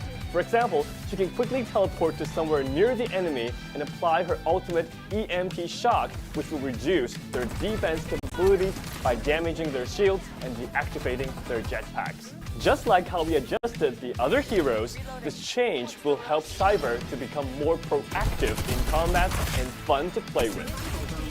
In addition to this new playstyle, Cyber is also coming along with something the community has been asking for a long time. The long-awaited SSR skin for Cyber Wild Player. This new skin is inspired by the classic Streets Gaming arcade style. And coming along with this style is MKR's new SSR skin, Kinetic Mech. This series comes with some interesting special effects that you'll definitely love. Both skins will be available in the all-new Battle Pass Pixel Blitz for the next season. Apart from these two skins, let's take a look at the other lottery skins coming your way in the next update. New chest event, Sandy Illusion, will bring us a brand new Bar 95 UR skin. In the merciless desert, only the most daring adventurers can survive. Also introducing the new lottery wheel, Polar Adventure. Craving piping hot pizza in the freezing Arctic? Look no further than Maggie's new SSR skin, Absolute Zero. Starting from this version, we'll gradually enhance the artistic style of the game. You've shared a lot of ideas about the game's art style, including suggestions for a new lobby art. That's a fantastic idea, but to do that, we need to first redefine the style of some characters so everything can look coherent. You may have noticed that many new skins released recently share a common theme. They all look trendy, quirky, and modern. Knowing that you love how these skins look, we'll start by expanding the aesthetics to some of the heroes that don't share these traits. And the first one is our fireman, Captain. Captain has a low selection rate, averaging only 3%. Unlike the other characters, we feel that Captain lacks his unique personality with the current character design and would like to update his look. The new Captain will have a more prominent personality, showing his robust physique with a gentle and reliable twist. Inheriting his instructor's will and continuing to seek truth, Captain will become the synonym of justice and will remain a helpful friend of the neighborhood. Being a skillful fireman, his Aqua Blast skill deals extra damage and slows down the enemy. What did you know? The effects actually become stronger when used closer to the enemy. I bet most of you don't know because so few of you play as Captain. Now, to reintroduce this hero to all of you, we've prepared a video to tell you more about Captain. So remember to subscribe and hit the bell for more Battle Royale content. What's that? Captain's dancing? Listen closely. His dance comes with music now. In the upcoming new version, we're introducing special sound effects and background music to some dance emotes. I really can't wait to try them and piss some people off. In addition to the dance emotes upgrade, in this update, we're introducing a new item, Kill Announcement. When you kill an enemy, everyone will see this announcement. Everyone. Talking about showing off. This will become a brand new way to highlight your perfect kills. I finally have some new motivation to practice my shooting skills. To make the gameplay experience more sophisticated for the long term, we're planning to make some important changes to the weapons in Farlight 84. So far, you'll notice that the recoil of our guns is designed to be relatively low compared to other games. The result is that it is relatively difficult to distinguish the unique feel of different weapons within the same type. This has created a weird situation where some guns feel so similar and some guns are not that useful in most situations. In this update, we'll start working on this part of the gameplay generally known as gunplay. We will start by adjusting the feel of the AK-77 by making it feel realistic to hold and shoot. The first aspect is bullet spread. So far, all of our weapons have fixed bullet spread trajectories, not random. And in this update, randomness will be introduced first to the AK. The bullets you fire with the AK will no longer feel stale, but will spread more organically within the crosshair range. The second aspect is recoil. We've fine-tuned AK's recoil in this update, increasing its maximum value. This means that you feel that your gun shakes a little bit more than before, and its shooting accuracy may become lower. While this feels more real, you have to put more focus on controlling AK's recoil. The third aspect is audio. We plan to strengthen the immersion of these weapons by improving how they sound. In the next update, the audio of the AK-77 and R95 will be updated. The new sounds will have more realistic texture. You'll experience a clearer, more impactful feedback. Let's take a listen.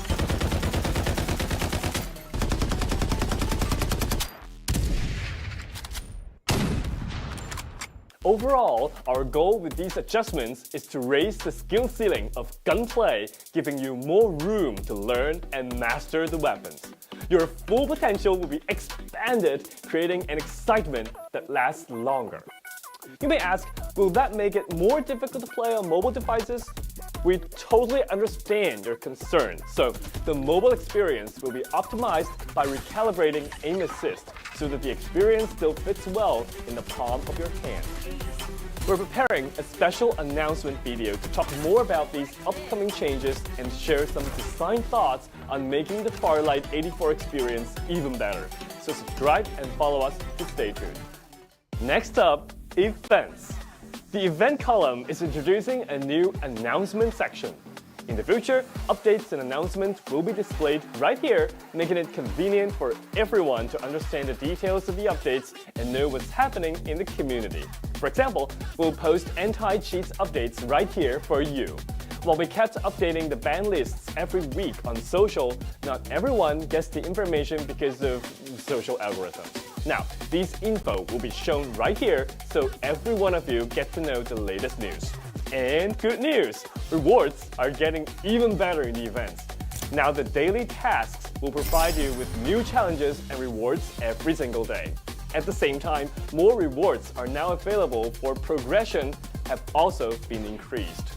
We've added the drop of Elite and Legend pack in the progression track, and you'll keep getting extra rewards even if you finish the whole progression. We have also optimized the chest event.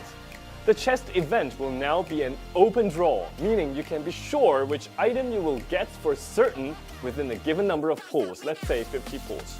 In the past, you couldn't be certain about that. Additionally, on any PC version, the update will now support the direct purchase of weekly and the monthly cards, offering more choices for you to support the game's development. Personal profiles also have some exciting new additions. In the future, your profile will display a popularity score. Encountered a good teammate, give them a follow to boost their popularity. At the same time, you'll be able to view the history of visitors to your profile. Talking about social features, I guess you have encountered this weird situation. You see a friend when you log into the game. You want to invite them, play together, but they're already in a match. You wait, and they finally finish that match. You press invite, but he's in matchmaking again. After the update, you won't get this kind of trouble anymore. You can schedule to play with your friends who are currently in the game. Of course, if they indeed don't want to play with you, sadly, it's okay, we'll find another one. Now, you finally managed to find a friend to play together and you're in matchmaking now. While you wait, you want to claim the event and seasonal rewards, but you find that you can't click. After the update, this will happen no more. You can now claim the rewards whenever you see them. Finally, before everyone in your team's gone after a match, you will relive your highlights in the game. Every brilliant moment is worth watching and analyzing repeatedly. And I mean repeatedly. I'm sure you'll want to watch that 1,000 times. Okay, that's all for the update on November 30th. It's also almost December, and we've prepared some community holidays events for everyone. So once again, subscribe and follow us so you don't miss out on these free holidays rewards. Don't forget to like, comment, and share this video with your friends. Get the game updated on November 30th. I'm LazyCast, and I'll See you in the next one. Bye.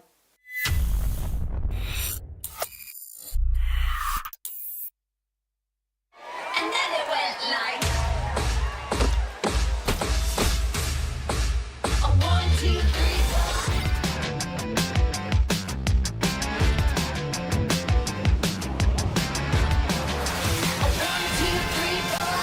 It's fast, yeah, you're gonna shut already. Battle your battles, you gotta tell it how to the cure. Breathe in the water.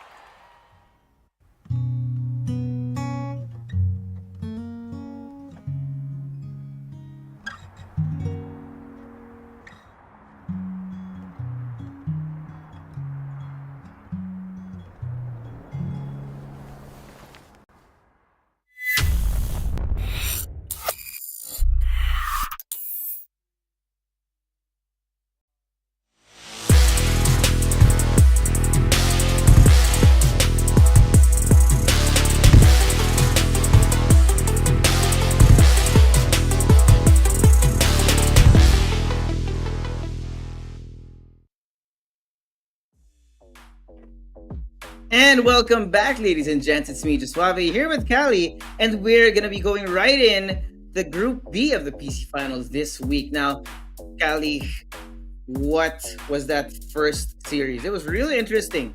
Coming from mobile, switching over to PC, and you can really see how the change in mechanics between mouse and keyboard versus your mobile device is really changes the meta and how everyone moves, really. I mean, I have to agree with you, right? I mean, in the mobile division, you're going to have to rely on your team fight. That's why you got a Sunil, a Mayshell there, as well as a Cypher to begin with, and you only got one attacker. Now, we head over towards the Group A in this week, and you just saw 3 attackers and 1 Cypher in almost every lineup, right? Which is crazy because with the current update, Cypher is almost as considered as an attacker with the coord shift being his new tactical skill, which is some way, such a great way for you to push in and attack the players in those long range. And that's what the new change to Cypher has done. It's really shaking up the meta, especially with Mayshell in the mix. Everyone is still in that moment of adaptation. But speaking of adaptation, well, we're going to have to adapt and find out who has made it here in Group B. Now, a lot of really familiar names we're looking at. We got Dishban and Dishband. Yeah. Nitrox. This is the new roster of Nitrox as well. Yeah. And it's crazy because, like Nitrox used to have Beetle the God and Jetty the God there, but now it's going to be totally different. There's going to be new personality for this team. But I'm looking at now's Esports, who's going to be part of this crew, right? I mean, obviously when they have aim alive at the late game, that's where they're able to shine the most. But you also have Beta PC into this group as well. The former Season 1 champion players are going to be part of this roster. VJ and Morphe, obviously key players that helped their team, Dream Team, win last season. So let's see if they're going to have a great impact heading into our Week 3, because we did not see them actually play in Week 1. So this is the best chance for them to earn their way up and advance to the knockout stage. Yeah, it's only Week 3 of the qualifiers, which means there's still a lot of time for new teams to pop up here. But of course, speaking of the people that we are familiar with right now, we also have Powerhouse fanboys who have been a menace in the last few weeks. Yeah. And Manta is also very familiar. If I'm not mistaken, we also have Kitsune Daichi here. This lobby is stacked with all the teams that have been known from Season 1.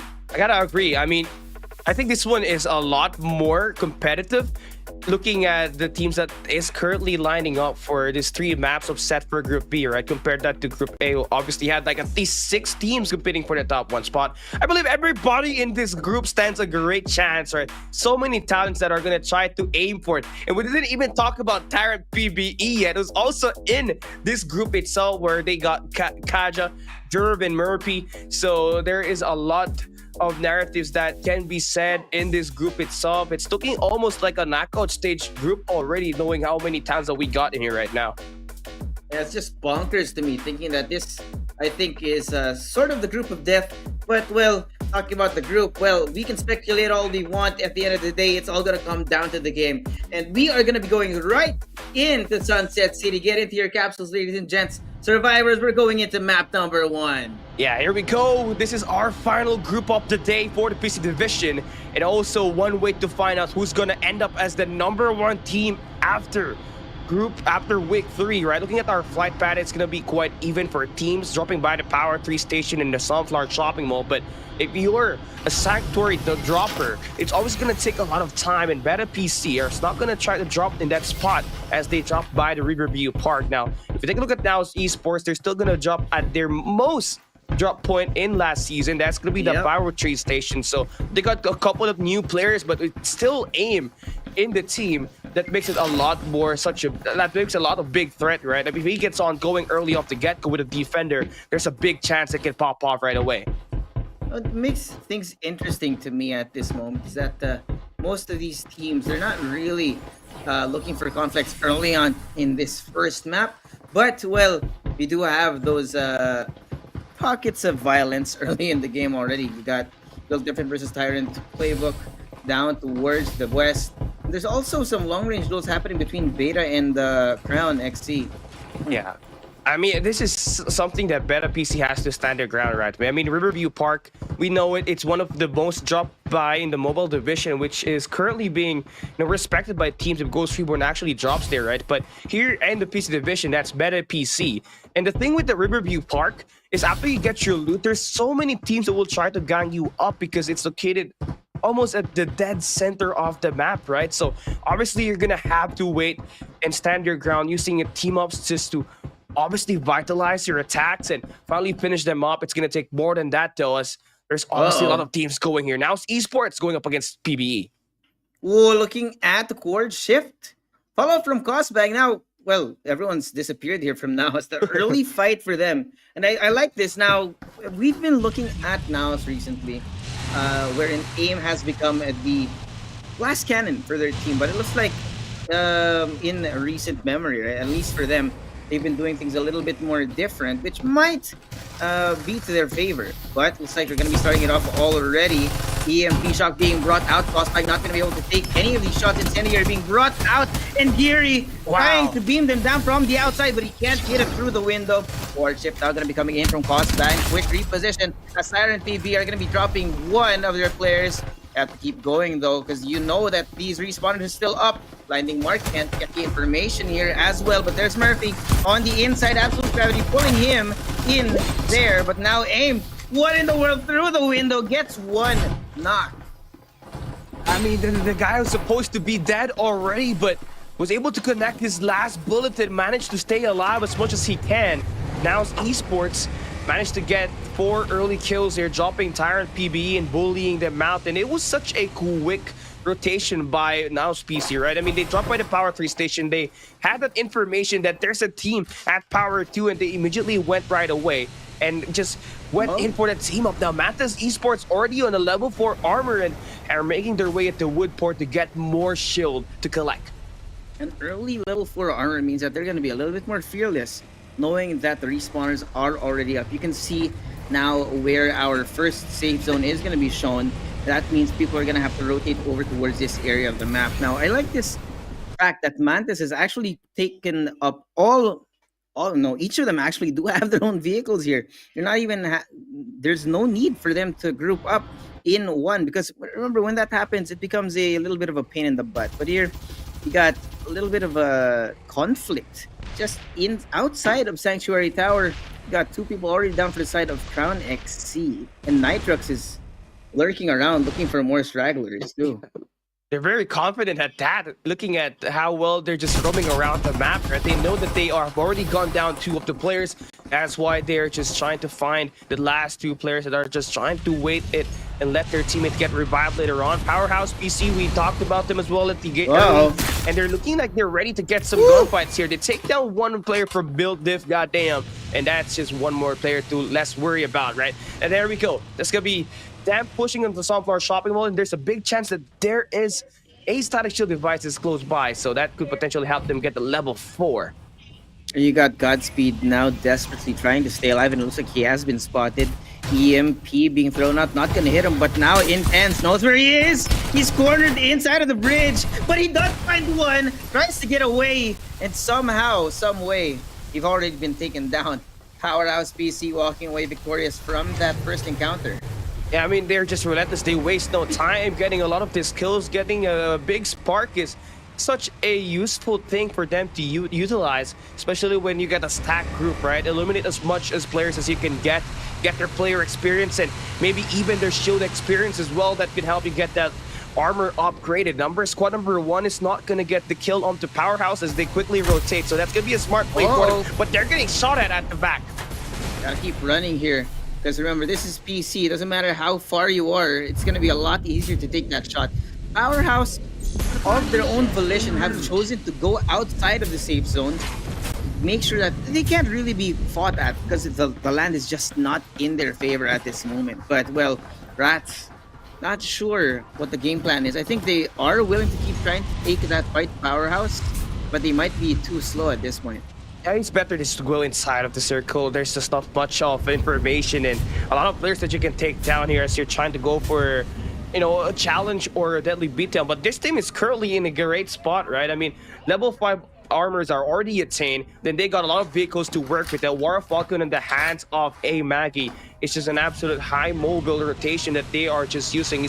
He's been the one that will try to get that first altercation, be that hitman, and be the first one in terms of that gunfight. But it's gonna be quite fistful on this top. And it's best that they're just moving inside that circle and just play for position to not get gate capped by any of the teams. But here we go, the observatory. Two squads fighting for it. Already 2 EMPs being brought out, and the absolute gravity walk is looking for Mantas inside of the building, but they can't really find the targets. 2 people now down, revered, still on the full HP, but they're gonna be dropped down.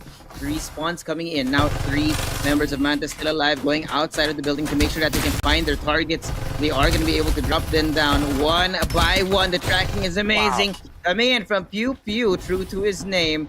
Very familiar with the guns. Yeah, it's just tactically brilliant with that as well, with the core chip, if not even fully utilized. But there's going to be another squad looking for the contest. Squad number 15 is going to get right back into it. Oh. That's going to be such another, hurdle that they're going to have to worry about right now. Oh no, the EMP has been brought out again. Mantas finally on top of the building though are going to be able to hold on, but Zeals are trying to take them down from all sides. The shotgun point blank coming from these nuts.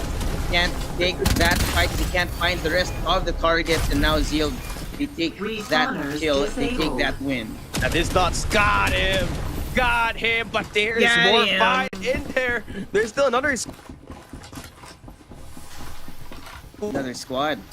Lost them. Now it's Zeal stuck inside of the building. A little bit of an Uno reverse card, if you might say. Beta PC now with a gunboat. They know that there's someone on the inside. They're taking away all the vehicles. There's no escape for them. Beta PC, in an attempt to invade the space, they go inside. These nuts inside of the room. Point blank takes that shot onto Murphy. The rest of Beta PC stuck in the doorway. That is the fight. He dropped him down. There's no health left, but the backup is here. A Beta PC still trying to complete the siege. Zild is trying to back away, will not get in time, therefore to kill this Beta PC, but they get to revive back their teammate who was knocked down, and the guy that they're waiting for is going to be the bow, will be getting revived as well. So they're going to be quite complete heading in towards the first circle. There's still a couple of teams outside that they're going to have to worry about, but Zild, he is the last guy standing. If he gets eliminated, it's over. He does have some medkits to work around, the resources that can help him get back to his feet, but the amount of numbers is going to definitely be outside of his range, knowing that a lot of these teams are going to be quite complete. Here go another gunfight. Another fight, Powerhouse versus Nitrox here. Lots of ultimates now already being used in the incendiary as well to make sure that nobody's inside. Powerhouse is able to slice them in half, find where they are, and isolate the gunfights, but they're still on the hunt for more victims. I mean, the thing with a team like this roster, right? You got 3 attackers and 1 support in Cypher. Now, the only problem with this is that you don't have any sort of scan that can help you find enemies that are going to be around your parameters. So you're going to really have to completely rely on your 1v1 guns to go up in the close range to really get the job done for you. And it's also essential that you got vehicles to work around here as well, knowing that there could be potential teams that can just jump you out of the way and take you down. So getaway cars are going to be available for Powerhouse, but still got to worry about Crown Esports. That is going to be on the clip side. There's 2 players. There are actually 2 squads on the opposite clips that could potentially push them and might bully them out. So they're going to have to play their cards right. Get intense.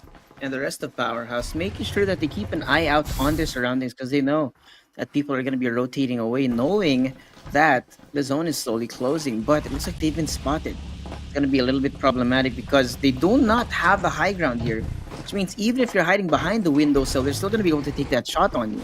Now, rotation should be coming in. Second zone now revealed as well. Already have a fight going on towards the south, but looks like Powerhouse are not willing to let go of this space just yet. Now, Beta PC, they find them. The gunboat has been revealed in Intense. Probably going to be relaying to his teammates, make sure that they're going to be ready for this full-on artillery fight. They're just trying to let Beta PC just walk away. Now Esports is doing some cleanup at the checkpoint. It seems like they have taken down Dishband, so that's one less team to worry about. Still got 10 squads remaining in this rotation right now. Still a couple of teams on the other side of the island, and it seems like for now Esports, the thing with them right now is just hold it down, play at the zone's edge. They got a great arsenal right now. All of them level 5 armors, and they're being shot down by Kitsune Daichi. And I think this team is also capable, but you're going up against now FPC, who's got aim and RTZ on the long range that could potentially take you down and rip your head piece off. I will tell you one thing, aim is definitely one of the most mechanically gifted players in this lobby. Yeah. So when you know that he's there, you gotta make sure that you're not gonna be an easy target. Make sure you keep moving. Because, well, when it comes down to it, even from a far distance, you can't fight back. And look at that, they just destroy the last member of Dish Ban right now. 10 squads, like you said, and now more rotations have to be coming in. But, man, look at this. Aim already on a level 6 armor and the rest of them on level 5. It's gonna be real painful to watch once a good fight actually does happen. It's obviously them at having a better position, and I mean not having a better position, but having a better equipment heading into the next couple of rounds. Right on the northern right side of the map, you got Powerhouse, PC, and Kitsune Daichi trying to fight for the port. Now Kitsune is the one going for the challenge. Now they do have no scout, so they're just gonna have to rely on the absolute gravity and the EMP shock. Yeah, they're really gonna have to rely on that because they don't know how to get the information. It's gonna be real problematic for them because they have to manually do it themselves to check each room if there's gonna be anyone there. And now long range shots coming in from Beta PC, fighting up against another team. Looks like they have walked away victorious here. One more squad has been wiped off, and now Fanti low, but at least he's still alive. It's still gonna be a really good run for Beta PC so far. I don't think they've lost any of these long-range duels at all.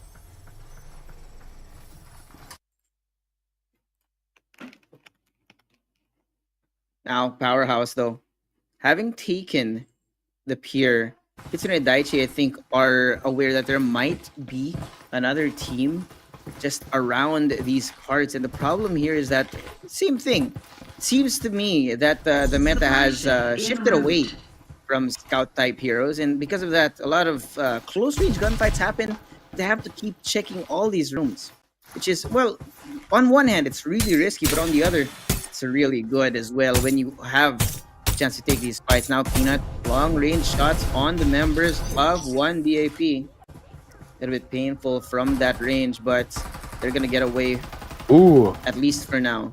I mean, it's taking quite some time now for Kitsune Daichi to make the push, right? They're making more calculative of a decision to just really wait it out and let that circle push them in before they take that fight, because there's there's so much to do, so much to worry about. Now, 1BAP kind of taking a bite out of a dish that they're not going to be able to chew. Last person from Dishband is going to be able to drop 2 down, but it's not going to be enough. No one is better in a 2v1 now. 1 BAP getting shot down from a distance. They're still bleeding, but now they get taken out by aim. What in the world? They're being picked apart by 2 different teams, not even knowing where to look. And now it's PC closing that distance. 5 squads remain on the lobby right now, and you see some gunshots ringing across the map as well. I'm not sure where this fight is going to be taken. But now, on the pier. Yeah, Kitsune Daichi is currently trying to restore back their points. Absolute But gravity? now, nice absolute gravity play. Here comes the push from Powerhouse. They're gonna go straight in, and the absolute gravity, the follow-up coming in. Yanwoo trying to spray it down, walking right into the enemy utility. He's gonna sacrifice himself for the victory right now, but still, it's gonna be 2v2. It's a little bit of what they're gonna be trying to go in straight into the face. Joe Eric does not give a dang who else is in front of him. He's gonna take them down, and now we're down to the last 4 squads. Yeah, Ancient Star to the face. That's how you want it to be. One of the more update, weapon. Here comes Better PC. They'll board ship now for Canada. And here comes the EMP shot. They are immobilized. There is no rest for the wicked right now. Everything has been thrown in their face just as they think they're going to be healing up. Beta PC swoops in and takes their lives. And now it's PC, they have an idea. Look at this great position coming in from the bridge and aim on the flank, going right inside into the face of Beta PC. One person down already, and he's still not done. He's looking for more victims. Absolute gravity coming in from Tupac to follow up on the fight, and here it comes. Tupac trying to find his target. The run, the chase is coming in, and here the incendiary is great as well, but they're gonna get away just for now. Isolates him underneath of the bridge, and he's gonna take that down. 4 people still alive for now. PC and a lot of shield as well. Beta PC inside of the house. There he goes, aim again, leading the charge, being the first person in, the first person to take them down. 2 squads left in the map right now. Now on the search for the last remaining standing person. Yeah, Rebird, he's up by the bridge. Now Esports has got 20 kills. They can go for the elimination here, but they have not spotted the guy out yet. AIM decides to take a look at under. As not yet spotted him. Here comes the push. Dancing, threading the needle through, and that's Tupac with the defender. Now Esports takes map number 1 of Group B with a commanding victory. 21 kills, the highest so far by a team in this weekend. And you gotta take care of AIM off the get-go. The guy got hot, and he stayed hot until the end. Was able to retaliate and attack so many players and claim 8 lives with the highest damage for the squad. Last scan and no more. It used to be that AIM was the only person getting kills on this team, but it looks like everyone is stepping up to the plate right now. Now's the time. Map number 1 is over. They're gonna walk away victorious, at least for now. It's great because one thing more than likely that now Esports utilized in this game is they have a young user in their lineup, which is unheard of in the PC division. Everybody's just using 3 attackers and 1 defender. Now, having a scout user allows you to clean it up a lot better, and also, calculate the way you want to approach a team in the area that they're currently holding at, right? That gives AIM such a great advantage of just spotting out the enemy one at a time, and RTC and Cost being able to benefit from that as well. So that's gonna be now PC, obviously one of the better teams in the PC division, able to take the first score on this one. And it's like you said, RTZ and Costbank, they can really light it up as well. AIM finally has some help to really get things done.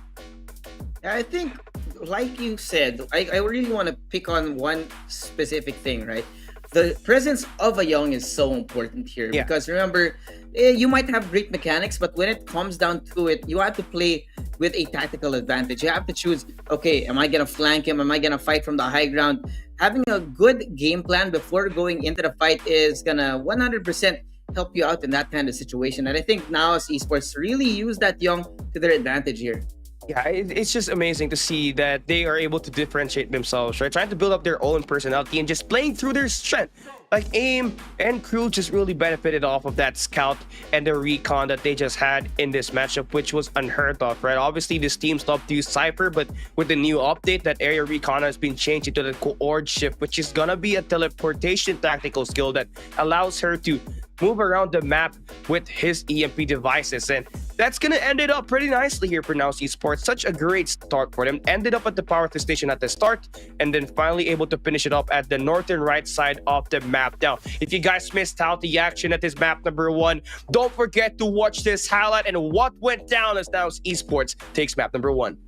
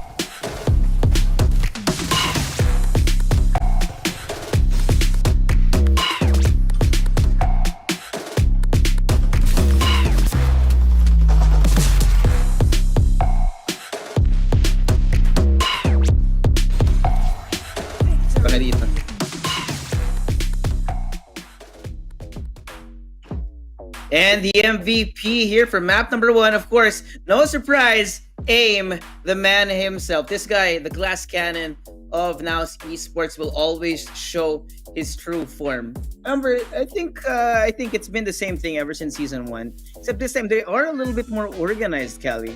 The way that Now has Aim in the front and everyone else throwing support utility from behind. Now there's just a little bit more aggression from the rest of the team. Rather than leaving Aim to his own devices, they actually do back him up real close. Yeah, it always ends up with them finding those trades, right? Especially at that mid game where they were really trying to hold off a lot of the teams around that mid map, around the Carnival, where they were trying to cut off a lot of the enemies. Right now, PC, obviously, Power 3 droppers have finally secured themselves the right mix of players that will help them finally get the job done by the time we enter the knockout stage. And I think RTZ is such a great adjustment and addition to the roster for Now's PC. Although they still have the 3 core players, adding a fresh legs helps to get that new personality done and a new ceiling to the potential of the team as they continue to play Farlight 84 to the highest limits. And you guys have been doing well supporting this stream. Let's take you guys some rewards, right? As we bring you guys the trail redeem code earlier. Now we give you guys the Flamethrower Sweetheart, which is the pink vehicle skin for the Flamethrower. Yeah, we're not gonna read that out loud, but yeah, go ahead and type that into your CD key field, whether it's on your phone or on your PC. Doesn't matter. You're still gonna be able to get that as long as you're able to type it out properly. Yeah.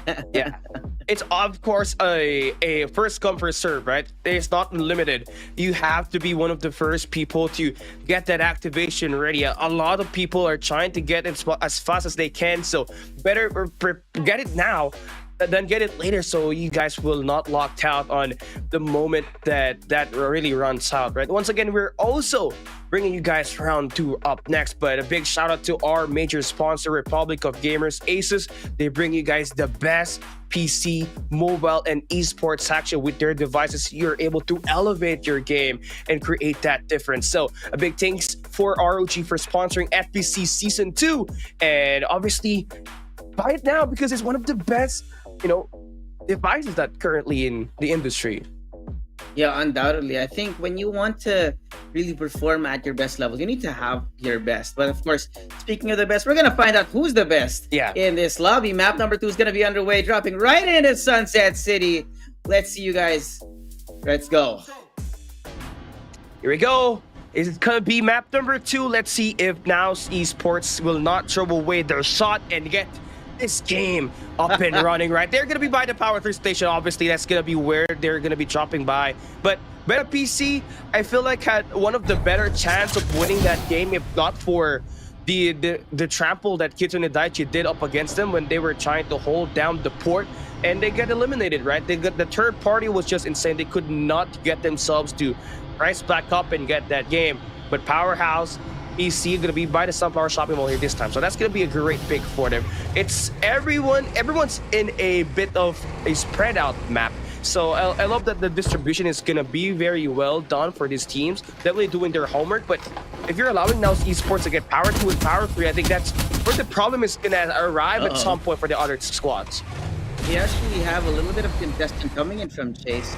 Not sure why he's actually separated from the rest of his team, but well, when you leave Nows to their own devices early here, Power 2 and Power 3, then well, you don't really want to encounter them early in the game because there's so many resources in that area of the map to the point wherein when you first see them, you wouldn't be surprised if they have level 3 or even level 4 armor. Yeah, I gotta agree with you on that note. Our first circle is gonna be heading into the Carnival. That's gonna be the eye of the storm, but it's mostly gonna end up southwards here this time.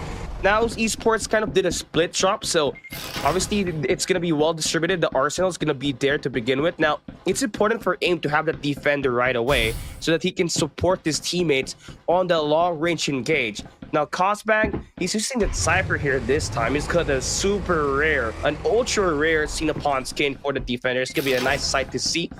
Nice kill effect here as well. And yeah, I think it's all just about replicating what they did at round number 1, right? Just playing objectively, getting the armors up to level 4, and just going in for that third party and getting a lot of these kills to finally get yourself started and carry over the momentum to late game. And really, the most important thing when it comes to battle royale games is to be able to replicate what happened time and time again. Consistency is key when it comes to this kind of game, and you want to avoid any unwanted variables in these kinds of fights. So really, repeating your drops is usually a good idea, unless it's contested by another team, right? This is also why we do have some teams that have alternative drops when it comes to this. Yeah. But now Esports, although the flight path sometimes just is not gonna favor the power 3 station, they always love to go at the power 3 station, right? And I think there's just some way, some bias for now Esports, because if you take a look at the mobile division as well, they have their own team at the mobile, and they also drop by the power 3 station. So I guess it speaks for how much loot and arsenal that's gonna be here. In fact, there's around 25 loot boxes that are around the power 3 station itself, and that's not even including the one by the water pump station. So a lot of loot that can help you upgrade your player up to a level 4 at max if you're playing Force. But if you try to loot up individually, you're gonna get level 6 right away, and your damage is obviously gonna be higher than what the other teams are currently trying to pile on. Now, here we go. Carnival. It seems like Kwok is trying to go up against Dish, and look at the beam down. The Air Beast literal beam coming in to start things off, and it looks like they want to chase him down. Masugi running for his life, getting lasered down. Blaze not gonna be able to take that last shot, but just blows him up in the end. The absolute gravity does not matter in this situation. That's just unfair. That's It was just way too unfair. fast. The absolute gravity It's so pulled him unfair. in. Actually, the absolute gravity did him a favor because he got closer to the enemy, and all he just had to pull was the grenade. Such a known skill there for Blaze. This is why it's so important to think where you use your utility, right? Yeah. Being familiar with your hero is so important in this game, because sometimes it's almost your sixth sense when to throw your utility here. Tyrant Playbook, I like the way that they're standing here inside of the building, waiting for the one member of Kitsune Daichi to show his face. And just like that, he gets taken down.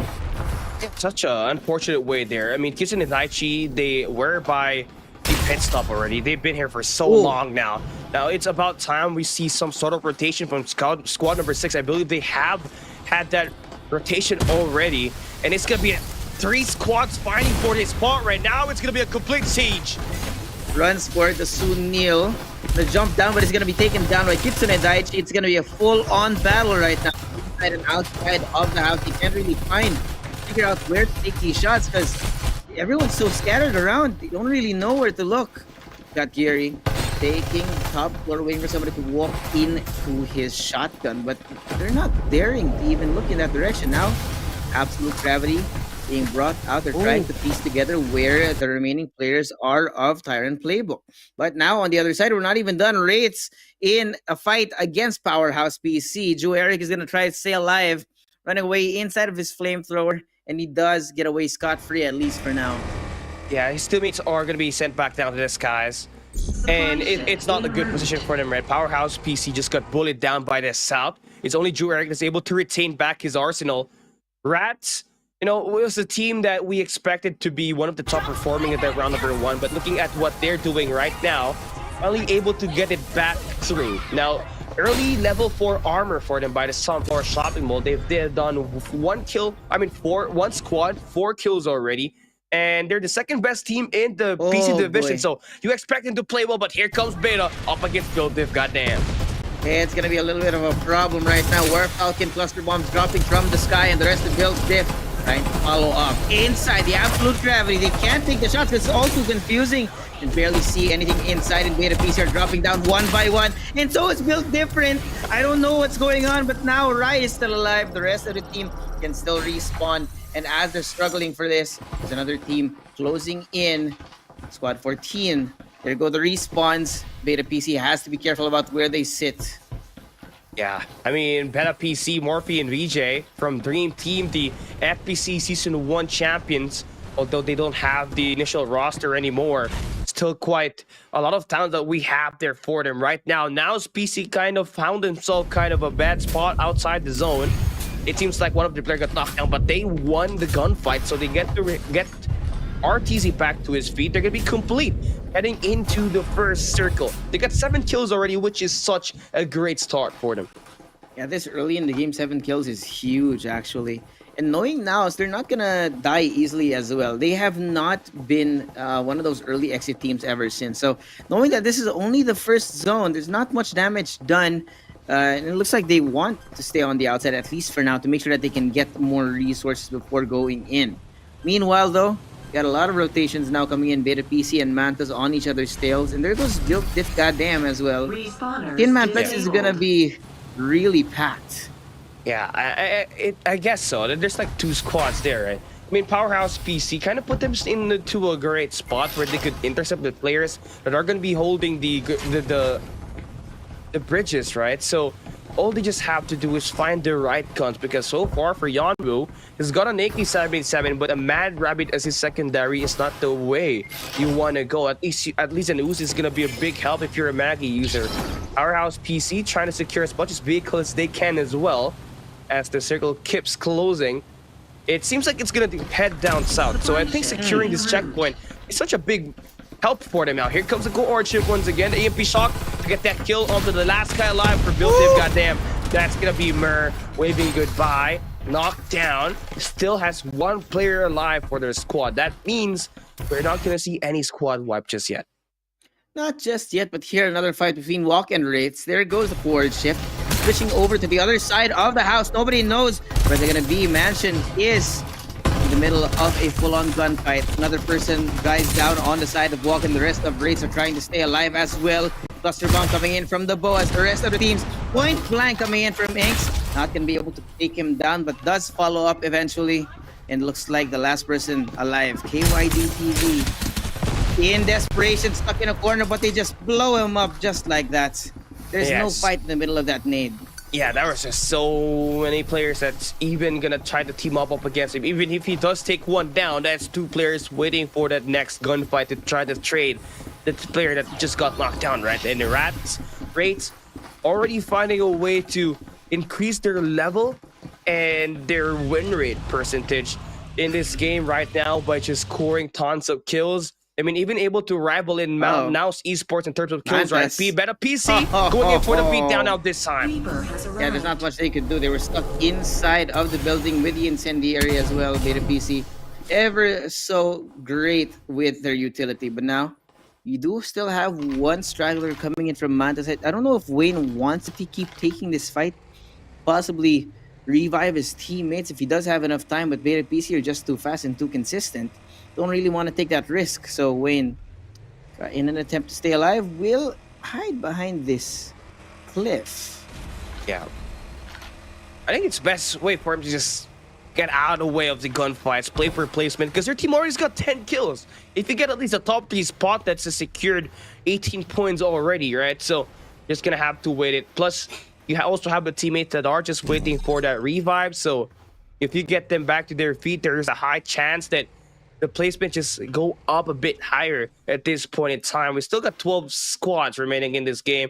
36 survivors are going to be standing their ground, finding a way inside the circle. They're still a minute and 24. Still a lot of time for them to work around. But obviously for a team like Beta PC, who is dying to get a win, they lost 1 player in Morphe. But you also still have BJ and Ryan Winter that is, you know, still mechanically insane in terms of getting the skills and trying to position themselves in this match right now. They ended up as the 3rd place in round 1, so there's a big chance that they bring that experience once again here at this round 2 as they try to go in with one of the best positions on the map and go for that gatekeeping scenario up against the teams that are going to be on the bridges. You notice that it takes so long in PC for these teams to actually fight. We're on the 2nd search zone shrinking. Now there's still 12 teams, which means at some point, something's got to give. Someone's going to blow up. Someone's going to start a fight. And, well, it can happen any second right now. It just depends really on the rotations. Who goes where and who stays. Yeah. And I think for a team like Zild, this was a team that we saw only had 1 player alive already, right? He was trying to get away with a flamethrower. Now, as I believe, was Nyx. So he's able to get back his teammates alive in this game. They got 4 players that is still outside of the zone. Now, it's kind of worrying because the second zone is actually providing a lot more damage compared to the first one. So they're going to have to move as much as they can. They got a gunboat to traverse the water. So that's going to make the rotation even better for them. Now, we got a scan to work now for Now's PC, but it's Wraiths that they're going up against with looking like the best team in this current round at the moment. Yellow, though, losing most of the shield is going to back off, and that means that Naus has the time to recuperate, get their shields back up, but it looks like Wraiths want to close that distance. There goes the blazing infantry and the blinding mark. Absolute gravity coming in from Ace, and what a combo of utility here. People barely alive now, but now going to be 3 people still alive on the side of Naus. Wraiths also struggling. I'm not sure what AIM is planning to do, but remember, we've seen AIM do a 1v4 before. Would not be surprised if he still walks away victorious, and it looks like it is well earned. Wraiths right now are desperately looking for where AIM is hiding. They know that there's still one remaining player on the side of Now's PC. They're not gonna let go of it. Yeah, the AIM is just outgunned and outmanned. And that's just it. AIM gets caught in the danger zone, gets eliminated, and now Esports will play 7 in round number 2. And that's great for a team like Wraiths, right? Heading into this next circle, they're gonna have the loot of Now's Esports, who we knew dropped by the Power 3 station. So that was such a definite boost for them. Look at Ella already having a level 8 player XP, so the damage is just gonna be significant in terms of finding the players that are on the map here right now. 5 squads remaining, and it's them early on this next circle, right? So obviously it's first movers advantage. BJ, does he get the haircut onto Joe Eric though right now? Just trying to dance up and down. Getting these long range fights, man. Powerhouse though, gunboat, great advantage coming in, and it looks like they are gonna be going in for a bum rush onto Mantas, but he gets taken down. It's gonna be Joe Eric now left, and he's so low. Wayne is so low, he's only a few bullets to go, but he's gonna run for his life. 1v1 here as Wayne will be healing himself up the bow, trying to get it from close range. Cluster bomb's not gonna hit him too much, but he does spray down with the Uzi. Man, the fire rate of an Uzi is way too fast. And when you get in range, then everything goes your way. But now he's alone, he's outmanned, outnumbered, outplanned. Beta PC, know where he is, and he can only hide behind the tree. And he's taken down by the zone. We're down to the last 3 squads here. That he can't make an last stand right now. It's not gonna have any right man anymore. That's gonna be them eliminated. Meta PC once again on the top 3. They are in a good position right now at zone's edge. But Wraiths has got the better number right now. 1 BAP on the motel. Clarion has got a good side on that. That should be information relayed. Now they're by the middle, and obviously their team is kind of jacked up in terms of their armor, so they can almost take anyone down if they want to. But this is great for them to just maintain their ground. They know that they have the best position on the circle, and they have an opportunity to really spot these players on the open map as soon as they go in for that movement inside the hill. So far, 1 BAP gonna try to hold it down as much as they can. There's still 45 seconds to work around as they go inside. Oh boy, here it comes. Warfalcon in the hands of Miko to get the information, but he just reveals his position. Everyone's shooting at him from Wraiths, and he gets taken down. Miko, a little bit of a wrong move here as 1 BAP gonna be found out through the window, all inside of one singular house. That's gonna be one more down on their side. Kaylee and Jeppo are trying to find their targets. They're getting shot down by Beta PC as well. Stuck between a rock and a hard place it is. One side is Wraiths, the other is Beta PC. What do you even do in this situation? Jeppo so low on health. They're getting drained little by little. Look at this. The amount of chip damage is way too much. I don't even know how 1 BAP can get out of this. Yeah, you're just using too much resources at this point right now. I mean, while Wraiths is so busy trying to take down Beta PC, this is actually a great way for a team like 1 BAP to revive back their teammates and just restore their health points and their armors. And I think they're going to be ready for the next gunfight here, but how are they going to be ready enough to just stand their ground, because Beta PC is trying to slowly make their way in there. Straight into Winter's space, Kaylee, and it looks like they want to bum rush him as well. 2 vehicles going right his way as Kaylee is trying to hold it down. The rest of Beta PC still bleeding though. Have to be very careful how they approach this. It is now going to be the Cold War. Quiet it down, no vehicles, no shots unless it is necessary, as the rest of these teams gear up for the final battle. You can feel it in the air. There's only a minute left, and then the zone closes. Everyone's gonna have to go into this fight. There is no choice. There is no escape. And right now, one BAP, they're short one man. Yeah, they're keeping everything to their chest, right? Waiting for where the wind will blow. One BAP again has got a high ground up against Beta PC, but if anything likely we saw from Beta PC, they have a sniper that can really work their way up, and that's gonna be VJ. That's gonna be alive there that can really shred them to pieces. But I think the team that is gonna be on the bad spot here is a team that we call Beta PC because they're out in the open, only hiding behind the fences and the rocks. Yeah, they got no safety net right now. If one gets knocked down, it'll be a disaster. There's no coming back from this for Beta PC. They have to play the game of patience right now because they have zero shelter. There's no cover. And once this starts closing in, which it is right now, they have no choice but to converge towards the center. Now Wraiths, some chip damage on the outside as the ring is slowly closing, taking the high ground. Beta PC revealed on the outside, and the great coordinate shift also coming in from Wraiths. Reposition coming in from them. It's going to be 3v4 v3. Beta PC though throwing all their utility to make sure that they're not going to be shot from one side. I'm not sure why they're not focusing all their energy on one, but no one is willing to take it mano a mano. Beta PC. I mean, again, they're the ones at edge, but looking at what Wraiths is doing, they're not afraid to really wait for these two to go at it and be the third party, although they have the number advantage. It's just how tactical they really are, playing it safe and letting these others duke it out and waste their resources. Here comes Beta PC. EMP shot goes through, and Wraiths is just waiting for them to be at their weakest. On an attempt to go inside, one BAP are going to be besieged by bullets and by the EMP.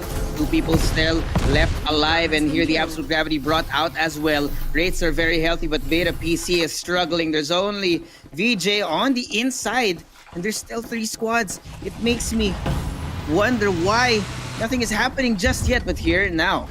A bit of noise coming in from both these teams. Wraiths waiting for the opportune moment, waiting for the cooldowns to reset as well. Now coming in straight. There goes the absolute gravity. There goes Stet on the bottom and on the top as well. Wraiths covering every inch of ground that they can. 2 squads left. Spray down coming in. Therion not gonna work out. He's gonna be able to escape on the outside of the window, trying to spray down onto the rest of one BAP. They're taking down one, and it's there. Just the last 3 members of Wraiths coming out on top. Almost a 1 BAP clutch there, but wow. What an amazing play for Wraiths. We saw how they tried to finish the last circle. They waited for Beta PC to go up against one BAP, and once Beta PC was eliminated, Wraiths decided to go for the pounce and get those kills locked on, but it was no easy fight. They had to fight through it. They got a tough workout. They sweated, but they got the win. And it was such a total team effort for them. No one got eliminated, and although one came close to being knocked down, it just speaks a lot on how tactical they really were at the last circle. Although they were the first team to really get that movers advantage, they did not bother playing aggressive, and they just played passive because they already had the kills at the verse in the meantime, right? So they just have to play for replacement, get a 25 points as the #1 team in this round number 2. Yeah, the decision making from Wraiths has been amazing in that second map. They knew that these two teams, because they were at a disadvantage, expressly like Beta PC, no shelter, and of course the other team not having the same amount of manpower, they were going to be desperate to take that last fight, and they did. They clashed in the end, and all they needed to do was close that distance, clean it up, and take that map. Yeah, the absolute gravity came in perfectly for them. They dropped it away, and it was able to knock down at least one player from one BAP, but one went unscathed and was able to survive, and it all had to go down to that open area on the street where it had to go down to that SMG battle where it was Wraiths gunfight that were able to really get the job done, right? So that's a great backup play for you to finally finish things up and take that victory. Wraiths is the second best team in the PC division right now, so we expected this kind of dominance from them at that first round, but it took them some time. They got warm here heading into round number 2 and finally get it done. So it's such a great sight to see them finally able to shine and finally get the job. finish here, but it's still not yet done. We got another round up ahead. Round number 3, they gotta replicate what they had to finally finish it off. Yeah, well, hopefully for all these teams, they can keep this momentum going forward. But we're gonna go to the highlights to make sure that you guys get to see all the action that happened not too long ago.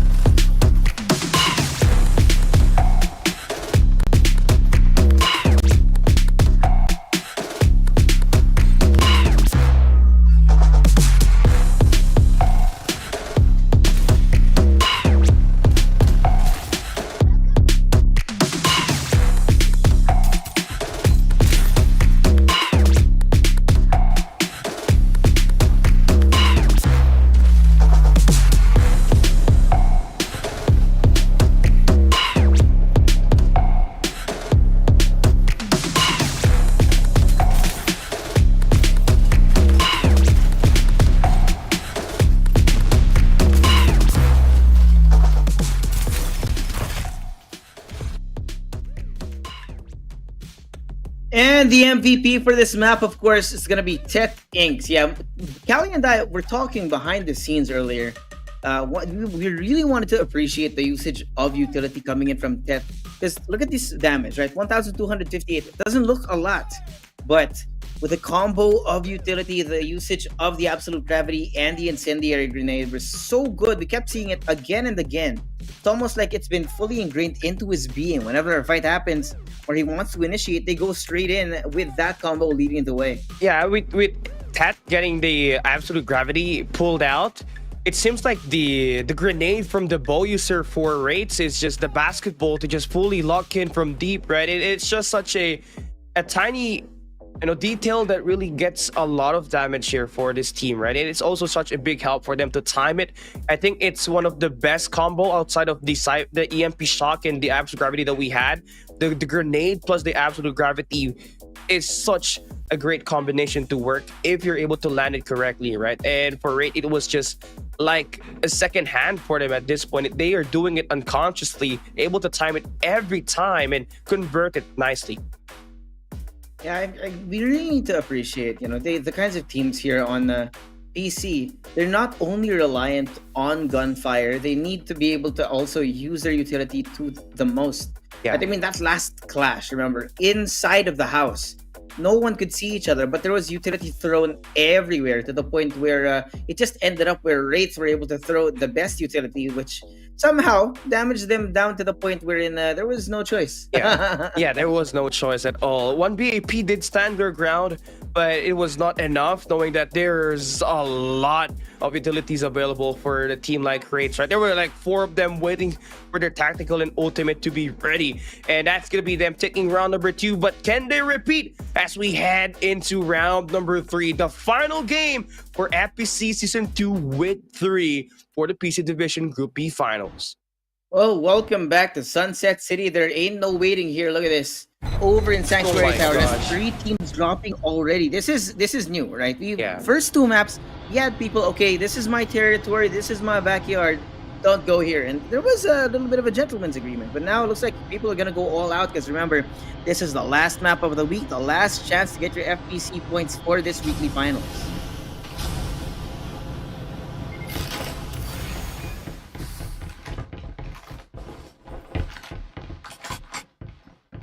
Yeah, so much towards the center of the map.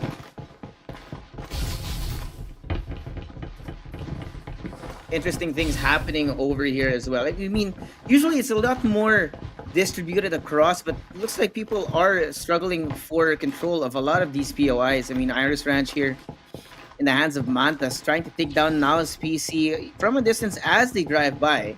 There's also this fight in Carnival going in between Walk, Dish, and of course Mantas, Wayne, somehow still alive despite having encountered quite a few players on the way out. And I don't understand why, but there seems to be some kind of conversation going on between these teams that this map, we're all gonna fight. There is no mind your own business. Everyone is gonna willingly take the fight, take the guns, pick up whatever is in range, and then try to take the shot at whoever's in front of you. But now, Baron Playbook, they have a great position here. There's only one person inside, and he was not gonna be able to fight that. Respawner already up for him.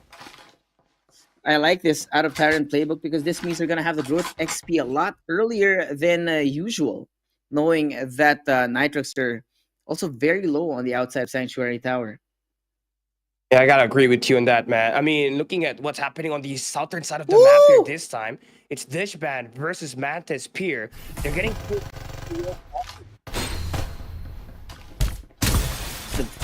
the main damage coming from Warcraft, and oh my gosh, Snoops right in front of him, walks out the door, point blank with a shotgun, and already takes him down. What an elimination!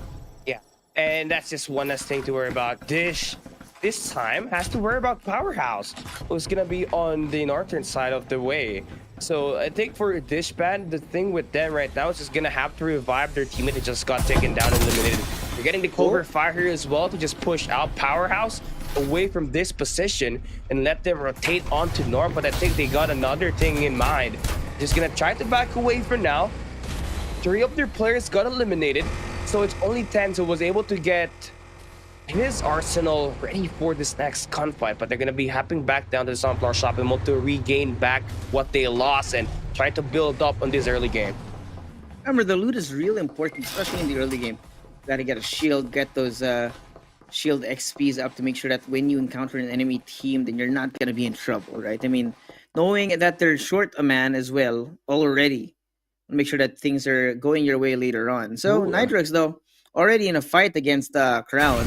There are some fights, some shots being thrown on top of Sanctuary Tower. Oh, literally. Gucci Scary made his way upstairs, and now the Absolute Gravity he's thrown out towards Nitrox. He's alone, though. I don't know how he wins this fight. A new Reaper has arrived. Yeah. With a Mad Rabbit of all things. It's not a good long range weapon. I think everybody has to agree on that. Stop shooting and just let them duke it out, man. You're just wasting your bullets, and the moment that you're gonna be caught into an engage, you don't have any more bullets, and you're just gonna have to use your fist to get those gunfights to work with you. So you're just gonna have to let Nitrox just do the work and just rotate out. I mean, the circle's not gonna be significant damage. It's not gonna be dealing significant damage so far, but here comes one BAP in raids. Going at it this time. The initiation coming from one BAP. It looks like they are in for revenge. There goes Tet. Trying to find his target on the other side of the door. Not going to be able to connect to the shotgun just yet with the movement from the Maggie. It's not going to be enough. Yet, there was a good attempt, but it did not work out here on the inside. That's a big walk in. He shoots them down and throws the cluster bomb on the outside. He's able to do all this damage, but now Dish, they are going to be able to take him down. The rest of the team, though, still struggling to stay alive. Raids that inside of the gunboat tried to get out, but there was no escape.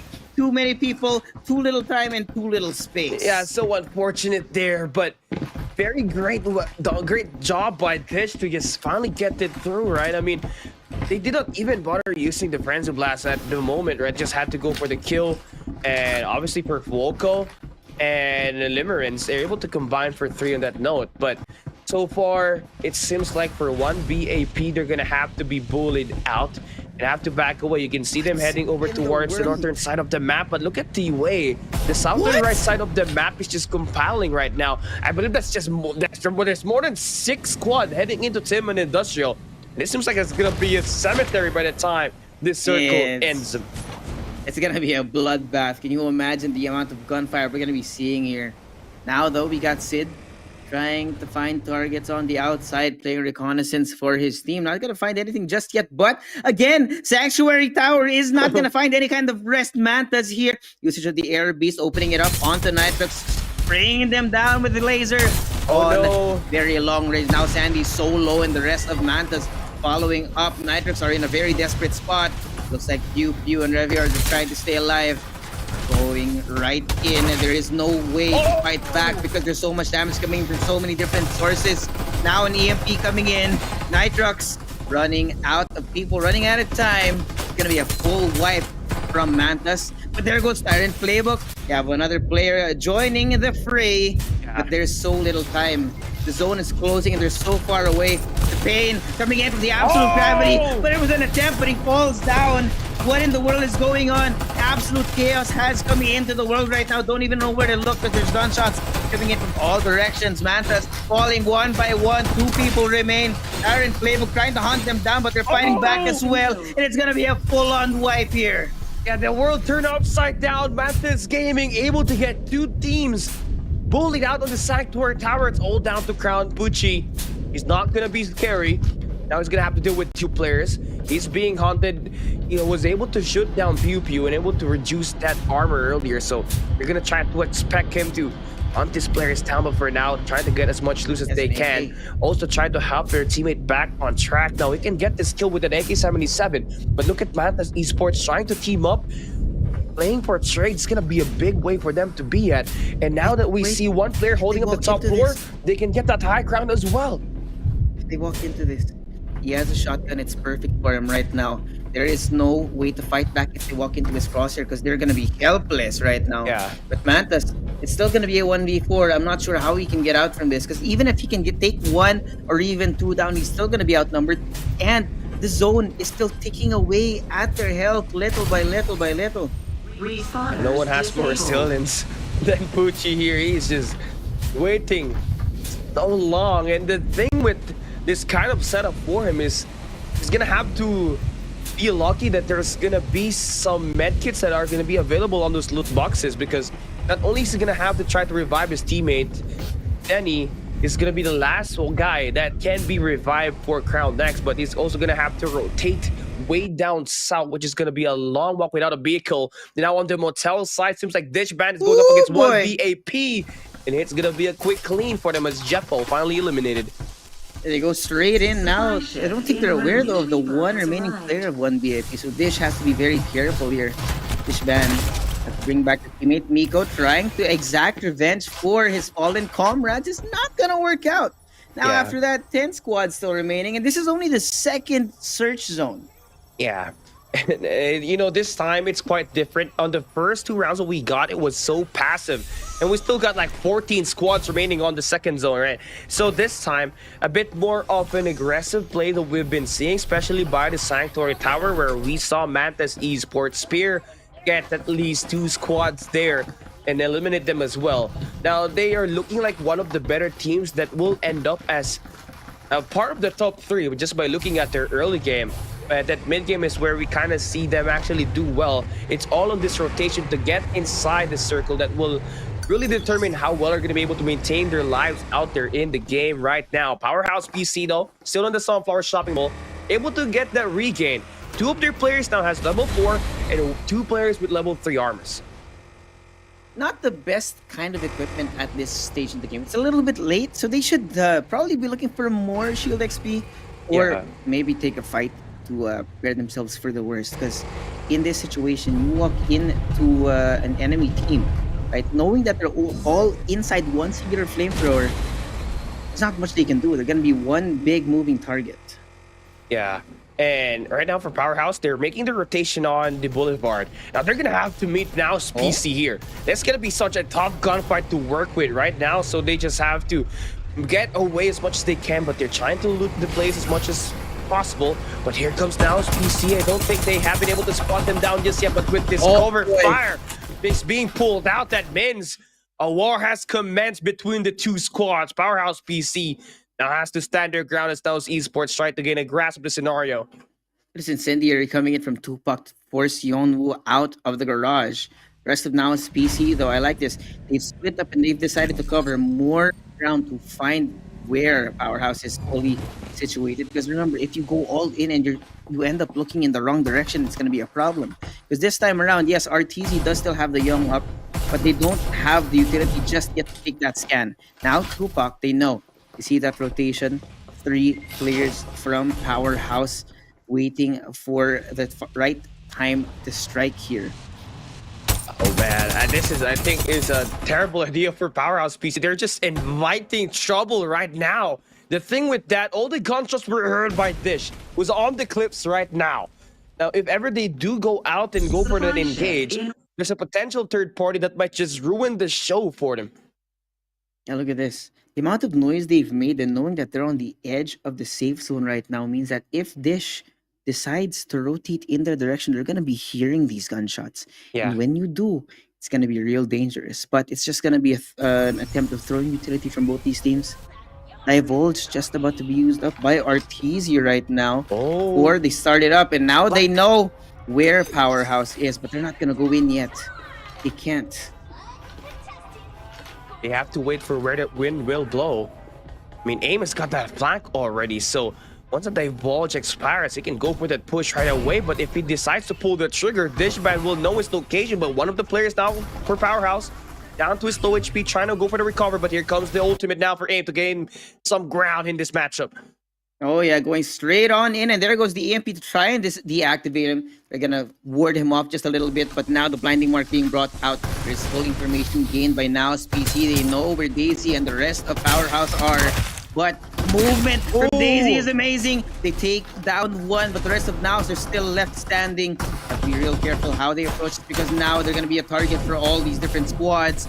AIM inside of the house, trying to shoot down Yon, who has the rest of the team is following up. There goes the absolute gravity. Tupac, the movement might be too much, but Intense is gonna run out of armor, and he gets followed up with these explosives. Powerhouse is way too good with the utility right now, but they're still staying alive. They're not able to take down Nows just yet, but it's only AIM left standing, and the damage from the zone is way too much. Powerhouse is able to eliminate 2 squads in there. AIM cannot revive back his teammate at any point now. He's trying to heave up a lot of good shots, but he's taking so much damage from the zone. He has to move out, but the moment he tries to expose himself in the open, that's going to be 2 players from Powerhouse that will decide to take that aim. Finally take him out of the way, but AIM takes Daisy, takes his head off, gives him a nice haircut, slowing the cap down. Juerga's not got a good weapon, but he's got an ancient star to work around AIM. He's got an ultimate ready. He can go for the 1v1 and win this.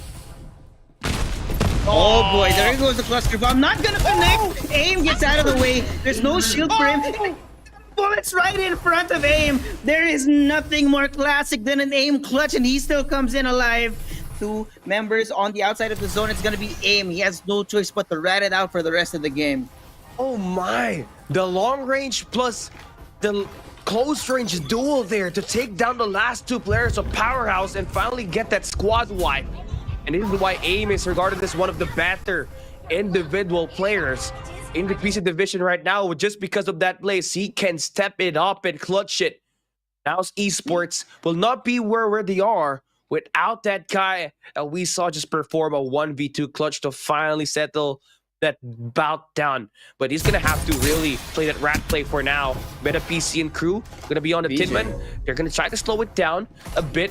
They're gonna get that covering fire just to try to keep Crown from taking some ground. Now they got a War Falcon ready just in case they want to get this kill. What's going on here though? I like this. Mantas jiggling in and out of range to make sure that they can spot where the enemy team is. Knowing that there's only 7 teams alive right now, but this Murphy on the War Falcon, I think he's gonna take this high ground on Batcave. No, he's not gonna get anywhere close to that.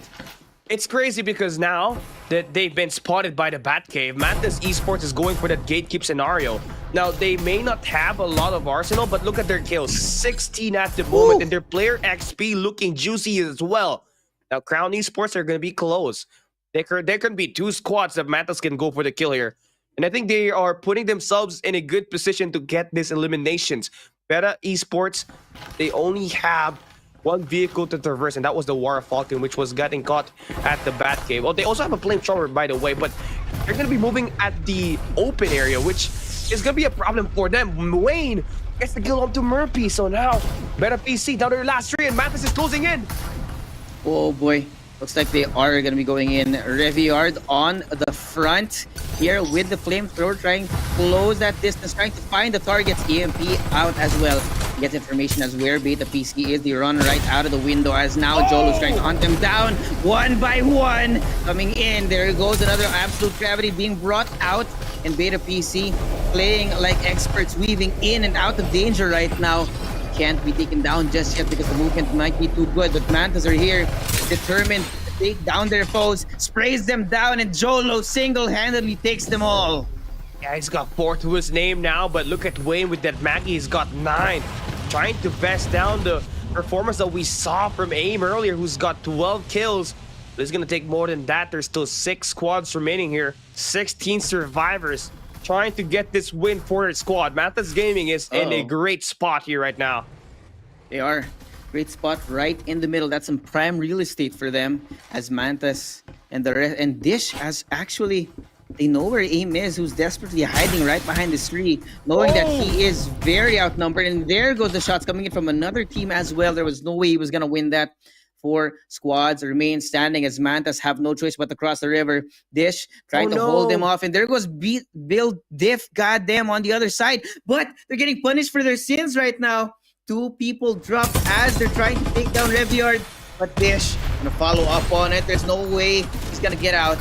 Now, there's gonna be Dish Band closing that distance, trying to take down Bill Diff as well on the other side. 2 for 1, a combo for them. Buy 1, take 1. Yeah, so now it's gonna be down to the last 8 squads, the last 8 players. Right? 3 squads remaining here, and Dishman has got 4 of them. That's gonna be putting them in a great spot.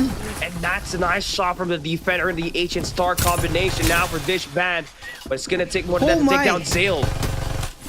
EMP now being brought out as a precaution. Limerence trying to find a target on the outside. Everyone is scrambling for safety right now. People dying from the zone, dropping into the water in desperation. There's still 3 squads. I don't know what's going on. Dish doesn't even know where to look. Yeah, there it goes. This is so divided right now, and that's giving Mantas Esports a time to revive their teammates. So this is gonna be an equal battle by the time we head into this 1v1 squad fight. Remember now, they are not in the best spot. Manta's stuck inside the water. There's no way to fight back when you are treading water, so they have to get into a better position. They not only have the low ground, they have very little space. But there it goes, Reviard opening it up. 1 first shot on the member of Dish, but they don't know the blazing infantry right in front of them. Optimus Prime coming right in front of them, and there goes Mantas. So low on the health, they're being hunted down 1 by 1, but they're able to keep taking this fight. And now 3 people left standing on both sides. Mantas walks away on the back of the revive. They win the map. Yeah, and it all takes. They were very lucky with that because, you know, the team that they're going up against, we were trying to take down the guy under the bridge. It gave Mantas Gaming the opportunity to revive back their teammates, and they got their level 5 armors to work with them as well as soon as they get back to their feet, and that was a nice clutch for them. A 2v4 situation turned into a 4v4. Then Arbord or Reavert gets the kill and knocks down one of the players, and it made it a 4v3 situation, and all they just had to do is convert with Wayne with that Maggie play, gets it to go. It was way too good. One wrong decision by them to go under the bridge and eliminate that 1 straggler gave Mantas the time to gather their shields, gather their health, and revive their fallen teammates. And that, no man is left behind in this victory for Mantas. Look at the amount of kills they have. More than 20. Yeah, it's really such a great, you know, adjustments for them, and you only get to have little time to react on the situation that you are put in. But the first decision was to revive back that teammate. 3 of the players went down. They got cut off by Built Different, goddamn, as well as Crown Esports, right? But then they had an opportunity to revive themselves because the team, this band, decided to really focus on the guy under the bridge. That gave them the opportunity to finally finish things off and get that 4v4 team by making an equal battle and even get the upper hand to finally finish things off. And Mantas Gaming, nice team play to get this win. They may not have one back-to-back, but they gave us 25 kills on this round number 3 to put them maybe at the top 10 by the time this weekend ends. What a performance from Mantis to get that last map. And again, this keeps happening. There is no real domination in the group. That also means we're going to have to go all the way down to the nitty-gritty of the math. Who will come out on top later? We're going to find out not too late from now. Yeah, so it's gonna be crazy. But before all that, if you guys did not get to watch the game entirely, let's take a look at the highlights of this Group B round number 3 and see what went down and how many clutches did we see.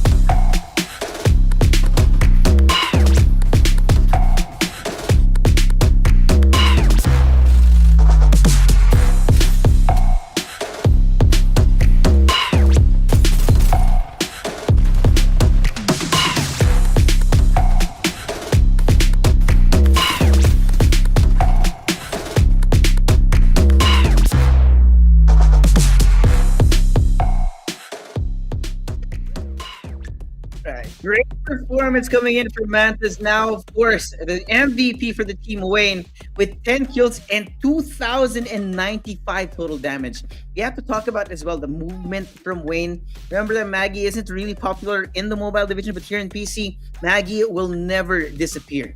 Yeah, it's the most picked hero capsuler that, you know, it's just so valuable for the PC division. I mean, when you got a high mobile attacker like Maggie that can dash her way in and out of the gunfights, this makes it a lot easier for the team to have a reliable attacker that can push up enemies in their initial position. And I think Wayne embodies that. And I want to see Wayne and AIM go up against each other on a 1v1, right? Just using the Maggie itself, just to see who's the better out of these two players that utilizes the Maggie to its full extent. But one thing more than like that we know so far for that round number 3, there were so many second chances there, Joshua.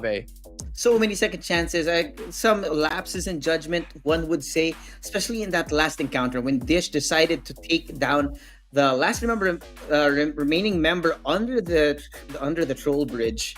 What happened was they came back. Mantis was back in full form, and there was no way they could fight back, unfortunately. Really, you have to be careful when it comes to battle royales. Decision making is key, and your tactical brilliance will always shine. Yeah, it's gonna matter who lives, who dies, and who tells their story, right? And it's great that, you know, we really get to bring it up. And I think for a team like Dishband, I think this is the best chance for them to take that number 1 spot.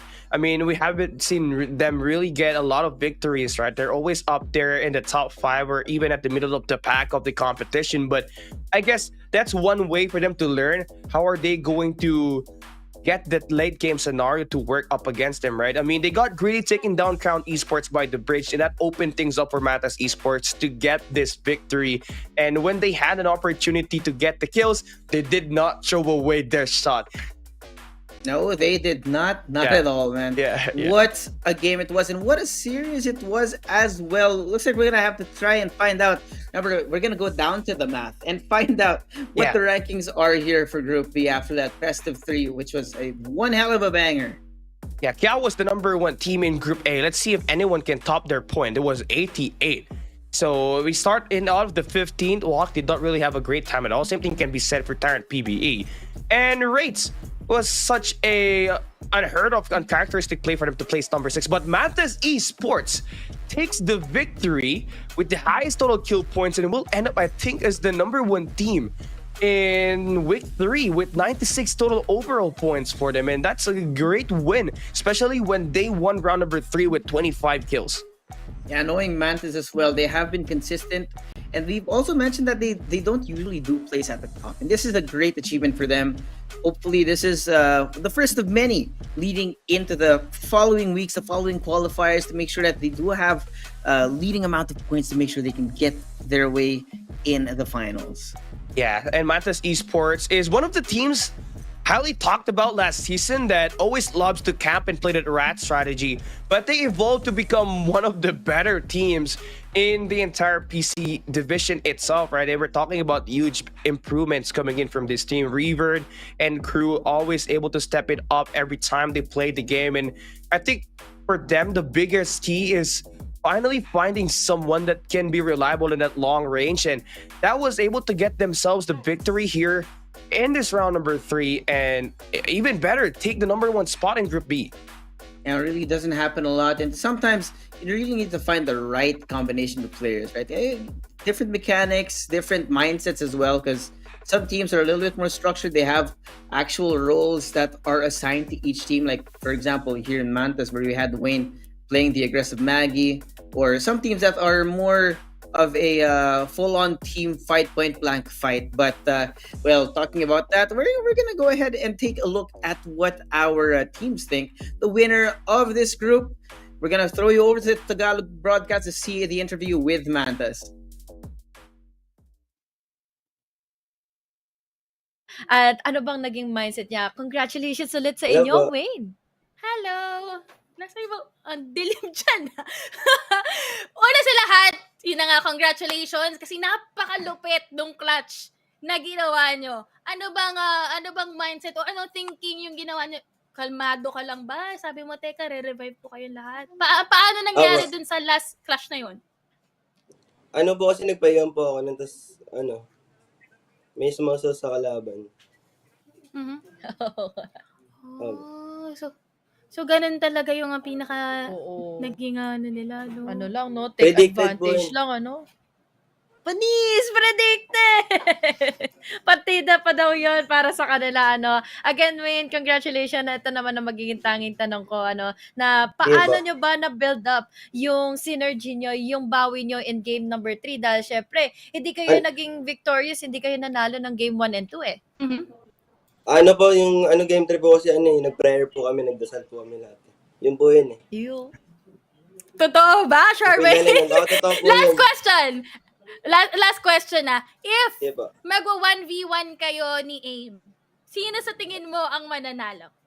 Si AIM, syempre po siya, malakas yun, idol ko po yun eh. Yun, humble pa rin talaga si Wayne. So, congratulations pa rin, Wayne. Grabe ang pinakita nyo sa amin. And gusto ko yung naging sagot mo, na naging prayer ang naging resolution nyo para nga manalo ng game number 3. Meron ka bang shout out dyan? Use this platform na kung meron kang gustong pasalamatan dyan sa mga fans mo na nasa comment section. Shoutout sa Xpear.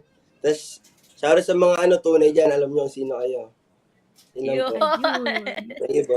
Maraming salamat, Wayne from Mantas, at sana mas maging ganda pa yung run nyo dito sa ating FPC. Thank you! Thank you po. Love you. Thank you! That was really interesting.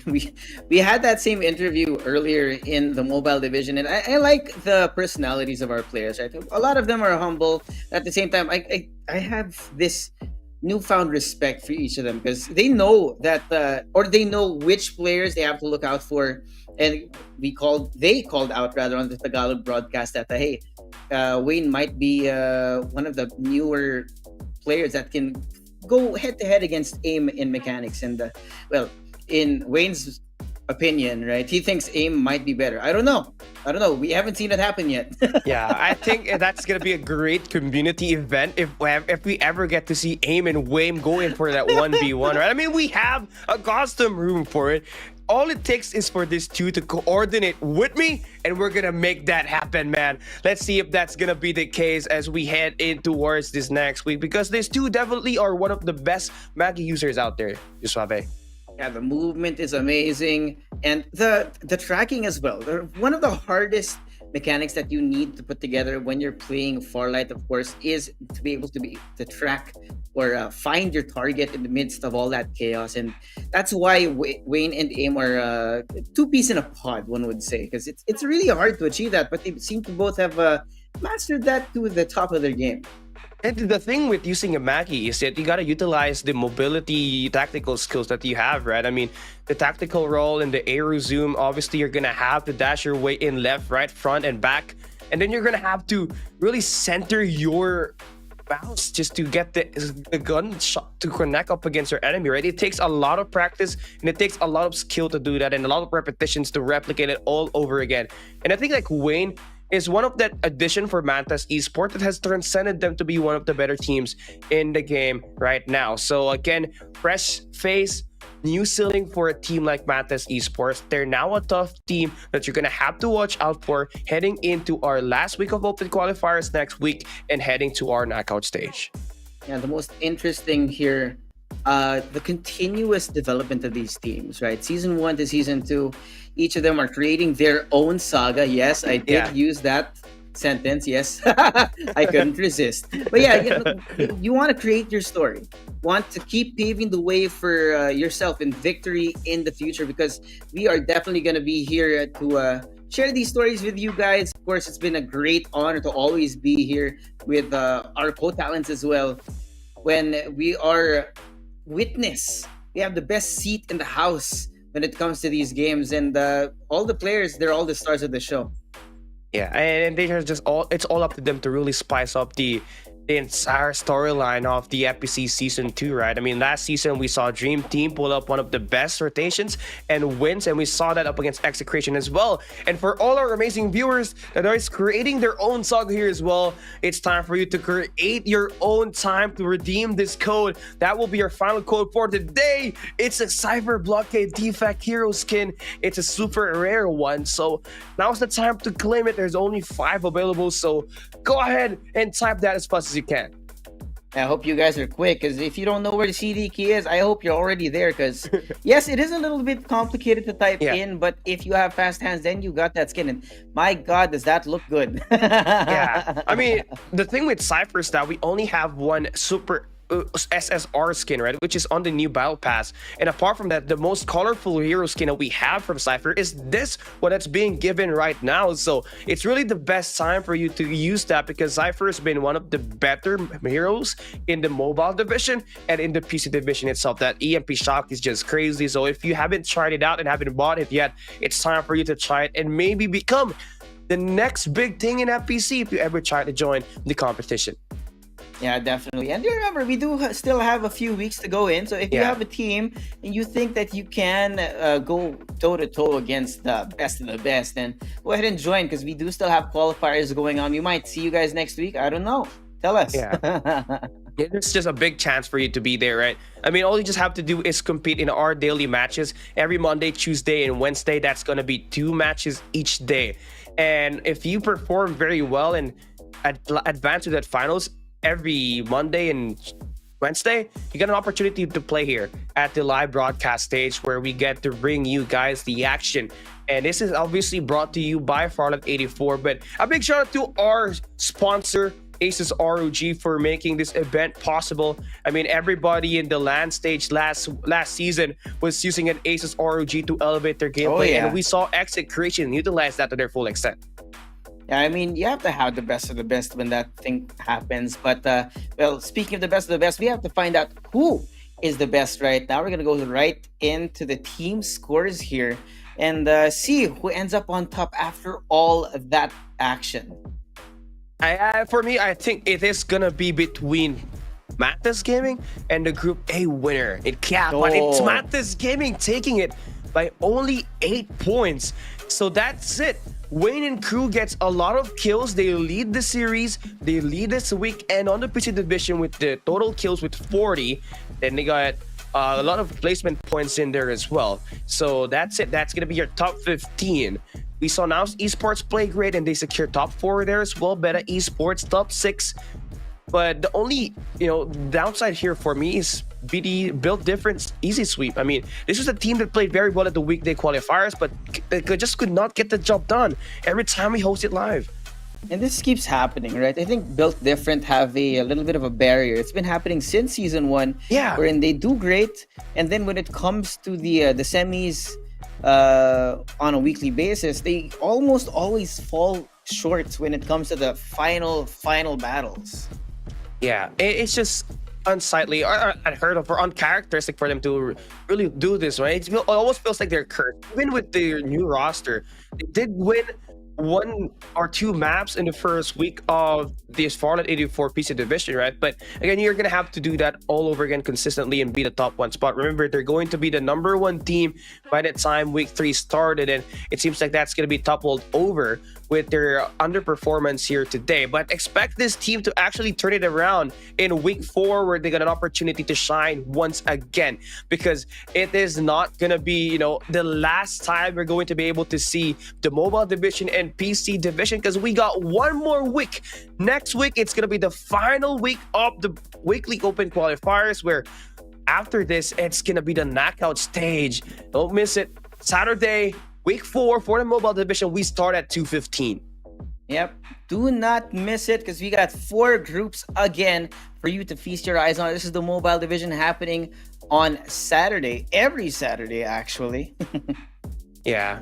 So after that, also we got a Sunday matches where we got the Group A mobile finals and the PC division finals, Group A and B itself. Now, so this week, a big shout out to Mathis Gaming for getting the job done. Wayne able to pull through with one of the best Maggie performance at that round number 3, scoring 10 kills. But same thing could be said with AIM, who scored 12 kills, the highest by any individual at the mobile and the PC division so far.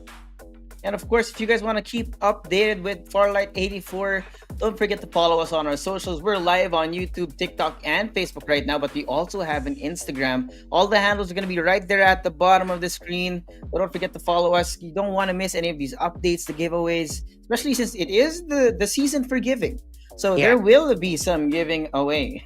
And speaking of giving, right, the Farlight 84 official TikTok page, we got the live stream in there as well. You got TikTok drops. If you link your Farlight 84 account to the TikTok application, then you got an opportunity to activate all the other codes that we've given here today at our official live stream, right? So there's a big chance for you to bag in more diamonds and be closer to the battle pass.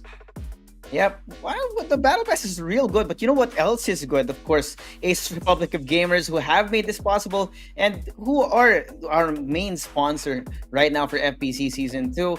The technology that they've been lending to players on the land and even in the weekly qualifiers are amazing, by the way.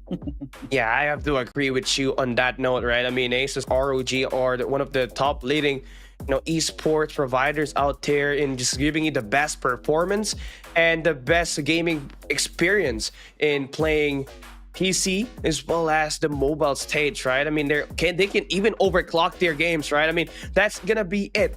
Thank you so much for joining us here today, and on behalf of Dash, this is gonna be Cali Gaming and Josuavi. This is the Farlight 84 Philippines Championship Season 2, Week 3 coming to an end. Don't forget to watch next weekend, Saturday, 2:15 p.m. to see us guys go at it once again for more action.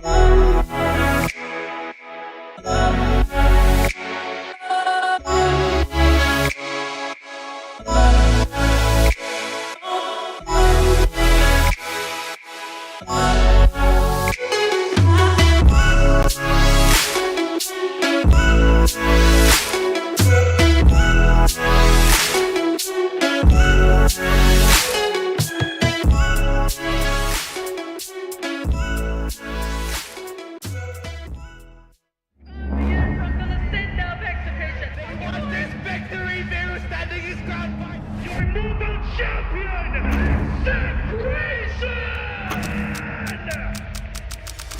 lot of familiar names now battling for the top one here in FPC. The energy is rising up.